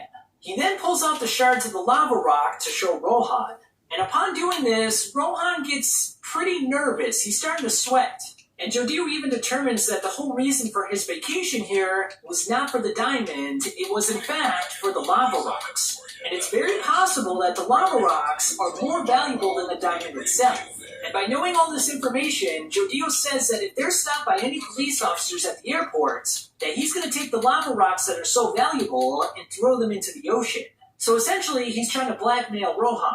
And to make sure that Rohan knows that he's not bluffing him, he decides to smash many of the lava rocks. All except for one. Are you out of your mind, you asshole? Says Rohan. There's still one left, says Jodio. Now, as they get ready to leave, Rohan calls Jodio over. He's got something important to say to him. If you're going to take that, then a responsibility comes with it. You are by no means to let go of that lava rock. There's only one. Make absolutely sure. If you handle that lava rock with care, then you'll be able to become filthy rich. Such a mechanism will gradually become yours. A law of nature lies in that lava rock. Now, Jodio wonders what he's talking about, but Rohan isn't going to give him any more information. Rohan then says that they'll meet again, and that they won't run into any trouble with the police. He then tells Jodio not to speak a word about the lava rock, and he begins to wonder if Jodio can really trust his comrades. Now, as the Gang of Four leaves the property, we notice that Usagi stole some of the artwork from Rohan's estate, and we see that Paco has the diamond in his possession. However, as they're making a run for it, the stray cat, along with some other cats that look exactly the same, start to track them down. And with this, the cat chase begins. Chapter 6, Snatch Up the Rides of This World. Jodio contemplates Rohan's cryptic words about the lava rock. Just what did he mean by that? Entrusting this to someone like me? Dragona informs Paco that he dropped a diamond. Jodio then notices Rohan's original drawing lying on the ground as well. I thought, didn't I put that in my backpack? Questions Usagi. Jodio notices that the money, the diamond, and the drawings are all gathering towards the lava rock. Jodio attempts to pick up the diamond, but ends up getting caught in the wire trap. He drops the lava rock as he notices a cat race by. They then speculate that the wire trap is the cat's doing. The wire then begins to tighten around Jodio's ankle. Usagi speculates that the cat's been standing guard this entire time. Dragona attempts to help his brother as he's pierced in the back by the wire. The wire continues piercing him as the situation looks really, really dire. The wire then stitches Paco to Dragona's body. Paco then notices that Usagi is missing, as the diamond and the lava rock are gone as well. Jodio commands him to come under him as he activates November Rain. And with this, the wire retreats from the three, confirming that it was in fact a stand ability. While the three wonder what to do next, they notice the cats off in the brush. Jodio then wonders why a cat is using the stand ability against them. In fact, it worries him that they've been watching over them from the beginning, meaning it could be after the diamond. The floating wires cut down several bushes as they go after Dragona and Paco. Dragona urges her brother to use November Rain to break off the branch. Unfortunately, the distance to the branch is out of his range for his stand ability. Paco uses the hustle to climb up the tree so that he can cut the wire from Jodio's ankle. They then notice three cats who are staring down at them. Jodio speculates that the cats know the range of their stand abilities, as it seems like they're keeping an appropriate distance. The cats then reveal their ability to create the wires from their own fur. They use said wires to ensnare the three, leaving them in a precarious situation. Jodio uses November Rain to escape while attacking one of the cats in the process. And by knocking out one of the cats, the wires go limp. One of the cats then becomes very furious. The wires form a net, trapping Jodio inside. Just then, a car jettisons itself into the air and crashes into the base of the tree. And it turns out that Usagi did this to distract the cats. Usagi explains that he mixed sturgeon eggs with the burger meat that he had in the car, and he then fed said meat to the cats. Dragona then tells Usagi that he wants a net. Usagi then drops the lava rock onto the ground. As the two cats go after it, they get trapped within said net that Usagi created with his ability. Jodio then recalls how Rohan told him not to tell his comrades anything about the lava rock. Nevertheless, Jodio determines that someone was watching Rohan prior to their arrival at the villa, which means that someone else knew about the significance of the lava rock. Now that they've drove off the cats, what will happen with Jodio and the others? The crew notices that the cops are not chasing them down, which means that Rohan kept up his end of the deal. Usagi asks Dragona for $20 so that he can buy some snacks. Dragona then wonders if Usagi insured the car, since he dented it up in their prior incident with the cats. Usagi becomes persistent, desperate to get some more snacks. But when Dragona pulls out the money, it's immediately attracted to the lava rock. Are you saying that you want to go back to the villa to ask what the deal is with the lava rock? Maybe the lava rock remembers the owner. Usagi decides to perform a test. Now the lava rock has been sitting on top of Dragona's cash for about 3 to 4 minutes. He then tosses the cash onto the ground, but a passerby swipes the cash and goes to buy something. While Dragona asks for his money back, Jodio speculates that the $20 didn't have enough value. Paco then returns and says that a fly flew into his soda, and because of this, he got a refund and got 4 free sodas. As it just so happens, the change that he received was Dragona's $20 bill. Dragona now wants to perform a test. He wants to go into a luxury shop to place the lava rock on a valuable item. Although he does clarify that they are not stealing anything from the shop. He just wants to find out how the lava rock works. Dragona then takes the lava rock and places it inside his wallet. Inside the shop, Dragona gets ready to place the lava rock on an expensive watch, but is interrupted by a salesman. Dragona directs his attention to the diamond in his wallet, encouraging the salesman to show Dragona the private room in the back. The salesman does just that, and presents 4 expensive watches for their viewing pleasure. Dragona then tries one of them on, one that bears a price tag of $40,000. He then places the watch next to his wallet where the lava rock is. The salesman then locks the room and calls for security, and as it turns out, one of the watches is missing. Outside the shop, Jodio and Paco receive a warning from the cat's owner. Paco then looks in his lunch bag, only to see that it's filled with decapitated cat heads. Alright, so Chapter 9, Owner of the Lava Rock. While on the bus, Barbara calls Jodio, asking where he and Dragona are since the latter won't pick up the phone.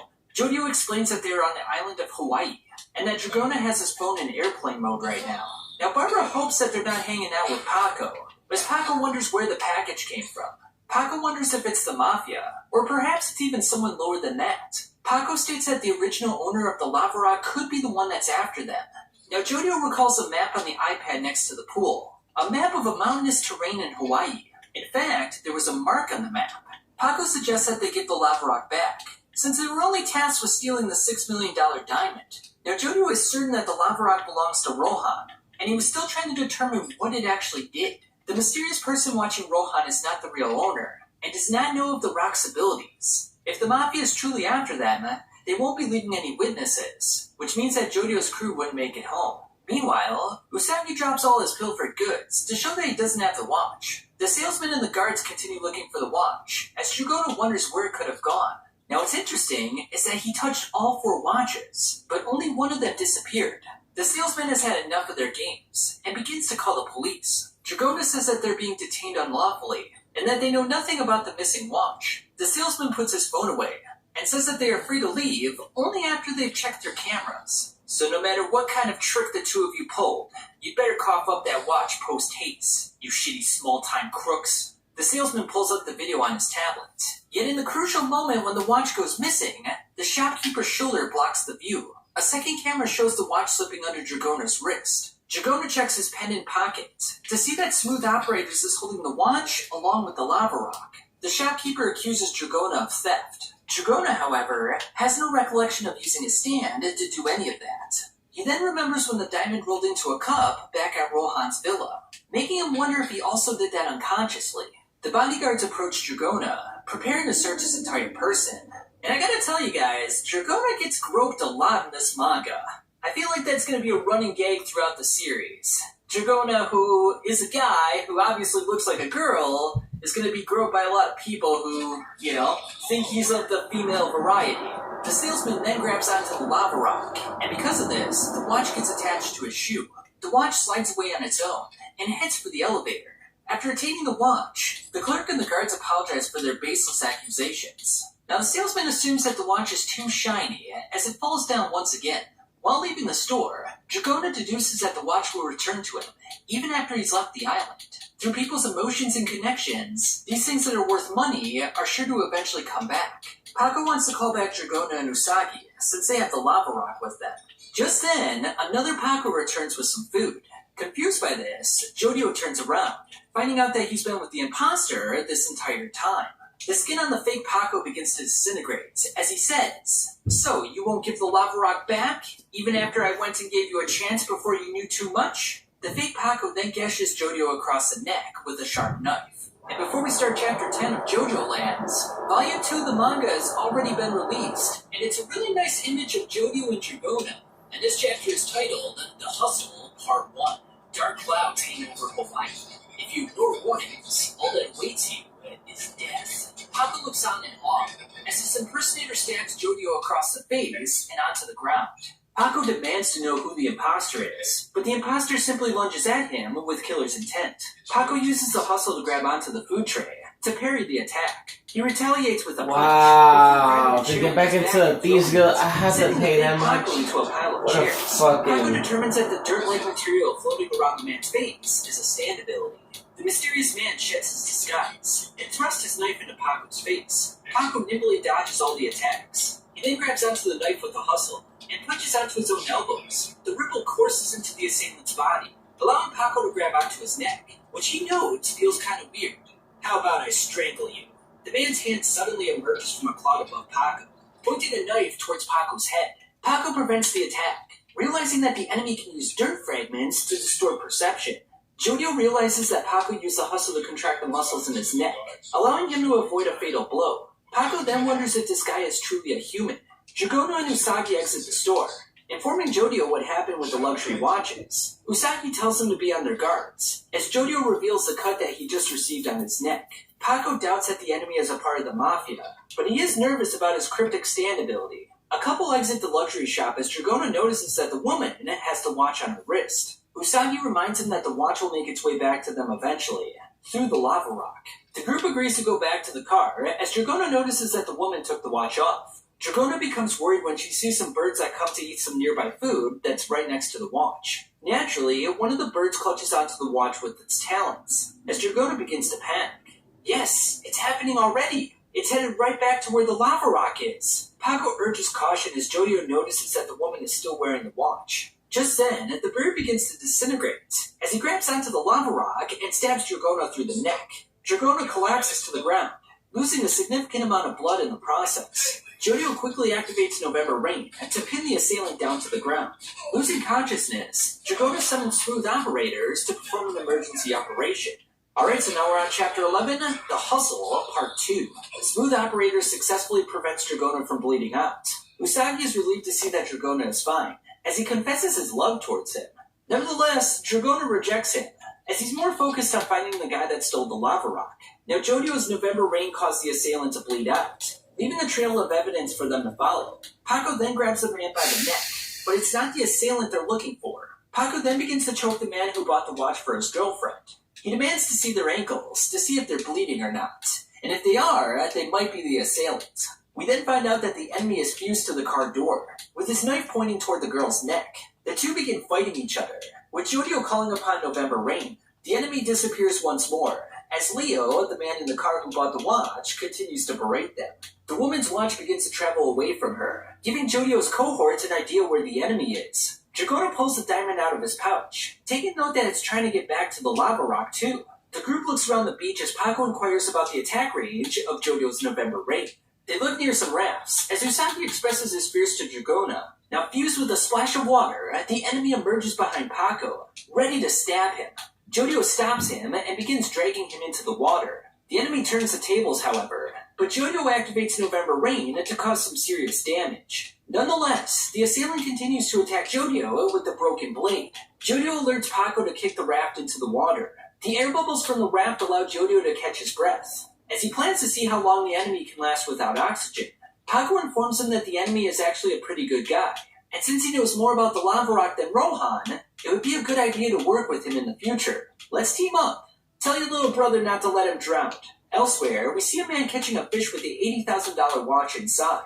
Leo desperately looks for the watch, as his girlfriend decides to leave him. Alright, so now we're on to Chapter 12, Charming Man.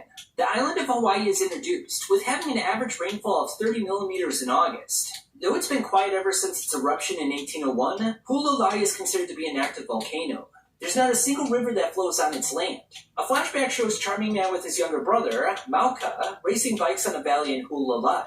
The older brother evades a fallen tree in their path, but he soon realizes that Mauka is no longer on his bicycle. Panic-stricken, he looks for Mauka. He eventually finds water welled up on the ground, even though there's not supposed to be any water on Hualalai. In desperation, Mauka calls out for his brother, before getting pulled inside one of the tubes. Back in the present, Jodio asks Charming Man what kind of music he likes. Now Paco drops the levity, and demands to know what the man's name is and what his age is. Charming Man, I'm 21. Paco cuts to the chase, and asks about the lava rock. Charming Man was born on the island of Hawaii, and he tells him about the lack of water on Hualalai. However, there was a place where water welled up, and that's where the lava rock fragment flowed out of. It came out of a big lava tube, a type of cave opening. Rohan picked up the lava rock by coincidence, and thusly began to study it. A watch seller flatters Dragona and attempts to sell him some merchandise. Some merchandise that is totally not stolen or anything like that, because why would he do such a thing? Now Dragona and Usagi are shocked to see that the merchant has the same watch that they were looking at in the shop. The two talk the merchant down to $30, as the watch is finally back in their possession. While boarding a plane for Oahu, Charming Man warns them that they won't get rich off of the lava rock, and they'll understand that very fact when each one of them drops out. In the past again, Charming Man alerted the police to what happened with his brother. Despite his pleas for help, the police officer brushes off the incident, and says that the little brother is probably in town right now grabbing a pizza. Now the officer highlights the fact that Charming Man had a past arrest, in which he injured a police officer. So if they were to start an investigation, it would start with Charming Man as the prime suspect. What are you talking about? Just do your job, says the nervous Charming Man. The investigator says that if he wants an investigation done, he'll need to scrap the funds together. Otherwise, he's SOL. Now Charming Man's brother is gone, and ever since that day, he never saw a drop of water in those lands. There's lots of volcanic tubes of varying sizes, and Charming Man is certain that he saw the water flowing. Later on, Charming Man witnessed Rohan scattering and collecting dollar bills around the same region. He then picked up the lava rock. Charming Man wondered if there was a connection between the lava rock and his brother's disappearance. In the now, the gang drops off the diamond and the stolen goods. Now the gang is thrilled by their big score. Meryl puts the diamond away in her safe, and then discloses her network of influential acquaintances across the island, including people who work in hotels, media, customs, and even the police. Interestingly enough, there were no reports regarding a robbery or a security breach, which seems to be a little bit odd. You're hiding something important from me. Isn't that right?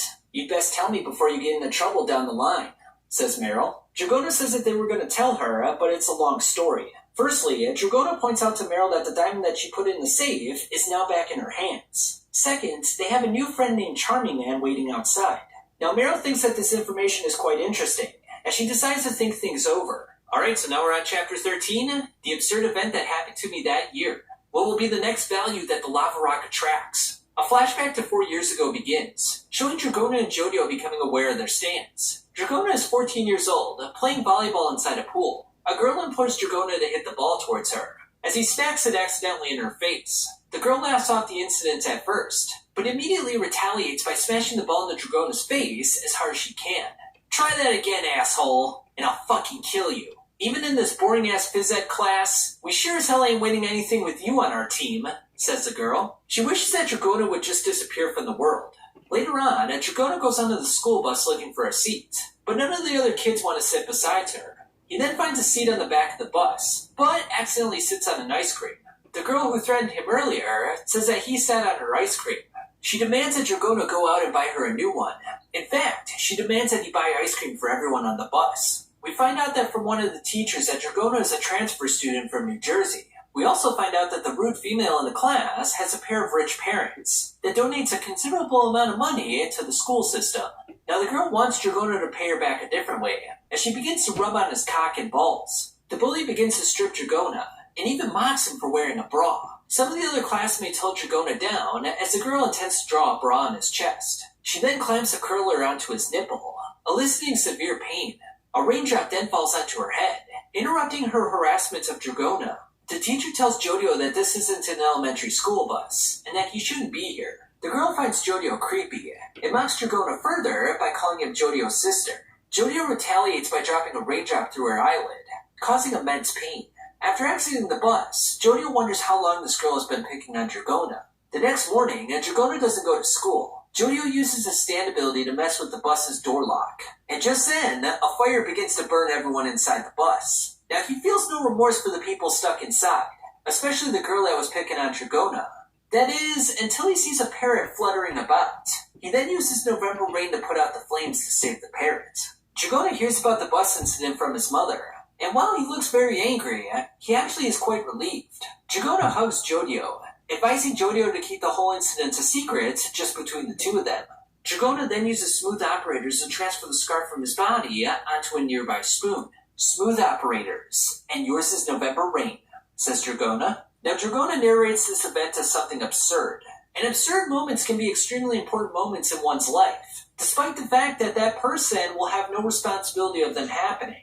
Afterwards, the brothers find out that their father lost their job, and subsequently left the house. Now the arsonist for the school bus incident was never caught, and since the bus driver was forced to drive regardless, he ended up getting very sick, forcing the insurance company to pay him out 10 times the usual amount. Now, Dragona's father was the insurance agent that paid them out, and because this was such a mishap, the insurance company blamed him for the payout. Thus, he couldn't live in Hawaii anymore. To support her children, Barbara Ann was forced to work 2 jobs, all while taking care of them. The neighborhood gangs preyed upon the two, as Jodio always wondered why their family was falling apart. One day, while walking through the gangs, Meryl May drove up to them, warning them that they shouldn't be traveling on such a dangerous street alone. Meryl offers to give them a ride, and even offer them a little proposition. In the present, Meryl meets with Charming Man. Charming Man corroborates the story about his missing brother, and how Rohan found the lava rocks. Rohan searched an enormous area and only found 2 of the special lava rocks. Unfortunately, one of them was destroyed, by some mysterious means. Though this lava rock is only a fragment, Charming Man is confident that there are larger ones higher up on the mountain. But that land is owned by a company known as Howler. The area is prohibited, but it's where his younger brother Malka went missing. Every time he attempts to investigate it, society seems to get in his way. However, if they mimic Rohan's scattering of dollar bills around Hualalai, they could possibly find another lava rock. Meryl verifies the mechanics of the lava rock with the boys, as she determines that they can develop a system to generate more cash. As it turns out, Meryl knows the owners of the land, and she intends to use the lava rock to obtain their bank accounts, mountain land, and company. Essentially, they'll be stealing $50 billion worth of assets, and the boys will all receive 4% of the pie. But instead of being robbers this time, they'll just need to get close to the land with the lava rock. Alright, so now chapter 14, Steal the Rights. Jodio, Paco, Charming Man, Usagi, and Dragona are all sitting in the car. After seeing it's 10 o'clock, Paco tells the gang that it's time to head out. Charming Man, Dragona, and Usagi leave the car to enter the land registry office. Usagi gets a little bit nervous, causing him to trip and spill his ramen. In a flashback, Meryl discusses the plan that's playing out in real time. Meryl explains how deeds work, and while they are thought of as proofs of property, they're nothing more than documents confirming the transfer of land ownership. She then takes out a $20 bill. Now, through societal agreement, money allows for the transfer of goods from one person to the next. The lava rock reacts to this system, so if they get close to the original deed of land, it will return to them. Now, a company named Howler owns the land, and Meryl fully intends on stealing all their assets, which totals up to be a value of $50 billion. Even though they're technically not stealing anything, Meryl urges them not to leave any records of evidence behind. Usagi, unfortunately, has already screwed up things a little bit by spilling his ramen.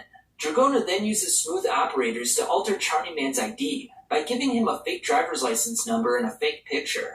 Dragona tells Usagi that anyone can browse the land deeds, so they'll just go through the normal process of looking them up. Usagi uses matted kudasai to alter the security cam footage for their benefit. The receptionist says that they can only view digital records of the deeds. That is, until Charming Man convinces her otherwise. She brings out 48 documents consisting of all the land that Howler owns. She doesn't permit them to touch it, however, as she'll be handling the documents with gloves on.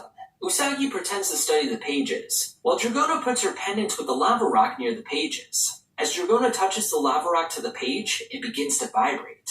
After successfully touching all 48 pages, Dragona happily exits the building with the other two.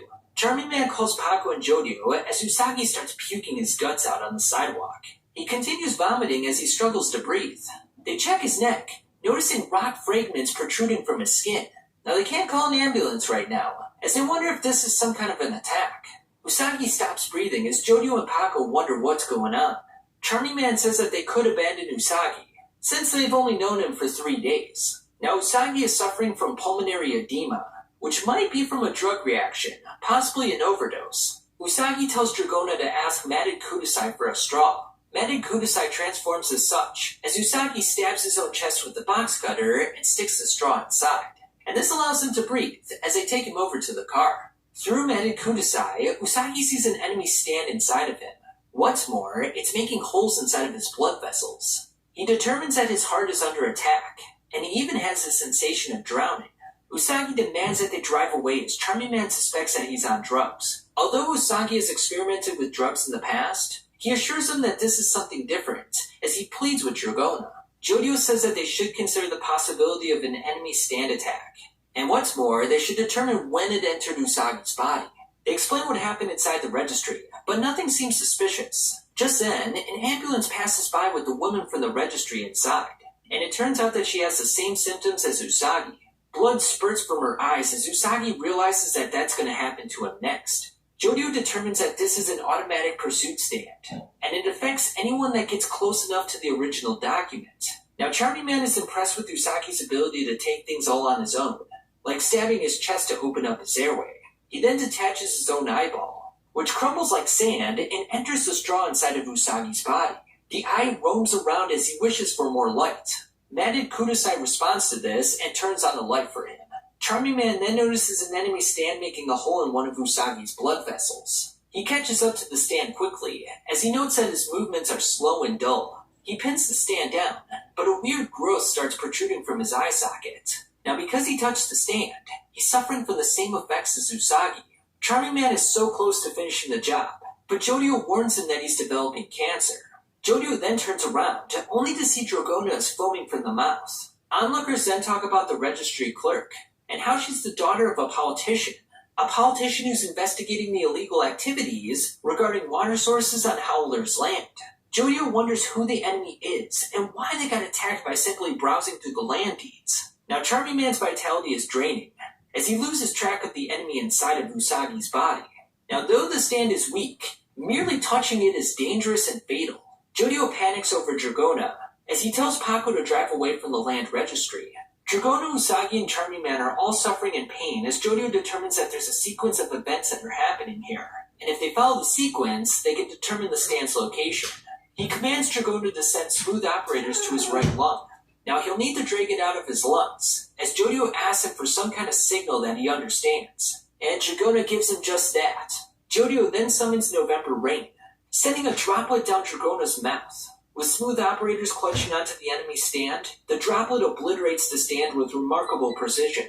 Dragona then starts to cough as he can finally breathe again.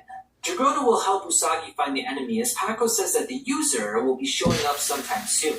Now Jodio wants to head towards a hospital with an MRI machine, and this is going to be useful in helping Usagi finding out where the attack of the enemy's stand is. Now they'll have to operate the MRI machine themselves. But before that, Paco wants Usagi to alter the video cam footage to remove any traces of their whereabouts. Inside the Hawaii State Registry office, an agent named Bobby Jean is watching the security footage, which is a faked recording of Charming Man, Usagi, and Dragona. Another agent suspects that Howler is using the land for money laundering.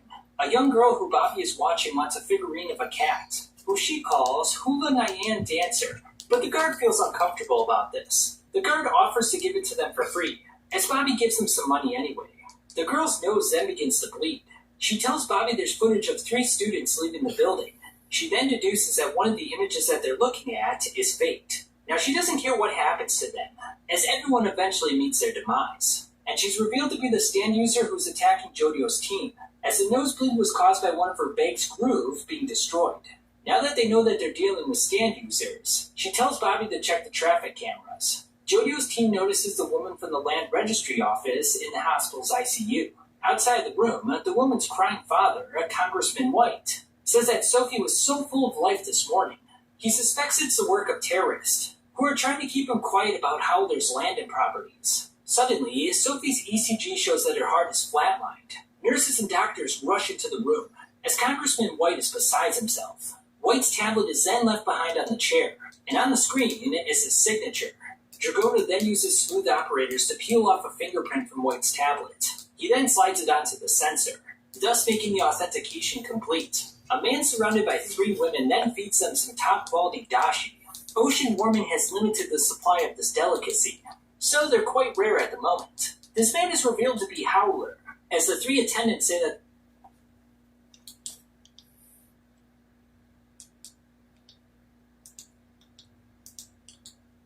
Oh, bro, his brain is gone. He's fried. Oh my god. Adderall. I've never had Adderall do anything more than just mildly keep me awake. But that's because I X'd out. X out. Now somebody goes, well, 10 milligrams isn't enough to get you high. Well, no, it's kind of the baby dose, right? But if you've got 300 milligrams in the fucking bottle, who's to say that he's not taking 7 to 10 of those fuckers each day for a fucking weekend, and then going out onto the street and getting more for the rest of the month? Like, this is not unheard of. This is very typical for pill abusers. Like, well, and in that way, when it's in his system, he has the excuse. That's what I was saying. Or not only does he probably buy more, allegedly, in my opinion, buy more, but you can crush that shit up into a powder. Yeah, and you fucking snort this shit. You can coax that fucking high. Like, I only use it for spot fatigue for my narcolepsy. Spot fatigue? What's that? We're doing this spot fatigue cope. So he's saying, like, if at some point during the day he's feeling tired, then he just pops an Adderall like it's a Tic Tac. It's like, man, most people have a cup of coffee. Brigade is like, let me just pop an Addy. Let me take an Addy. That's crazy, dude. Stressed out a lot is usually when it happens, but when I get stressed out... You're saying you take it for stress? That's not how it's meant to be taken on the label, bro.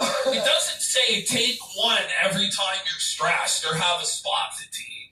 Well, you know what I'm saying? There's medication for anti-anxiety, so like that's what you would do.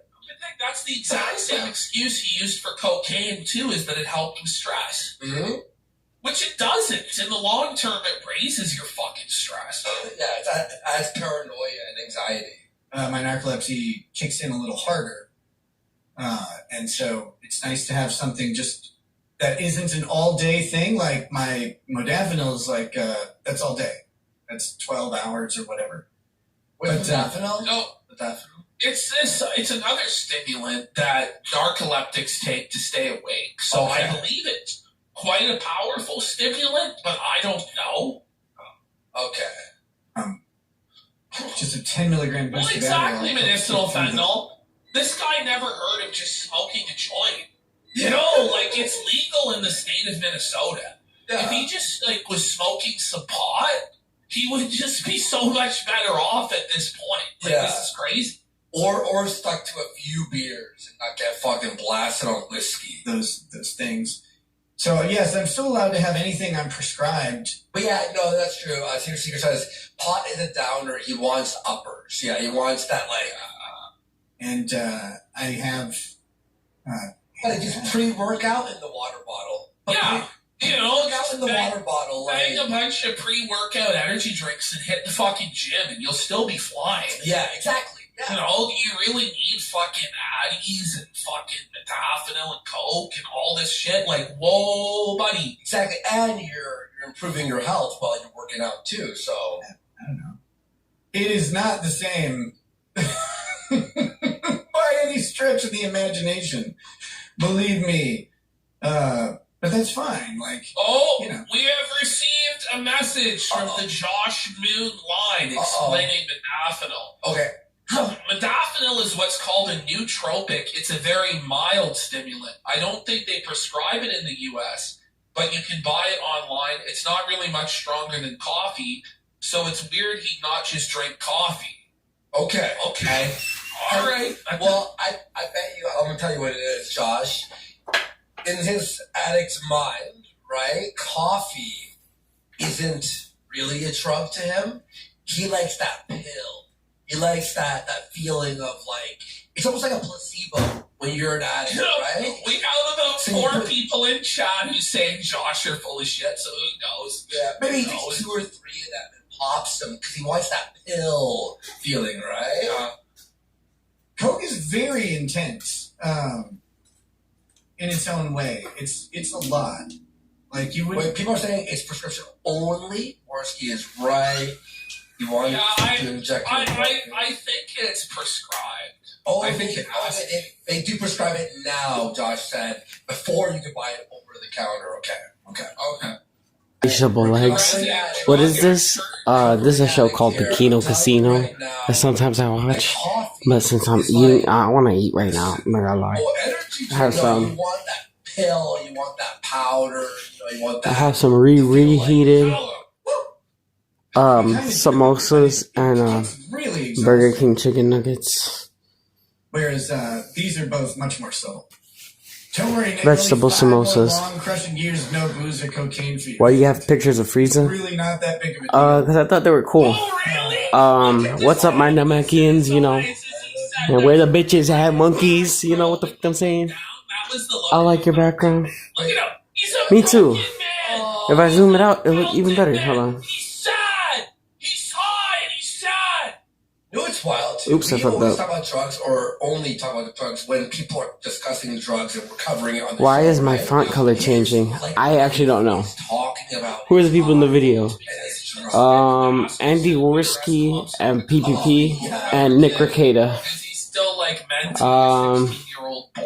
right? The 2 guys on the right are the host, Don't worry, Nick. and the guy on the left is a guy they're covering called Nick Ricada, who is a internet lawyer who got into legal trouble recently, and he's always on the internet, so they're poking fun at him. Joy is gone. Where am I? Lost his smile. Virginia. He's gonna be like literally. Oh, where was I? Oh, I was in the kitchen. Where are you? Are you there? Yeah, I was there, but now I'm here. Like it's his destiny. He's talking. You about have to moving fix the from font the United colors. States. It's like, I'll let it rock. bro, like you 5 more years of this probation. Thank you very much for the various questions. I appreciate it. This is obviously not sarcastic. I really do appreciate it. Thank It you. is way more annoying than the practical aspect of it. Oh, it's always the principle, not the That knock that you So, dude, man, it's like about the principle, dude, of like the state telling you that like you can't just fry your fucking brain when you've got like 5 kids, bro. Like, it's not about the fact that I can't just do whatever I want, man. It's about like the Constitution, dude, and the founders' intent, man. They wouldn't have wanted this Gestapo state saying I can't give my daughter cocaine, dude. Okay, yeah, right? Dude, bro. I do think that's one, you know, I mildly disagree with something a lot of people say. They say, oh, you get this stuff out of the way in your 20s or whatever. Don't you know? So now he's going to tell us the benefits of doing cocaine in your 40s. Without a word of a lie. But he's going to tell us the benefits of starting cocaine in your 40s. Guys, I'm not even fucking kidding. Once you're in 35, everything has to stop, guys. Like, you can't... It's got to stop. You're finished. You're finished. Getting fucked, guys. No raves, no Molly, no speed. I get the sentiment from, let's see, from sort of a life progression standpoint. Obviously, I had kids, which is a big thing that a lot of people have. Bummer, dude. Dude, like, if I had to do it again, man, like, let me just tell you, man, having these kids, it's a fucking bummer, dude. They drag down your lifestyle, bro. Like, I want to get baldoed and do coke, man. Like, whoa, buddy. Bro, you need to fucking not only think about just your kids, your health. You think your heart at 44 likes doing lines of coke? Dude, you're harsh in the vibe. Why are you being so unchill, dude? Man, you're harsh in the vibe. Ash, you're using the wrong impersonation. It's just like, yo, bro, are you serious? Like, I feel like... I can run through like a wall, bro. Like, I'm so positive, so much energy, dude. Yeah. I can do anything. His Fuck problems off, the with Leafs are choking. is that I was doing this It's stuff now while 4-3. having children, and though, like, again, I kept it away from the kids all the time. Except for that one Dude, time. like, you can't, like, hold it against me, man. Like, 99% of the time, dude, like, my kids weren't on drugs. Like, it's just that one time, like, my 9-year-old daughter, you know, she tested positive for 10 times the cutoff of cocaine, but, like, who amongst us has never had that, bro? Like, just be chill, dude. They had no idea it was in the house. They've never seen drugs. They've never seen us on drugs or anything like that. That being said, Liar! Lies! Look at him. Look at him. That's the face No of the one believes him. lying No liar. one believes Bro, he's looking down at me like... Even He looks his so fans guilty. don't believe it, He bro. looks so guilty, bro. Come on. You think his fans believe that too? I don't think so. Right, medicinal cocaine has gifted us sub. Let's go. And Let's get some thanks to subs! all the resubs that we really appreciate, guys. Really supportive today. Thank you. it doesn't matter because It doesn't matter. doesn't matter that you can, like, try and be safe and do all that stuff. Well, remember this. Fucking, did you see Dick Masterson went live when Medicare went live? He only had 150 viewers live. That to hide the viewership after the stream was done, he deleted the stream and re-uploaded it as a video. It only had 200 views in 6 hours. I'm not surprised. The guy's not had engagement in over half a decade. Yeah. Like, the guy's numbers have always just been putrid as fuck, even like 5-6 years ago. Yeah. When I was dealing with him then, and he's fallen off way from that point anyway. So I'm not surprised at all. That all we're talking about it. When you have kids, you have a family, like, that's just way too much risk to expose them to, and that was just that was me. They're like, who is that? Like, they're people like, who's Dick Masterson?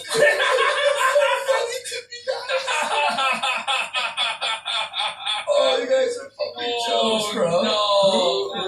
Who? All these new people, right? From the DSP stuff. Oh my God, strong like bull for 5. So, this is someone we used to cover back in the day way who was sort of part of this sector. He's a fucking nobody, lad. Yeah. He never fucking mattered, not even for a fucking day, yeah. So not even fucking move on from the jabroni, yeah. Alright, let's keep going. There's no way around that. So, that said, one thing I disagree with, in a vacuum, I actually think... Oh my god. That's shit. There may be some advantages to doing drugs later in life rather than... Oh! Retard alert! Retard alert! Oh my god! Well, here's the cope. I'm gonna explain the cope to you, so alright? Insane, bro. A few years ago when I was doing drugs hard for like a year and a half, 2 years, here was my cope. Oh, when I do coke, I can stay up longer and scream longer and work harder. It's the quality of work and thoughts and presentation you do are all destroyed. Like, I can stay awake longer. I can stay up for 2 days straight. Wait, you're insane. Imagine saying all of this after you got busted with 26 grams of cocaine and you're safe. Yeah. Your daughter tested positive for cocaine. Your internet career completely crashed down. Thousands and thousands of people made fun of you every day for over a year. You've been sentenced to 5 years of probation, 30 years in jail, and 80 hours of community service. And then you still say, well, it's late. Like, you'd think the only advantage of, maybe I'm wiser, I'll be able to handle it. Obviously not. Obviously not, buddy. And by the way, also the money you lose. You know, I was watching, it's a pretty good documentary, the Turkey Tom, Bossman Jack documentary. You know, he spent I think 30... Did the stream die? No. The stream died. No. It's pressing F. Oh. We're back. Okay. What the fuck, Kick? Should we just end doing shows on Monday? I have a case of the Mondays. Honestly, I'm getting Garfield tier at this fucking point. I'm tired of the fucking Mondays. It was for 5 seconds. It was for 5 second lag. Well, from on my end, it's fine. But the Bossman Jack, right? He had spent, I think, on that documentary. Turkey Tom did a great job on that documentary. 2 hours in a 5 hour doc. He spent 35 to 40,000, I think, in 6 months on coke. Oh man, what a waste of fucking money! Oh man. Than earlier in life. One thing I don't think people consider is I didn't really drink until I was about 35. And I didn't do any drugs until I was 40, which means I spent a lot of time... And then you're saying by 42 you were arrested, a crackhead, ruining your family, all this shit. But it's good to be later in life. The point is, when you're young, when you could just fuck around with your friends, and then you grow up and grow out of that. Right? Well, the thing is, I've known too many guys who never grew up because they were on coke. True, exactly. You're right. There's a lot of guys in high school. I went to school and in college that they're not alive anymore. You know, and it's sad. It's sad, and it's just imagine telling anybody that they should ever start. You should never start. This is brought to you by Dare. But really, don't ever start. Don't. It's not worth it, guys. Not doing those things. Honestly. Going back to them is really, really easy. It's actually easier than I expected. So I'm not too concerned with it. But, maybe it should be. Okay. Well, that was great data.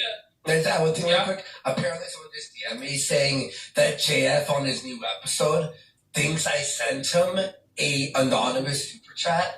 JF, I did not. We were not watching. I would never go that and I wasn't watching. Why would I do that?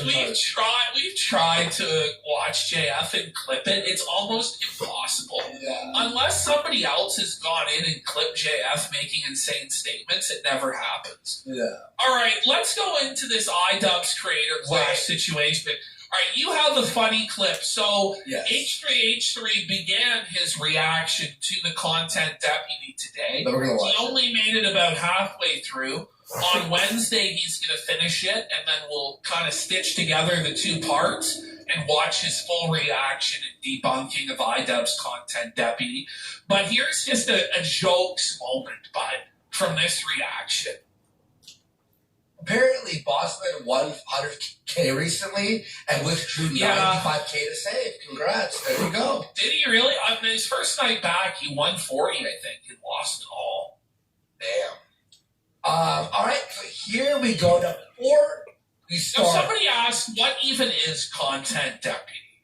So, in the past, iDubbbz, he would do his content cop, but then if the target of the content cop responded to it, he would do a response to that response called content deputy, where he followed up on it and tied up any loose ends or any criticism, stuff like that.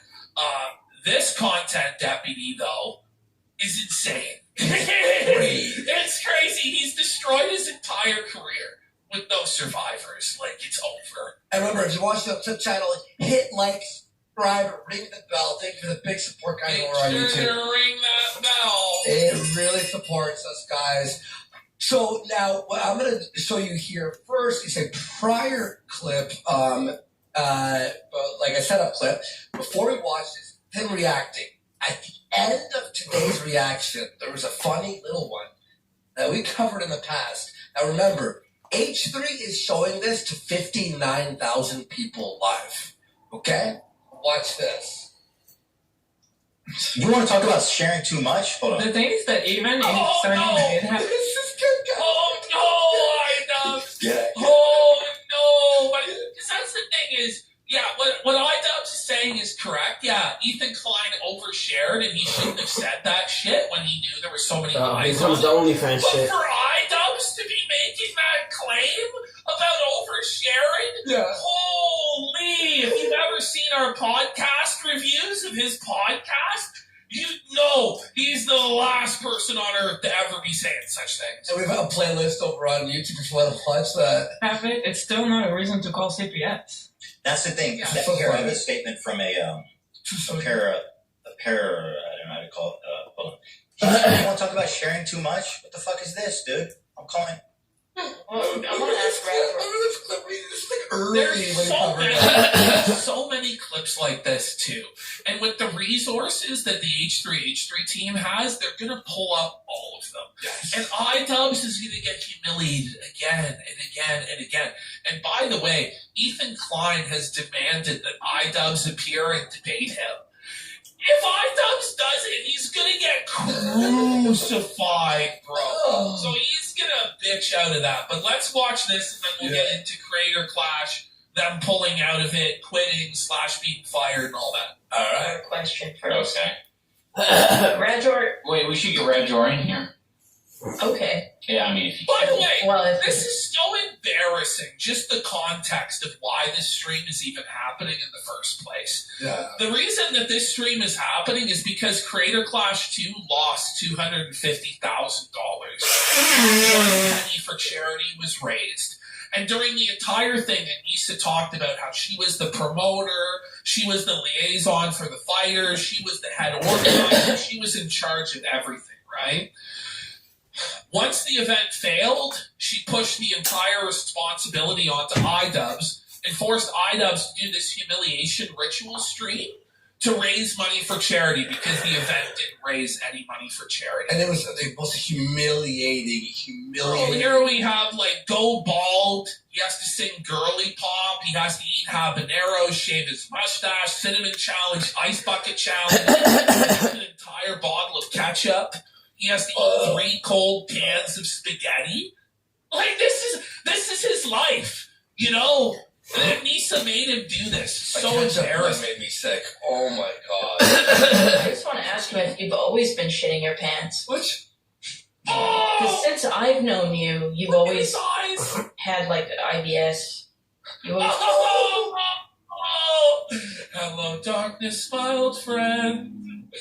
Like, why would she even say that on live stream or at all? Wife is humiliating me. Forever I'll be known as Crap Breeze. He needs to just move on from H3. H3 just fucking It looks like he's like going full Benoit mode, bro. Like, in those eyes, there's hate. There's real hatred in those eyes, buddy. Like, what are you doing to me, revealing that he has IBS and poos his pants? Old poopy pants Jama. Always been shitting yourself. Yeah, well. Oh, yeah, let's go. No! Because since I've known you, you've always 59,000 people live. The raped! had like IBS. You've always been shitting yourself. Yeah, well. Well, I want to ask Radjor a question first. Okay. He looks like What dude is is this? pants. You know, I think, dude, you got shit in your pants, bro. We gotta fucking. You better not ever. It's just like old school, like schoolyard bullying. You know what I'm saying? Like your pants, bro. Oh, poopy pants, can. It's just brutal, buddy. Suffer Cocks. Ever have a kid? Jewish. Dave Hoffman sent me You better this, be by wearing a the way. diaper. He's like, you might want to. I'll start with this. By the way, you're not fit to have a child. Poop pants, swastika boy. Poop pants, swastika boy. He got called poop pants, swastika boy, and then he hit the fart soundboard. That's so degrading, buddy. That's so fucking felt it. Am I wrong? Am I over analyzing this, or does it seem like extremely humiliating the way she's doing it? And he seems like super not into her sharing that. Yeah. Oh, man. It's too easy, though, man. He's been doing this for like a half decade now. Just embarrassment after embarrassment. He has the Bobby there, too. Which, by the way, I have a short clip before we Oh, continue. yeah, where he calls out Bobby for being a homeless bum. You're a bum, Bo Blacks. Bo Blacks always talks shit. He's like, he's homeless now. H3 fucking bailed Bo Blacks out of his poverty, didn't he? By buying the Bobies. And then Bobby blew the opportunity and ended up homeless anyway. I see that for sure. I mean, let's talk about oversharing, you know what I mean? I think Anissa is the cuck. She's the cuck. She enjoys watching her husband get fucked.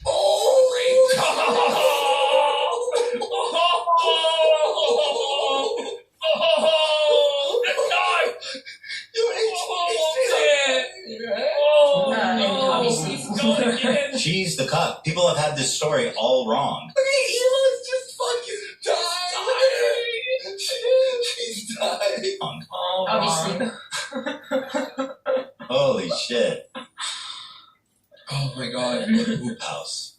The poop house? The poop house? It stinks. It's a poop house. The lowest brow, but it's so funny. It's not a reasonable thing, dude. What are you doing? Yeah.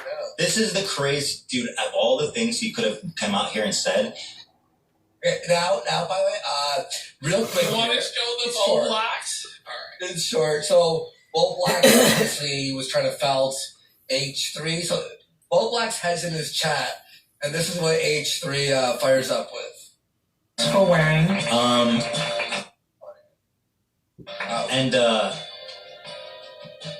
Their vapes are vaping. Oh, Bo Blacks is about to get blazed up. Bowie's in the chat. Oh. I'm gonna buy mood with code H3 and get blazed AF. Okay, Bo. I heard you're homeless, bro. What happened? What?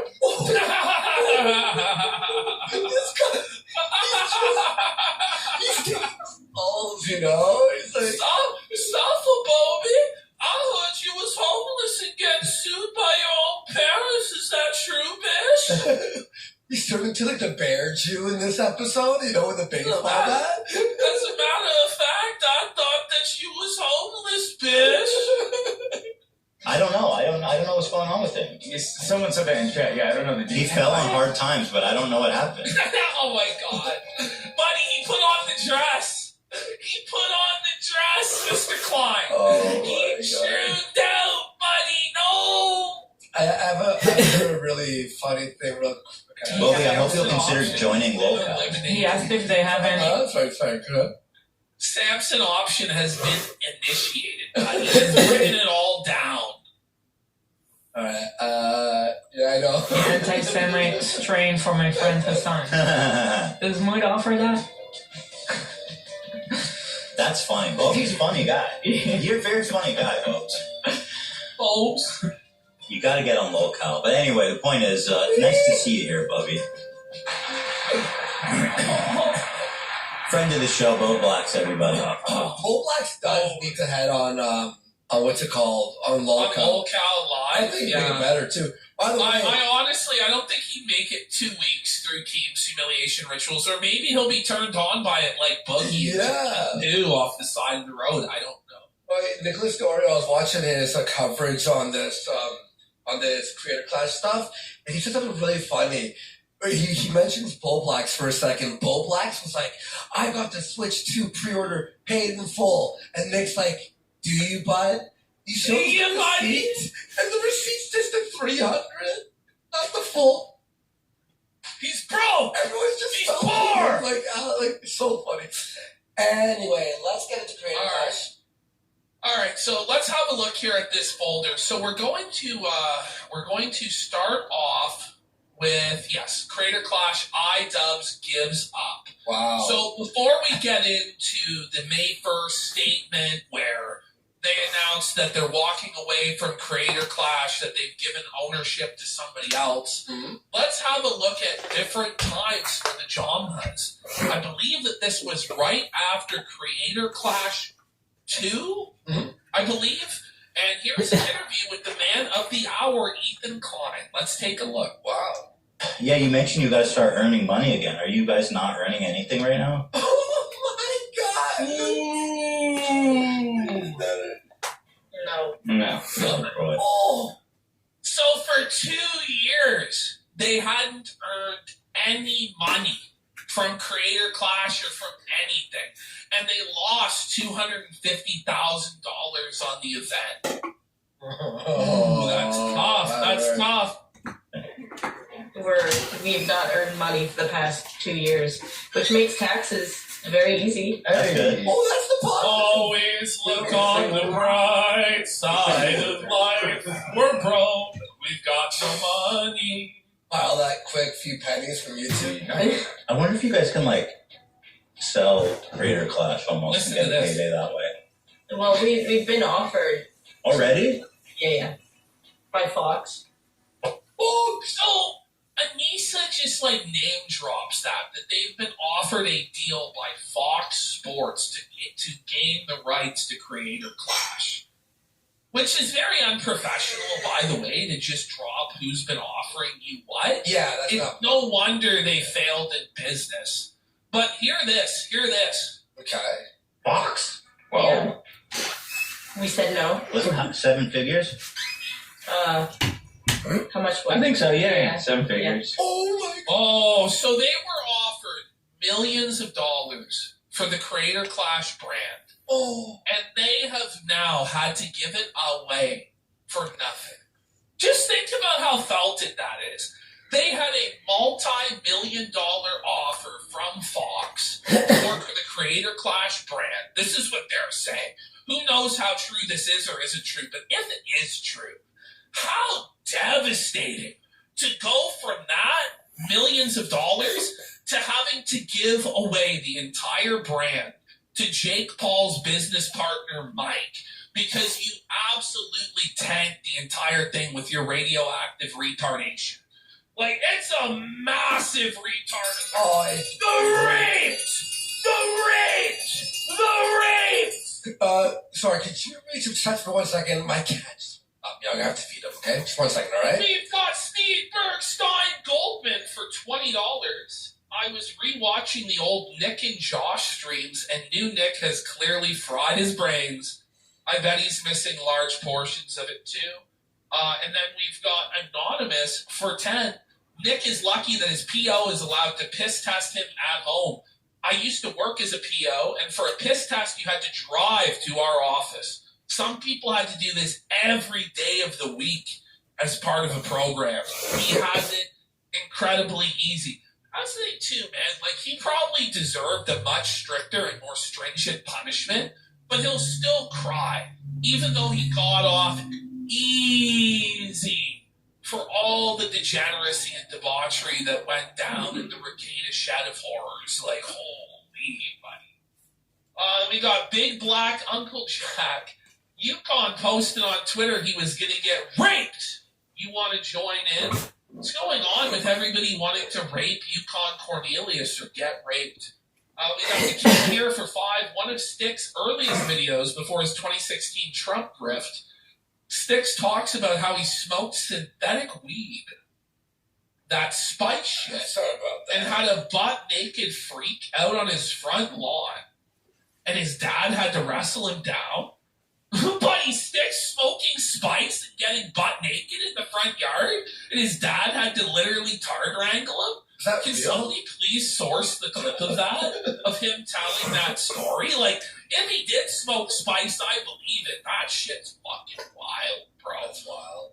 Right. You could just buy that shit at, like, the convenience store in high school, and they wouldn't even charge you for it. That and salvia. It's like, whoa, buddy. But in Canada or in the States? Yeah.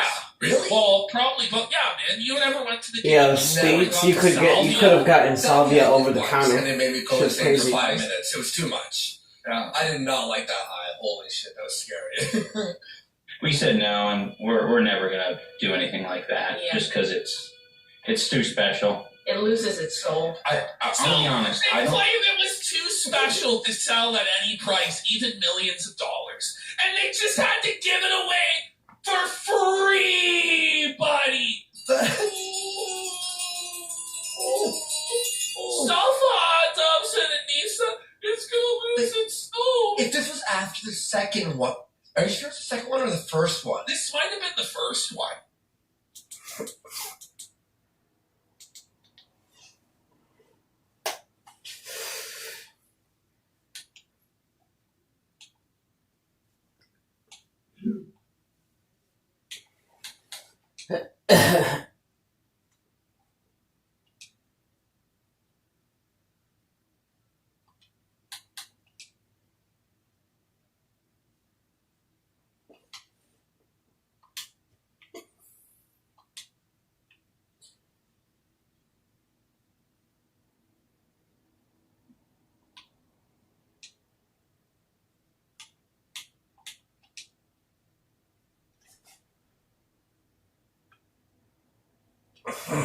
That the plane will be landing soon. Upon landing, he's surprised to see a group of men standing by, as the immigration gate is a private pathway for him and him alone. A man from Dolphin Bank informs him that the land that he owns, which is worth about $10.6 billion, is about to be seized by the state government. Congressman White authorized the state government to seize his land, and the other congressmen are all on board with this. Now, Dolphin Bank loaned him about $38 billion, and they demand to be paid back in full right here and right now. Howler only borrowed the money because that's what they recommended to him. And now with his current situation, he's going to have to pay back the bank with the lands that he possesses. And with this, he's bankrupt. The bankers then take their leave, as Howler wonders what's going on here. He tries to get a hold of Bobby Jean, as he wonders if this is happening because of the quote-unquote you-know-what. This movement is similar to what happened when he was a child. Meanwhile, Bobby shows Lulu a photo of the people that exited the van. Lulu disregards the photo, saying that the most important thing right now is discovering what their objective is. Lulu says that they'll die eventually, as she sees a flower ornament in the car. She wants Bobby to buy it for her, as she starts to throw a tantrum. And my god, this is some tantrum. She's scratching up the car to all hell. With Lulu's nose bleeding, someone has destroyed Big's groove. Something that has never happened before. They're going to head to the MRI room, as we see Jodio's gang at the hospital. They'll put Usagi in the MRI tunnel, so that Dragona can use smooth operators to eliminate the invasive stand. They're then asked to leave the room, as Dragona wants to ask Matted Kudasai for an MRI machine. Usagi then wonders if Jodio knows what MRI stands for. The R is, man's a real idiot? Blood spurts from Usagi's ear, as the others rush into an empty room. Bobby and Lulu arrive outside the MRI room and have a look around. Lulu notices the gang behind her, deducing that they're the targets based on Dragona's crown of flowers. Bobby hands a phone to Lulu, as Howler is on the other end. Howler is certain that the people that she's after are in possession of a particular rock. It's a lava rock, and Howler wants Lulu to recover it, and to bring it back to him personally. Lulu hands the phone back to Bobby, as she informs him that they are instructed to eliminate the targets. Bobby summons his stand, Glory Days, firing a pistol with a silencer. The gang then finds himself surrounded by slow-motion bullets, as they all get hit. Alright, so now we're on to Chapter 18. The Girls' Biggest Groove, Part 3. Dragona, Paco, Jodio, and Charlie Man are all struck by Bobby's bullets. In the lobby of the hospital, Lulu wants to be adopted by Bobby Jean. Now, he doesn't like this idea. That's because he disapproves of her constant whining. And if she decided to live in his house, he would definitely scold her for that rude behavior. After tearing up, Lulu says that they should check in on Jodio's gang to see if they're all dead. Bobby receives a photo of Paco on his phone. Now, it turns out that Paco was previously in the military and was dishonorably discharged. Meanwhile, the bullets drilled deep into the gang's bodies. Dragona uses smooth operators to remove each one of them from Paco's body. A bullet pierces through Jodio's neck, but he uses November Rain to change its trajectory. Hospital staff asks if they're okay, as Dragona determines that the bullets are automatic pursuer types. Jodio says that this confirms that the rock is working, and that the $50 billion in assets is moving towards them. Mandan Kudasai makes the MRI machine as Usagi laughs, and that's because he thinks Jodio's acronym for MRI is quite hilarious. The group starts the MRI machine as Paco and Jodio break down the mechanics of the enemy stand. Paco figures that they're hiding on the floor above, so he and Jodio need to be ready for their next attack. Dragona inspects the images of Usagi's brain, as their metal bracelet then gets stuck to the machine. The strong magnetism pulls a cart and other objects towards the machine. Paco makes his way towards the elevator, as Bobby and Lulu make their exit. Since Bobby's bullets didn't eliminate the group, they'll have to take them down one by one. Paco hears a familiar sound, as bullets surround his entire body. He uses the hustle to grab onto a wall panel, which he folds around his body to shield himself from the bullets. He yells out to Jodio that the father and daughter are the ones responsible for the stands. Dragona worries about Usagi, but the MRI machine is not done taking pictures. Outside of the hospital, Matt, the banker from Dolphin, says that they need to collect Howler's assets before a warrant is issued. That's because at that point, they'll be frozen and untouchable. His stomach then starts to hurt, so he goes to the hospital for some stomach medicine. Unfortunately for him, he's hit by a stray bullet from Bobby's Glory Days. Alright, so now we're on Chapter 19, Glory Days, Part 1. 5 generations ago, the great-great-great-grandfather of Aka Howler had the last name Latrapto. In 1843, he was washed up on the island of Hawaii, and soon fell in love with one of the locals who took care of him. He gained the trust of the Hawaiian royal family, and started a farm on the northern slope. Due to the islands being made from the material of volcanic eruptions, the land was arid with no signs of water. Latrapto decided to dig horizontal tunnels into the ground. That's because he believed he could get to some water sources. And as it just so happened, water was eventually discovered. And because of this, Latrapto would change his name to Howler, and he started up Howler Farms. In the 60s, they established the water resource and the water power generator infrastructure, known as Howler Co. Now legally, the northern slope was owned by the descendants of the royal family, but in the name of supplying water resources to the island, it belonged to Howler. Howler is currently controlled by the 42-year-old Aka Howler, the 6th generation head of the family.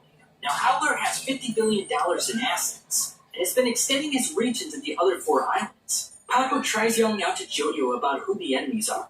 Jodio scans the area, eventually pausing at Bobby Jean, who is looking at his cell phone. Lulu drops her Hula Nyan figure, as Bobby points his gun towards Jodio.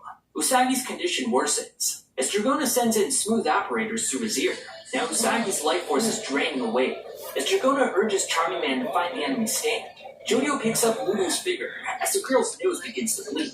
Unfortunately for her, Jodio picks up on this, and realizes that she must be the stand user. Bobby then uses Glory Days to fire shots at Jodio. Charming Man urges Dragona to hurry up since Bag's groove is deep inside the Werniki area, causing Usagi's brain to break down. Smooth Operators pins the stand down, ready to tear it apart. Jodio uses November Rain to surround himself with a barrier, thus deflecting the bullets. Bobby Jean continues to fire bullets at Jodio, but they end up killing various people in the surrounding area. He's going to need to erase their images on the hospital cameras, as he wonders what the group is after.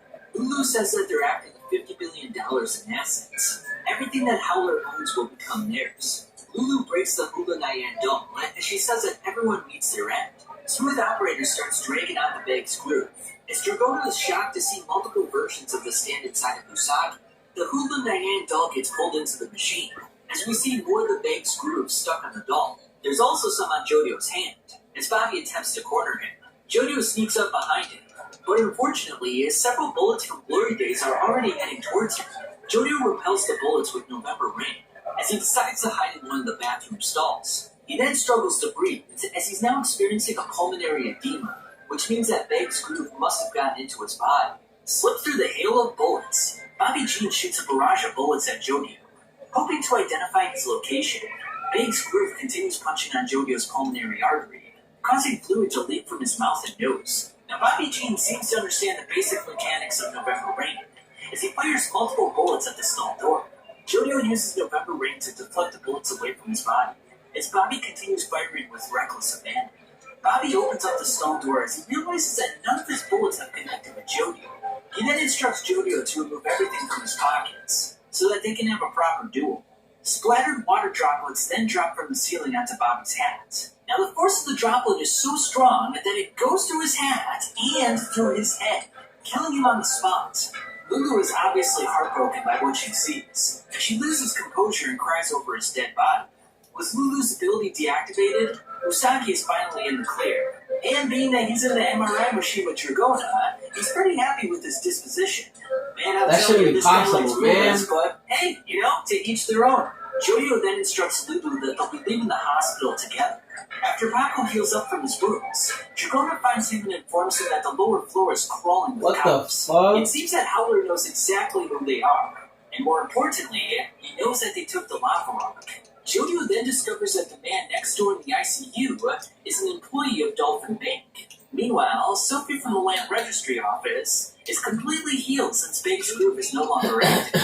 Although Congressman White is thrilled that his daughter is okay, he still vows that Howler will pay for its crimes, which means that the lava rock is still doing its thing, and all of Howler's assets are about to become their assets. With Dolphin Bank's documents in their possession, they're going to use them to collect on Howler's debt. Now, the others are a little bit apprehensive about this. However, Jodio reminds them that the lava rock is telling them to do it. And with that, they'll now return to Meryl's place, with Mr. Yokohama in their possession. We then see Mr. Yokohama in his office, playing some mini-putt while enjoying some snacks. Yokohama's wife is disappointed since he'll be gone for the week due to his business trip. We then see his skin cracking, indicating that he is in fact Charming Man. He then meets up with the gang as he informs them that he changed the passcodes. And with this, Howler's assets will be deposited into their bank account. Meryl then asks Lulu if any of their faces got leaked to Howler. Lulu says that Bobby Jean is gone, so she's the only one at the moment that knows about them. Her job started off with finding out who was browsing Howler's deeds, but it soon became a mission to recover the lava rock. Meryl says that the lava rock is their ally, but Howler's moving frantically to find out who they are. Furthermore, to prevent his fortune from being stolen, he'll use violence as a currency. The group needs to avoid being followed by anyone for the next 7 days, so that they can collect the assets. Elsewhere, Howler becomes irate when his driver stops driving. It turns out a bunch of people surrounded his car because they feel like he attained his property illegally, and he did this through his connections with the munitions industry. After working his way through the crowd, he says that the royal family gave his ancestors permission to sell the land. Key West, Loam Chalong, and Ningbo were all friends of Bobby Jean, and they determined that he died from a stand user. Howler says that Bobby was with Lulu, and she has subsequently gone missing. Howler then notices some odd movements on Shebang's sunglasses. Key West says that they'll find Lulu, and they'll be making a map of the location. Key West then says that Shebang's nematode can sniff out the scent of stress in living creatures. She then says that Howler is a final boss, and a final boss should never cower in fear. Instead, he must be broad-minded and imposing. Now, Key West recovered Bobby's search history, learning that he was searching up a man named Paco for the military. Go Stank! Alright, so let's go, Go Stank!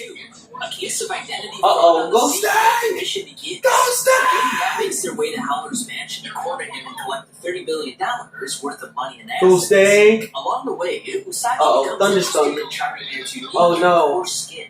He Come on, Go Stank! Arm and admires how it Come on, Go Stank! Now, it turns out that everyone part of his clan is like this. Yes, sir! Yes, sir! Go Stank! Go Stank! Go Stank! Go Stank! Let's go, Go Stank! Go Stank! However, Go Stank! is tough against him. Go Stank! Go Stank! Oh! He then has an internal dialogue where he wonders about Malka's location.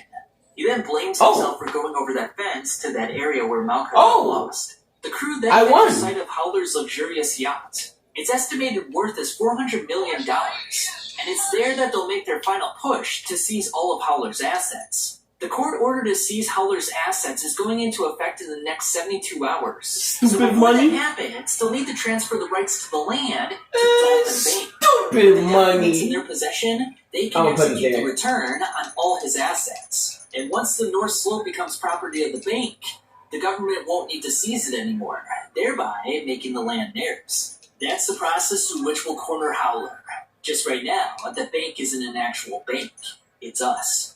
Charming Man changes his appearance to mimic Yokohama's, while Dragona puts on a black suit to look like a bank. They step back. He'll need to be there, of course, because Number he's one. got the lava rock in his possession. While the three carry out the transfer, That's not me. That's not me. To provide logistical support. No. Protect the three and the lava rock. Where's my boy at? Howler begins to Stupid money. Let's go, stupid money. Let's go, stupid money. Let's go, stupid money. Let's go. Let's go. Let's go. Let's go. Let's go. My boy, stupid money. My boy, stupid money. Let's go. I got some stupid money on some stupid money. Out that she embedded a secret message into the text. 300,000, baby. Figure out that they've been exposed. Howler goes to the lower deck to stare at the three. As we then transfer over to. You gotta pick the meme names. You gotta pick the meme names. Do you remember the him? memeest names win. Acquainted with him? Says Layam Chabang. She states that Paco Big is dishonorably money. discharged, and she requests to know where he is right now. Meryl counters by stating that they'll need to present some ID, because student information is strictly money. She then asks them to leave until they attain a court order. But Layam Chabang senses that she's quite uncomfortable with the situation. What is it you're afraid about? You became fearful all of a sudden, says Chabang. Layam's nematodes begin to move around as she positions herself right beside Meryl. Ningbo then notices that Meryl sent the message on her keyboard, so the two Howler agents move to restrain her. Layam demands to see the message, but upon seeing it, it just looks like an ordinary message to her students. Now, Ningbo doesn't seem too concerned about the contents of the message, but Layam's suspicions only heighten. What? I thought I got 300,000. They will uncover the truth Oh. one step at a time. If I pay out, how much will I get if I pay out? Details about Paco. Ningbo then Fuck out the uses way. his stand ability, which creates bubbles in the keyboard and on Meryl's hand. What will she do next? Let's let her choose. Just who is this principal really? Then we'll know.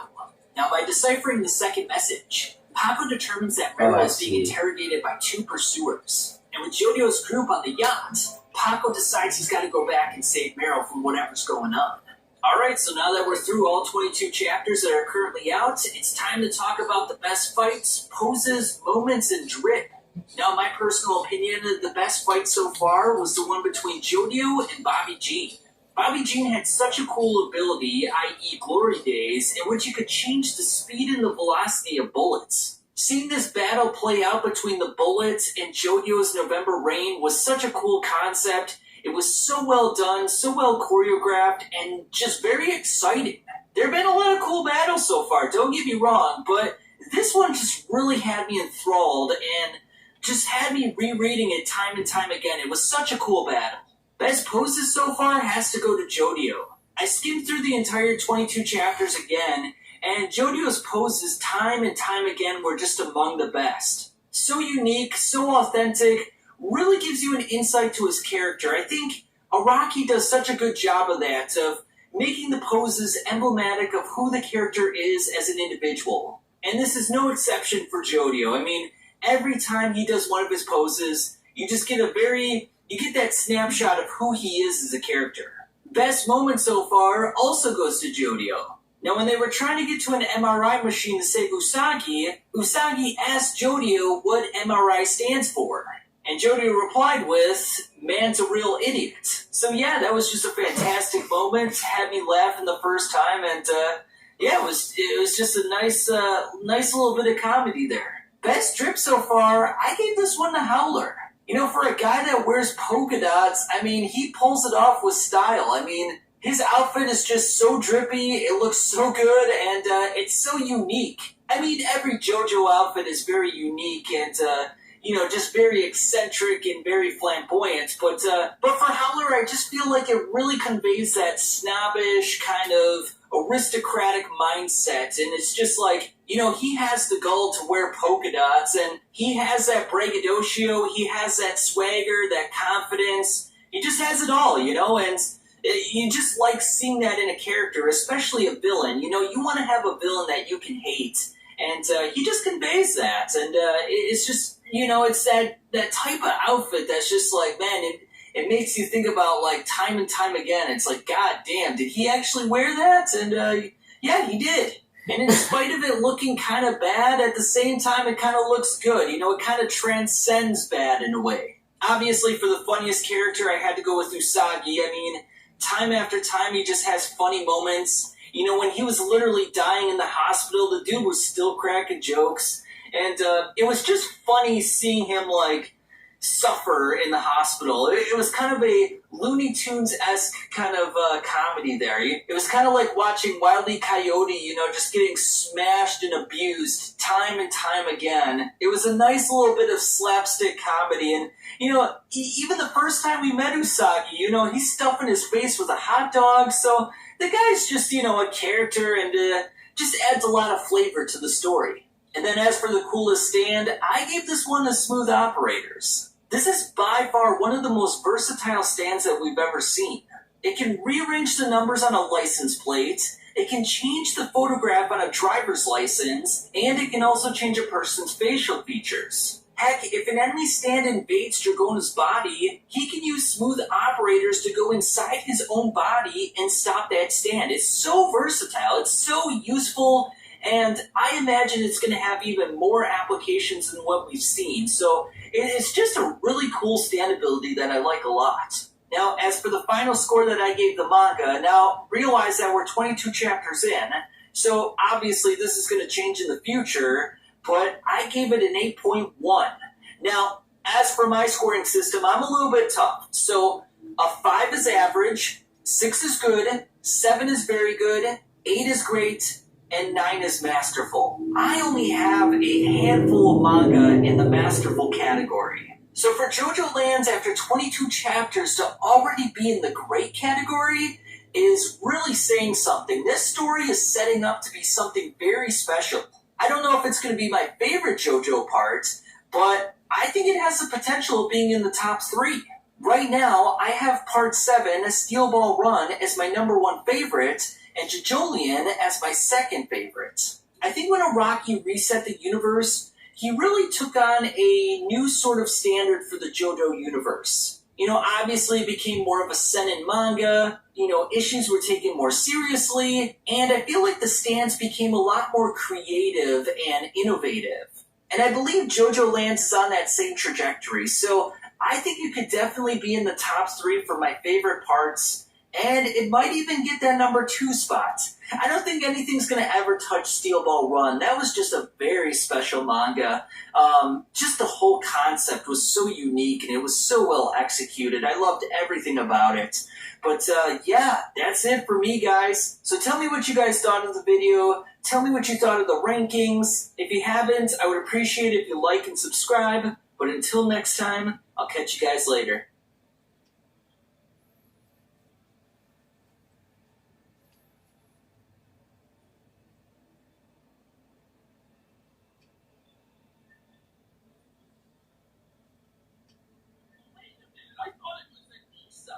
Who was coordinating everything, who was managing all of the fighters, organizing the security, you know, speaking with the venue. I thought she was the promoter. So you're telling me that you guys had nothing to do with the last 2 disasters? Yeah, and sure. this upcoming that's real convenient now, isn't it? That's real convenient. Exactly what they're doing. They run events on a regular basis. Well, yeah, they know what they're doing. You have to open your mouth H3 fucking Israel Palestine bullshit. But if they were running the last event and they knew what they were doing, why did it lose 200? Why did it lose $250,000 then? Oh. It was obviously you guys meddling and fucking it up. I guarantee you they had control on the last 2, and on this one they had to give up the control because I don't think they had the money to actually make it happen on their own. Somebody in chat says Anissa was given the unplugged controller. You know, when you're playing with your little brother, you're like, he's playing the unplugged controller? That's funny, Subby. The event is still happening. Anissa and I just don't have any financial ties. Is it really still happening? Because it's May 5th right now. By June 28th, at minimum, they need to find a trained heavyweight that's like an amateur influencer to face LA Beast in the main event. And they have to find a female influencer boxer to battle Funky Frog Bait just to keep the card whole. They certainly have to address the main event. What are they going to do? It's going to be really hard to fill in those two fights on such short notice. And there are other fighters, Freddie Wong in particular, that are really fucking pissed and are making it known in the Jama Discord server that they're fucking saying that? Yes, it's Freddie Wong that's saying this. And Freddie Wong is righteous in calling them out on every single failure, every step of the way. And he's not wrong at all to complain. Because these fighters who they're blocking off months of time, they're foregoing other financial opportunities for this, right? They have had no communication on any of this. They're learning the same time the public is learning on updates on this stuff. But Anissa told us she always keeps the fighters updated. They're always in the know. It just turned out it was all lies. It was all smoke and mirrors. It was all a scam. That's fucking nuts, bro. You don't have any ownership. This whole thing here, what he's saying here, this is a cope to try to be like, listen, I'm not involved. Anissa's not involved. And if you're going to make fun of this event, you're making fun of cancer charity. Sorry, you can't just back out last second and go like, it's not ours anymore. No. You tainted the fucking event. Fuck you. You destroyed it. You screwed over the kids with cancer. And this is the best part about all of it, is that they hide behind children. They hide behind cancer kids. They hide behind dead Palestinian children. They use them as human shields, much like Hamas, who they love so much. They took a book right out of the page right out of their book, said, we're going to hide behind children, we're going to hide behind charity, we're going to stand on the dead graves, and we're going to posture and build clout on it. And it's fucking disgusting. Why don't you take some responsibility for the retarded actions you took that completely tanked any chance that this would ever raise money for charity? You know, you're talking about you had $1 million goal. 6 weeks out, 7 weeks out, they're only at $25,000. No way. And $1,000 of that came from Ethan Klein. Oh. Just saying. Now they're at the point, by the way, in order to try and raise money for this, they're bringing in Hassan. So people are saying Hassan abandoned them. Well, Hassan has now realized how optically bad it is to abandon his attack dog, Ian Jama, on the field of battle. So Ian and Anissa have been invited to Hassan's studio to react to the Ethan Klein content nuke on Hassan together. And the money from that will now go to Creator Clash. This is a terrible idea. This is a really bad idea, bro. A really bad idea, buddy. Doesn't stop, buddy. We're busy for the next 2 weeks, man. The thing is now just dripping in Israel and Palestine and support for terrorism and anti-Semitism.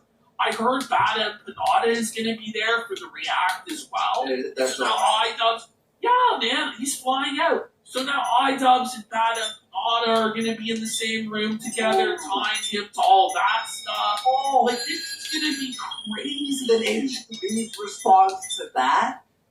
Content. Let's go. We are, I think just going to be known as the founders of the event. Yeah, I doubt it. I think it had to come to this eventually. I can't keep my mouth shut. But it didn't have to come to this. He says that he couldn't keep his mouth shut. But he had been keeping his mouth shut for years. Like, he was just completely turtled up, not engaging in any drama, not fighting with anybody, scared of his own shadow, hiding out on a podcast called My Wife Ruined My Career for years now. So this wasn't an inevitability.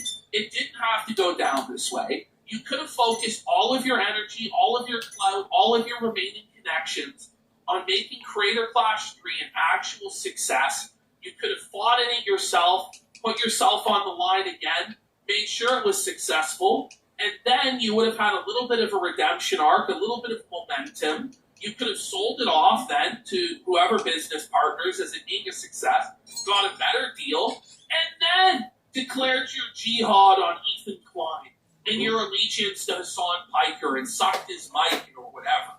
Okay? This was the worst possible way of doing this, the most selfish way of doing this, and it screwed everybody else involved. But, the guy's going to talk about how he's a grown-up, mature guy who finally learned empathy at the age of 30. Is this really what empathy looks like? To leave these fighters out in the cold? Whoa. Is that really these guys who trusted you to put on this event and you just fucked them like this? Is that what empathy is? I don't think so. Founders? More like flounders. I can't, I can. I just didn't want to. I want to be frank. I want to be honest. Like, this is insane. Well, I could have kept my mouth shut, but I just didn't want to. Buddy, this had nothing to do with your decisions. This had to do with you being puppeteered by your wife like the sad, castrated cuckold that you are. And this is all about your wife's wet dream fantasies for Hassan. And you ought to be ashamed of yourself, snaking one of your only friends online for this shit, burning down your online career, burning down your charity event for what? So your wife can get wet for a Turkish man? Motherfucker, they fucking lost rape. You found her. So H3 comes in and says, it's where you'll find your next meal because you guys will soon not be able to afford food as you inch towards bankruptcy. And then Anissa comes in and says, hey baby girl, I know you're so desperate for any crumbs from me. So here's a really big piece of fuck you. We are not financially tied to this event.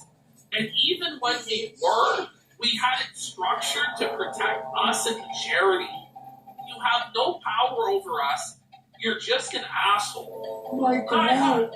I have to ask, before we get into his response, which I'll read up at the very top. Actually, I'll just read that and then let's go. Yeah. He goes, hey, baby girl, I totally understand why you guys decided to try a third time with no risk to you guys financially. You only fuck over everyone else, including the fighters. Lena, for example, is out $12,000 that you refuse to reimburse. So I'm reimbursing her out of my own pocket. We all wondered what kind of psychopaths would do a third creator clash after the monumental failure of the second one. Now we know. Ones with absolutely nothing to lose personally, while everyone else you worked with gets fucked. Classy as always, Anissa. What Anissa said just made her look so much worse. Yeah! Did she just shut her fucking mouth? Eat snack. Fuck! I'm not tied to it anymore, so fuck you. Like, it's all your problem. So it's like, okay, you guys are the captains of the ship. I already lost. I already failed You're this shit. right into a fucking iceberg. The ship fucking capsizes, snaps in half. It's sinking. People are fucking drowning in the water. And you and your husband have just commandeered the only escape vessel. the only escape ship from the ship. And you're just like, not my problem anymore. What a slimy fucking snaky thing to do.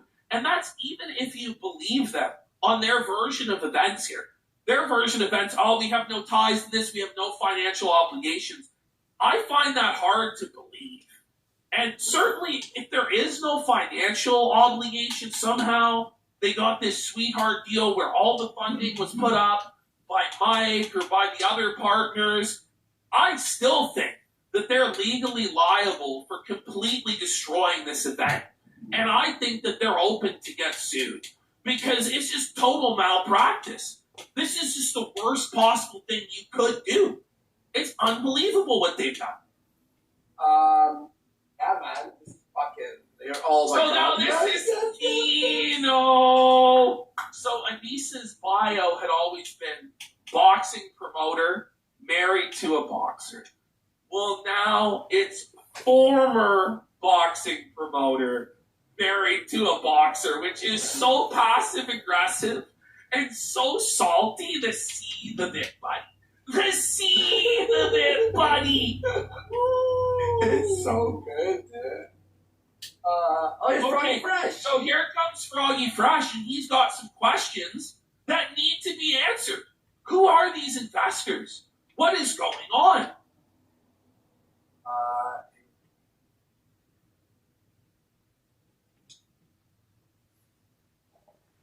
I know nobody cares what I have to say about Creator Clash anymore. I get it. Well, I do. I'm not really a player in this third event. It's a nice shirt. But listen, I gotta say something. I gotta know.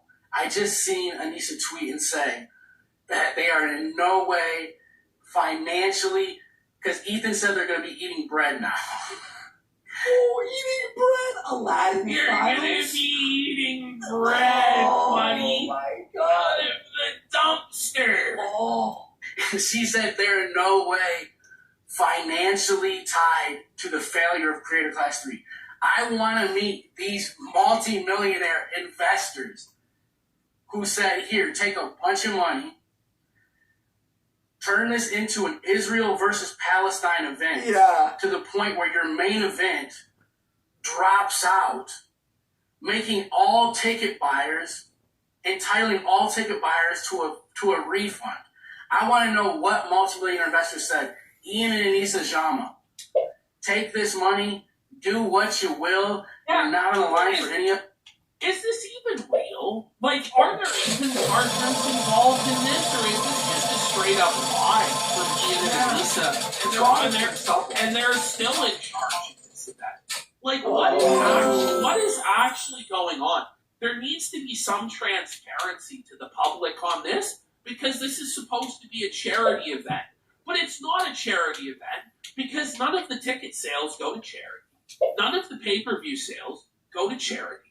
The only money that's going to charity is a separate fundraiser that has nothing to do with the event, other than that the event has been, stamped on to the fundraiser. That's it.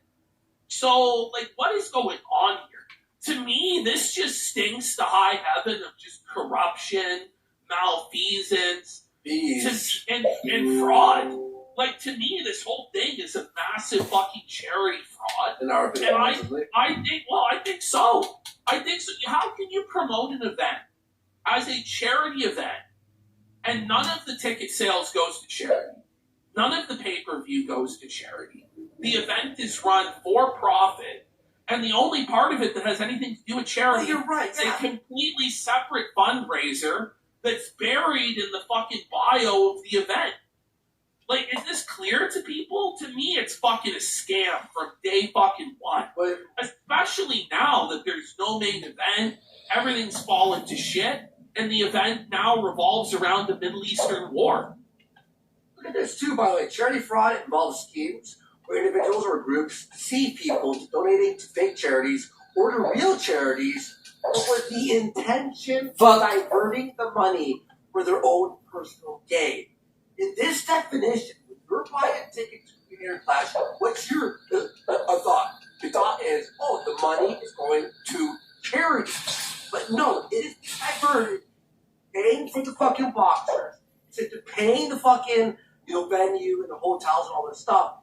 That should be paid by your charity to raise money. It's not just a fraud on the public so far as the charity aspect is concerned.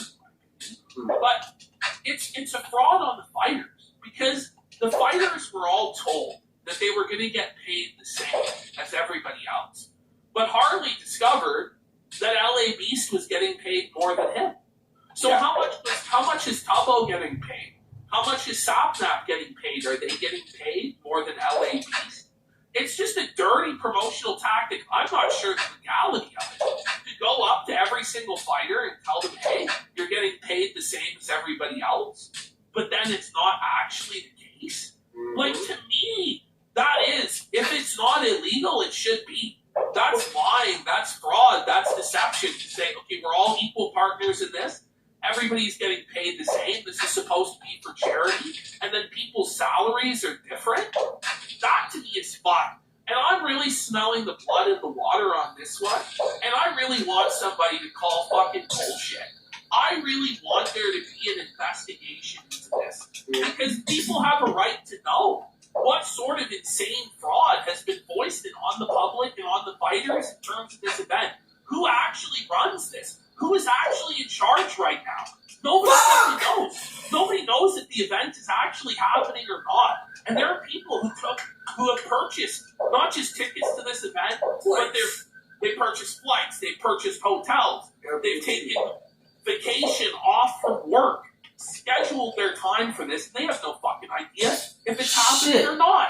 Not to mention the fighters who've invested their time and their money and their energy, and there's no answers from anywhere. It's crazy. And here's an interesting part in the law here about a charity fraud, in our opinion, allegedly. Misrepresenting how donations are used. They may falsely claim that the donations are going to a specific cause or project, when in reality it's being diverted. And I believe, in my opinion, that saying that tickets are used for charity, or you buy tickets to charity. Well, the thing is, they never They never did say that. Right? True. They never said that the tickets and the pay-per-view would go to charity. Isn't it almost an implication, though?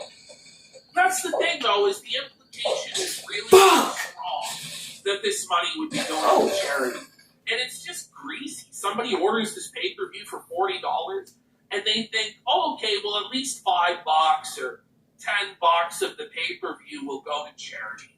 And maybe the rest will go to overhead. But we know that not one penny from any pay-per-view, from the way they've explained it, goes to charity. Well, wait.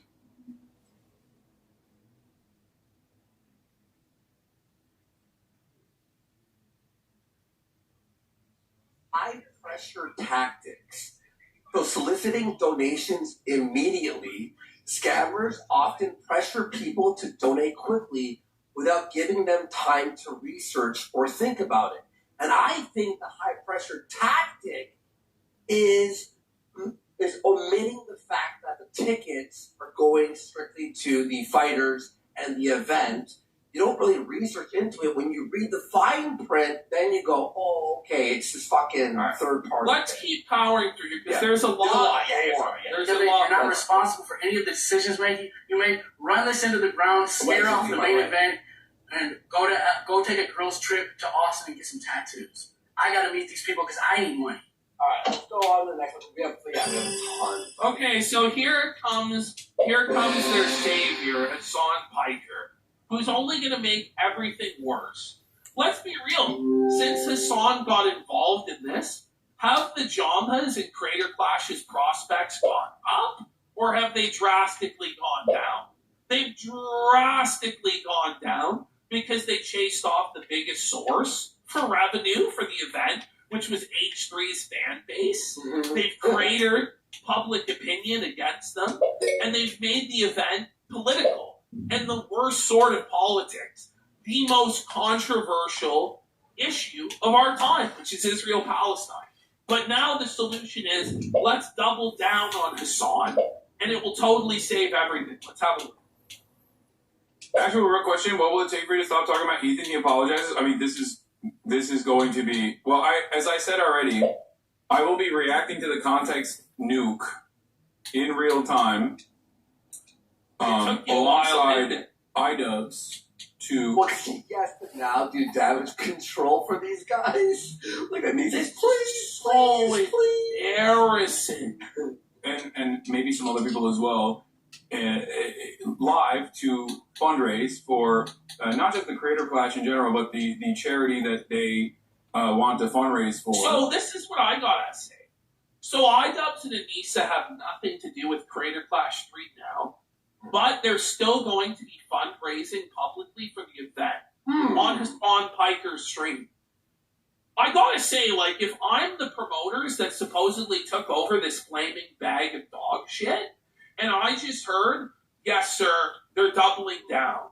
They're doubling down. The second plane just hit the tower, sir. They're going on Hassan's stream to directly support, like, terrorism, simp for the virus, defend every single one of Hassan's controversies full-throatedly, and tie the event permanently to it.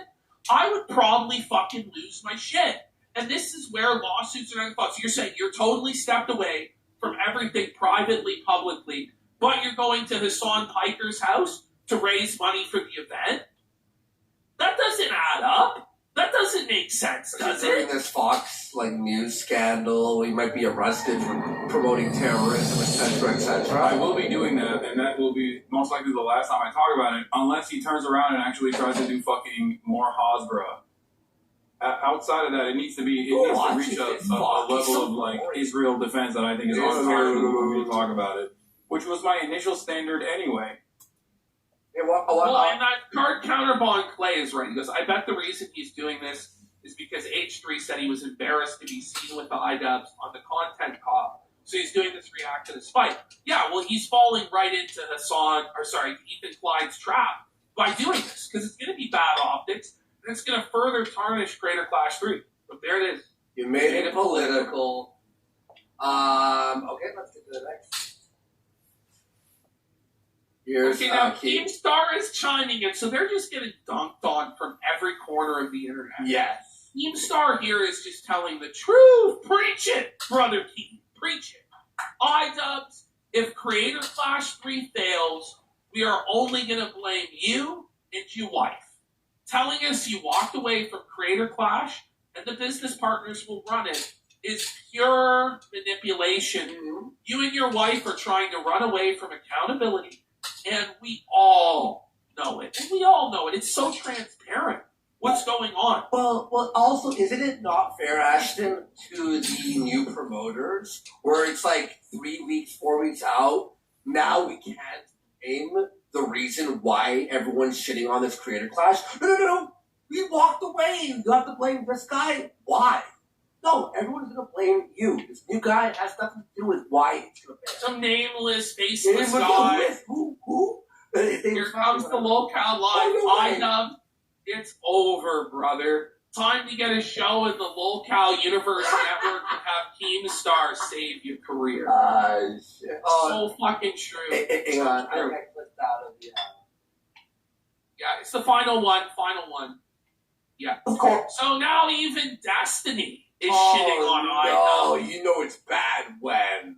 So we'll finish this, and then I gotta piss real quick. Take a second break. Oh, yeah. Cool. First, Ethan, having made so many enemies over the years, other people react to his content. And when other people see that he's talking about his children getting giardia from dog poop. Sonny's crawling around. He's putting everything in his mouth. He's at that age. He has giardia. Okay, so I know that Ian is about to justify people making content about this. Is Ian really going to say, so of course, people who saw this felt concerned and called CPS? He's not going to justify the CPS call.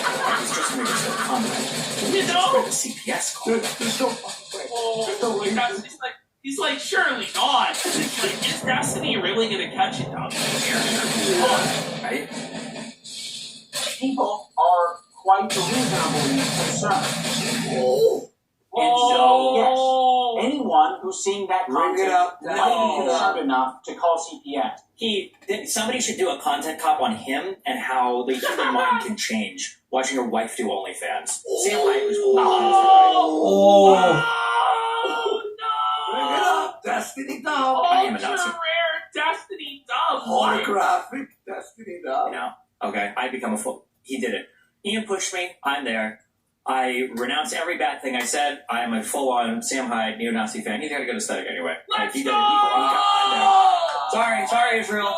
Well, actually, fuck you guys now anyway, because you all... This is the cock violence. This cock violence.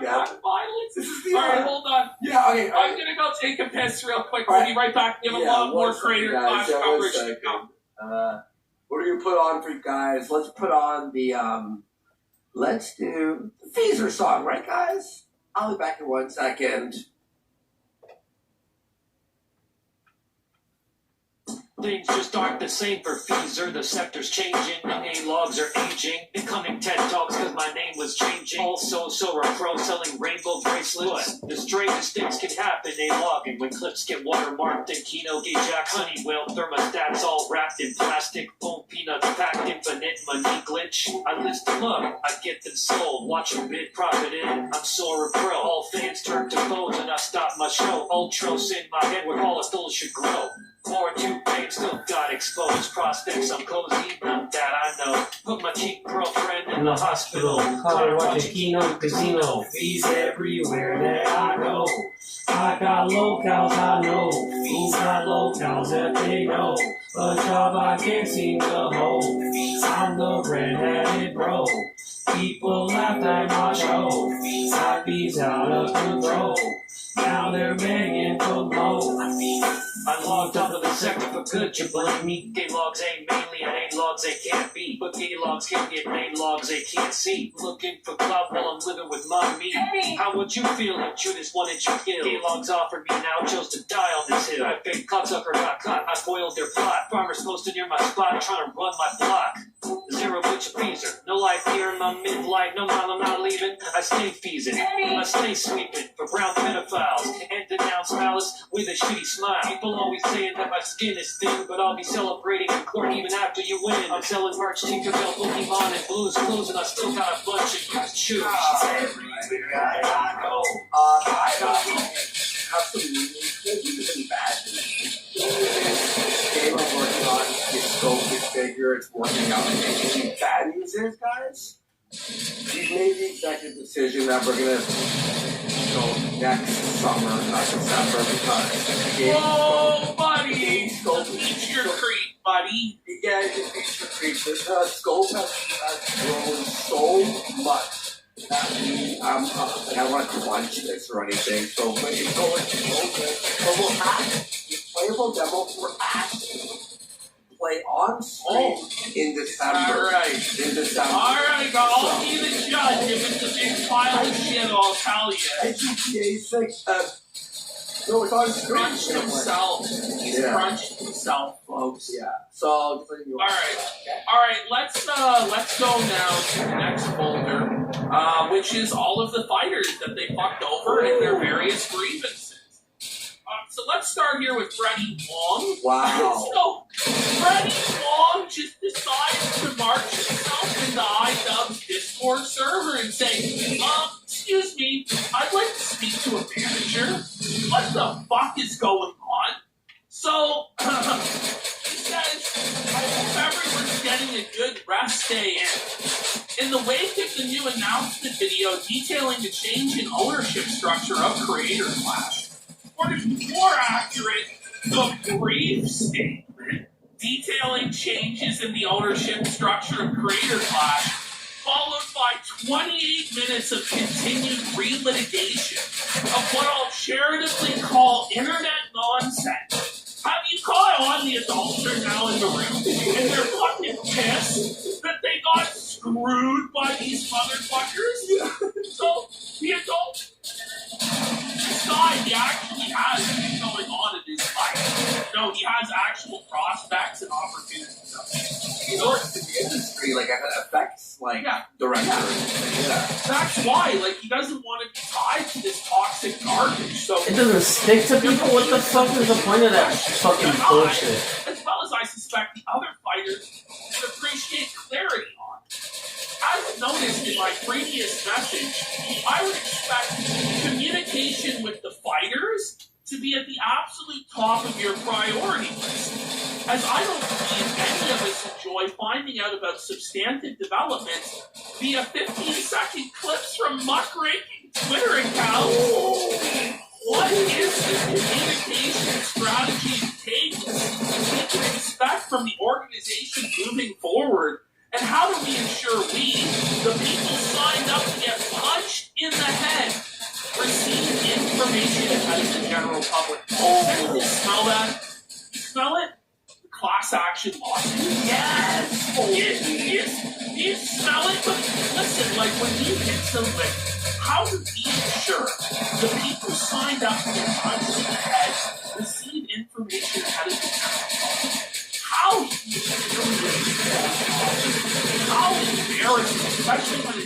that her main job was communication with fighters. Exactly. It's like when the fighters were so like spit on, stepped on, they were like mad for them to walk all over, but they didn't even know that this was happening before we did.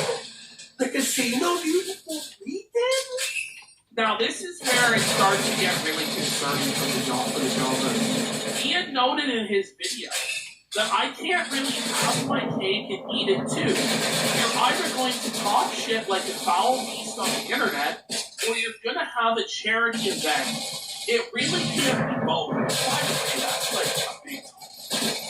Yeah, that's retarded. Like, I thought you matured. I thought you wanted to move beyond shit talking on the internet and drama and be a boxing pro. I guess not, right? So here it comes. Does this mean we expect continuing back and forth on the separation? Well, yeah, apparently. Well, yeah. Hassan's to battle at age 3 more, and the money is apparently going to Creator Clash for some reason.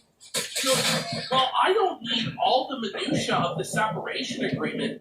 Are there non-disparagement or broader agreements in place to protect Creator Clash's reputation and public standing?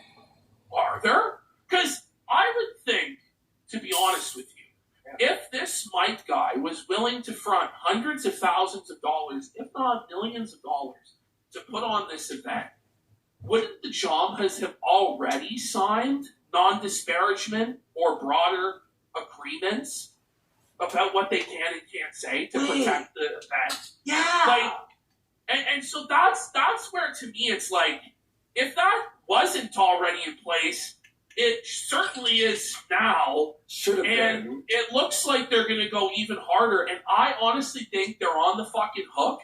I think they're shitting themselves big time.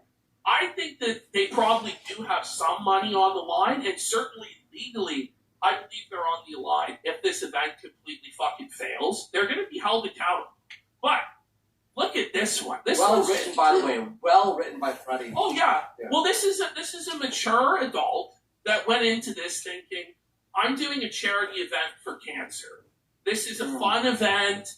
I'm going to, get fit, get in shape, and I'm going to raise some money, and it's going to be a PR victory for me and a fun hobby, and who knows, I might gain some fans or something like that. Yeah. But it's turned into an absolute nightmare. Listen to this.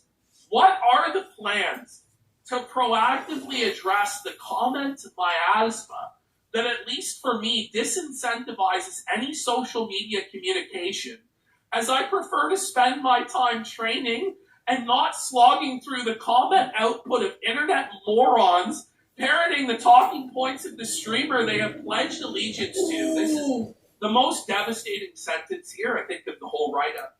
How are we reasonably expected to promote this event? And actually, you wonder why there's no promotion going on from the fighters. You think, the Jomhas are just weak. They didn't force them to do it. Well, no. They know right well if they promote this event, they're going to be called anti-Semitic.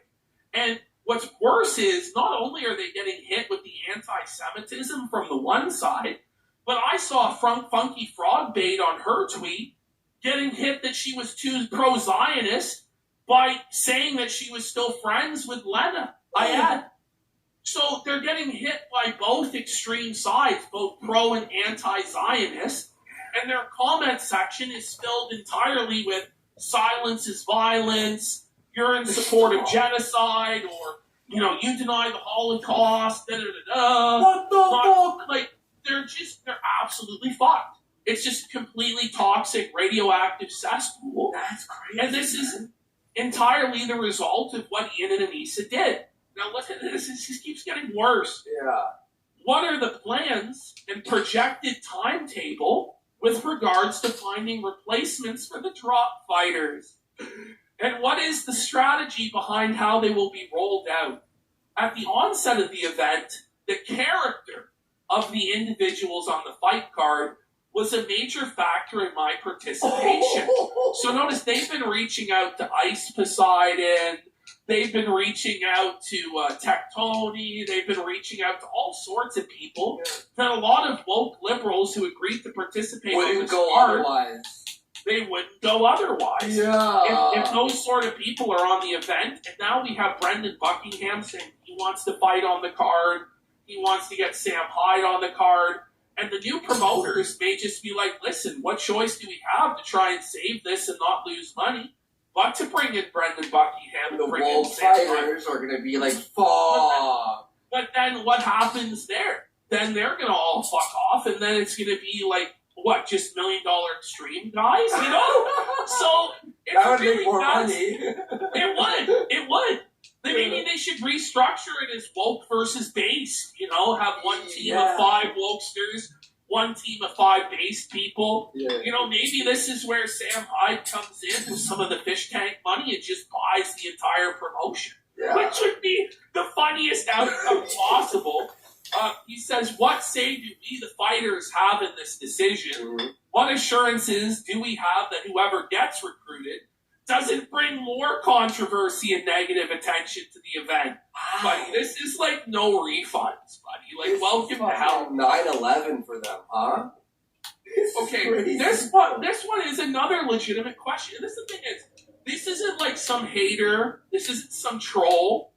It's a professional, action hater. Yeah, this isn't Sam Hyde. This isn't Kino Casino. This isn't Nicholas D'Orio or anybody like that. This is a person who agreed to fight on the card, who obviously wants it to be successful. You can't dismiss these criticisms as bad faith or bullshit or trolling or this is an incel that never touched grass. Who's never been in drama in his life. Yeah. He's never had a crazy drama in his life, and now he's in one of the biggest dramas ever. Crazy. Do we plan on continuing to honor the commitment of pay parity amongst the fighters? And does that restrict the organization's ability to feasibly find replacement fighters this close to the event? In other words, if we're paying everyone the same, do we think that amount is going to be enough to commit a fight-ready heavyweight and welterweight, and this is key, willing to withstand the crossfire by being in the midst of aforementioned internet nonsense? Buddy, that paragraph alone is just, devastating. Just, fucking brutal. Because they're not going to be able to find replacements at the pay parity. And even if they do find replacements, they're going to have to be people willing to put up with some of the most toxic shit. Because that's where we're at. Yeah. Moving forward, what are the plans and projected timetable to market and promote the event? Who is taking the lead on this? An individual within the organization? A PR agency? Can you provide an outline of the communications approach given the current situation we're in? What is the timetable for updating social media and the event website to more accurately reflect our current lineup? Because they still haven't updated it. They still have Harley on the website as fighting today? LA Beast. Yes, I'm pretty sure. Let's pull it up. Yeah, they had it as of yesterday. Let's see. Because they're still selling tickets. They're still selling tickets to an event all of this where once there's again. no fucking main event. We have 3 days before the sun rises and burns. Go to matchups at the top left. We're stuck in front of a giant river of lava. Okay, now it's now it's a mystery man. It's the main event. You focus on researching a bridge disaster. I'll anchor it. Fix broken-based modules. Bro, this is radiation filters. Gather And I resources. understand this Freddie Long fight, based on what he's saying, I think he's pulling out. I don't think that fight's happening. The Funky Frog Bait fight, they're probably not finding a replacement.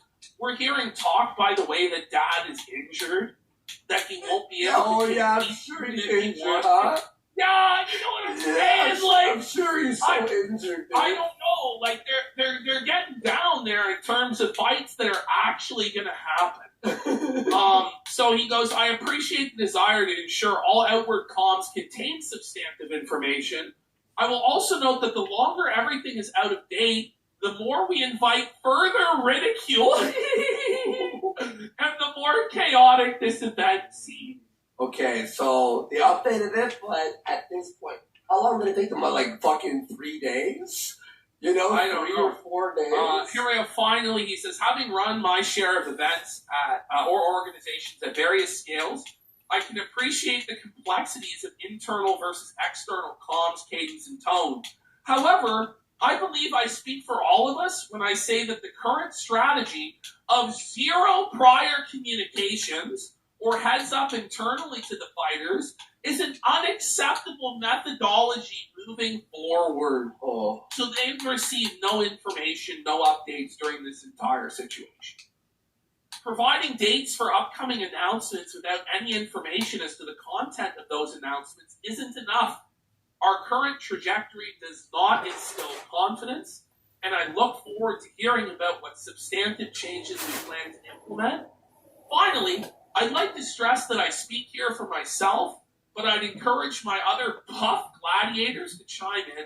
I'm tired of stressing about this stuff in the dark. Let's stress out about this stuff together. Just cancel the event. This guy doesn't have time. This guy is busy. This guy does special effects and whatever the fuck. So he works for Disney too, isn't he? Yeah.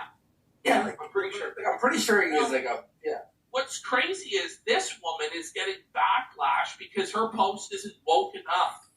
So she says, to those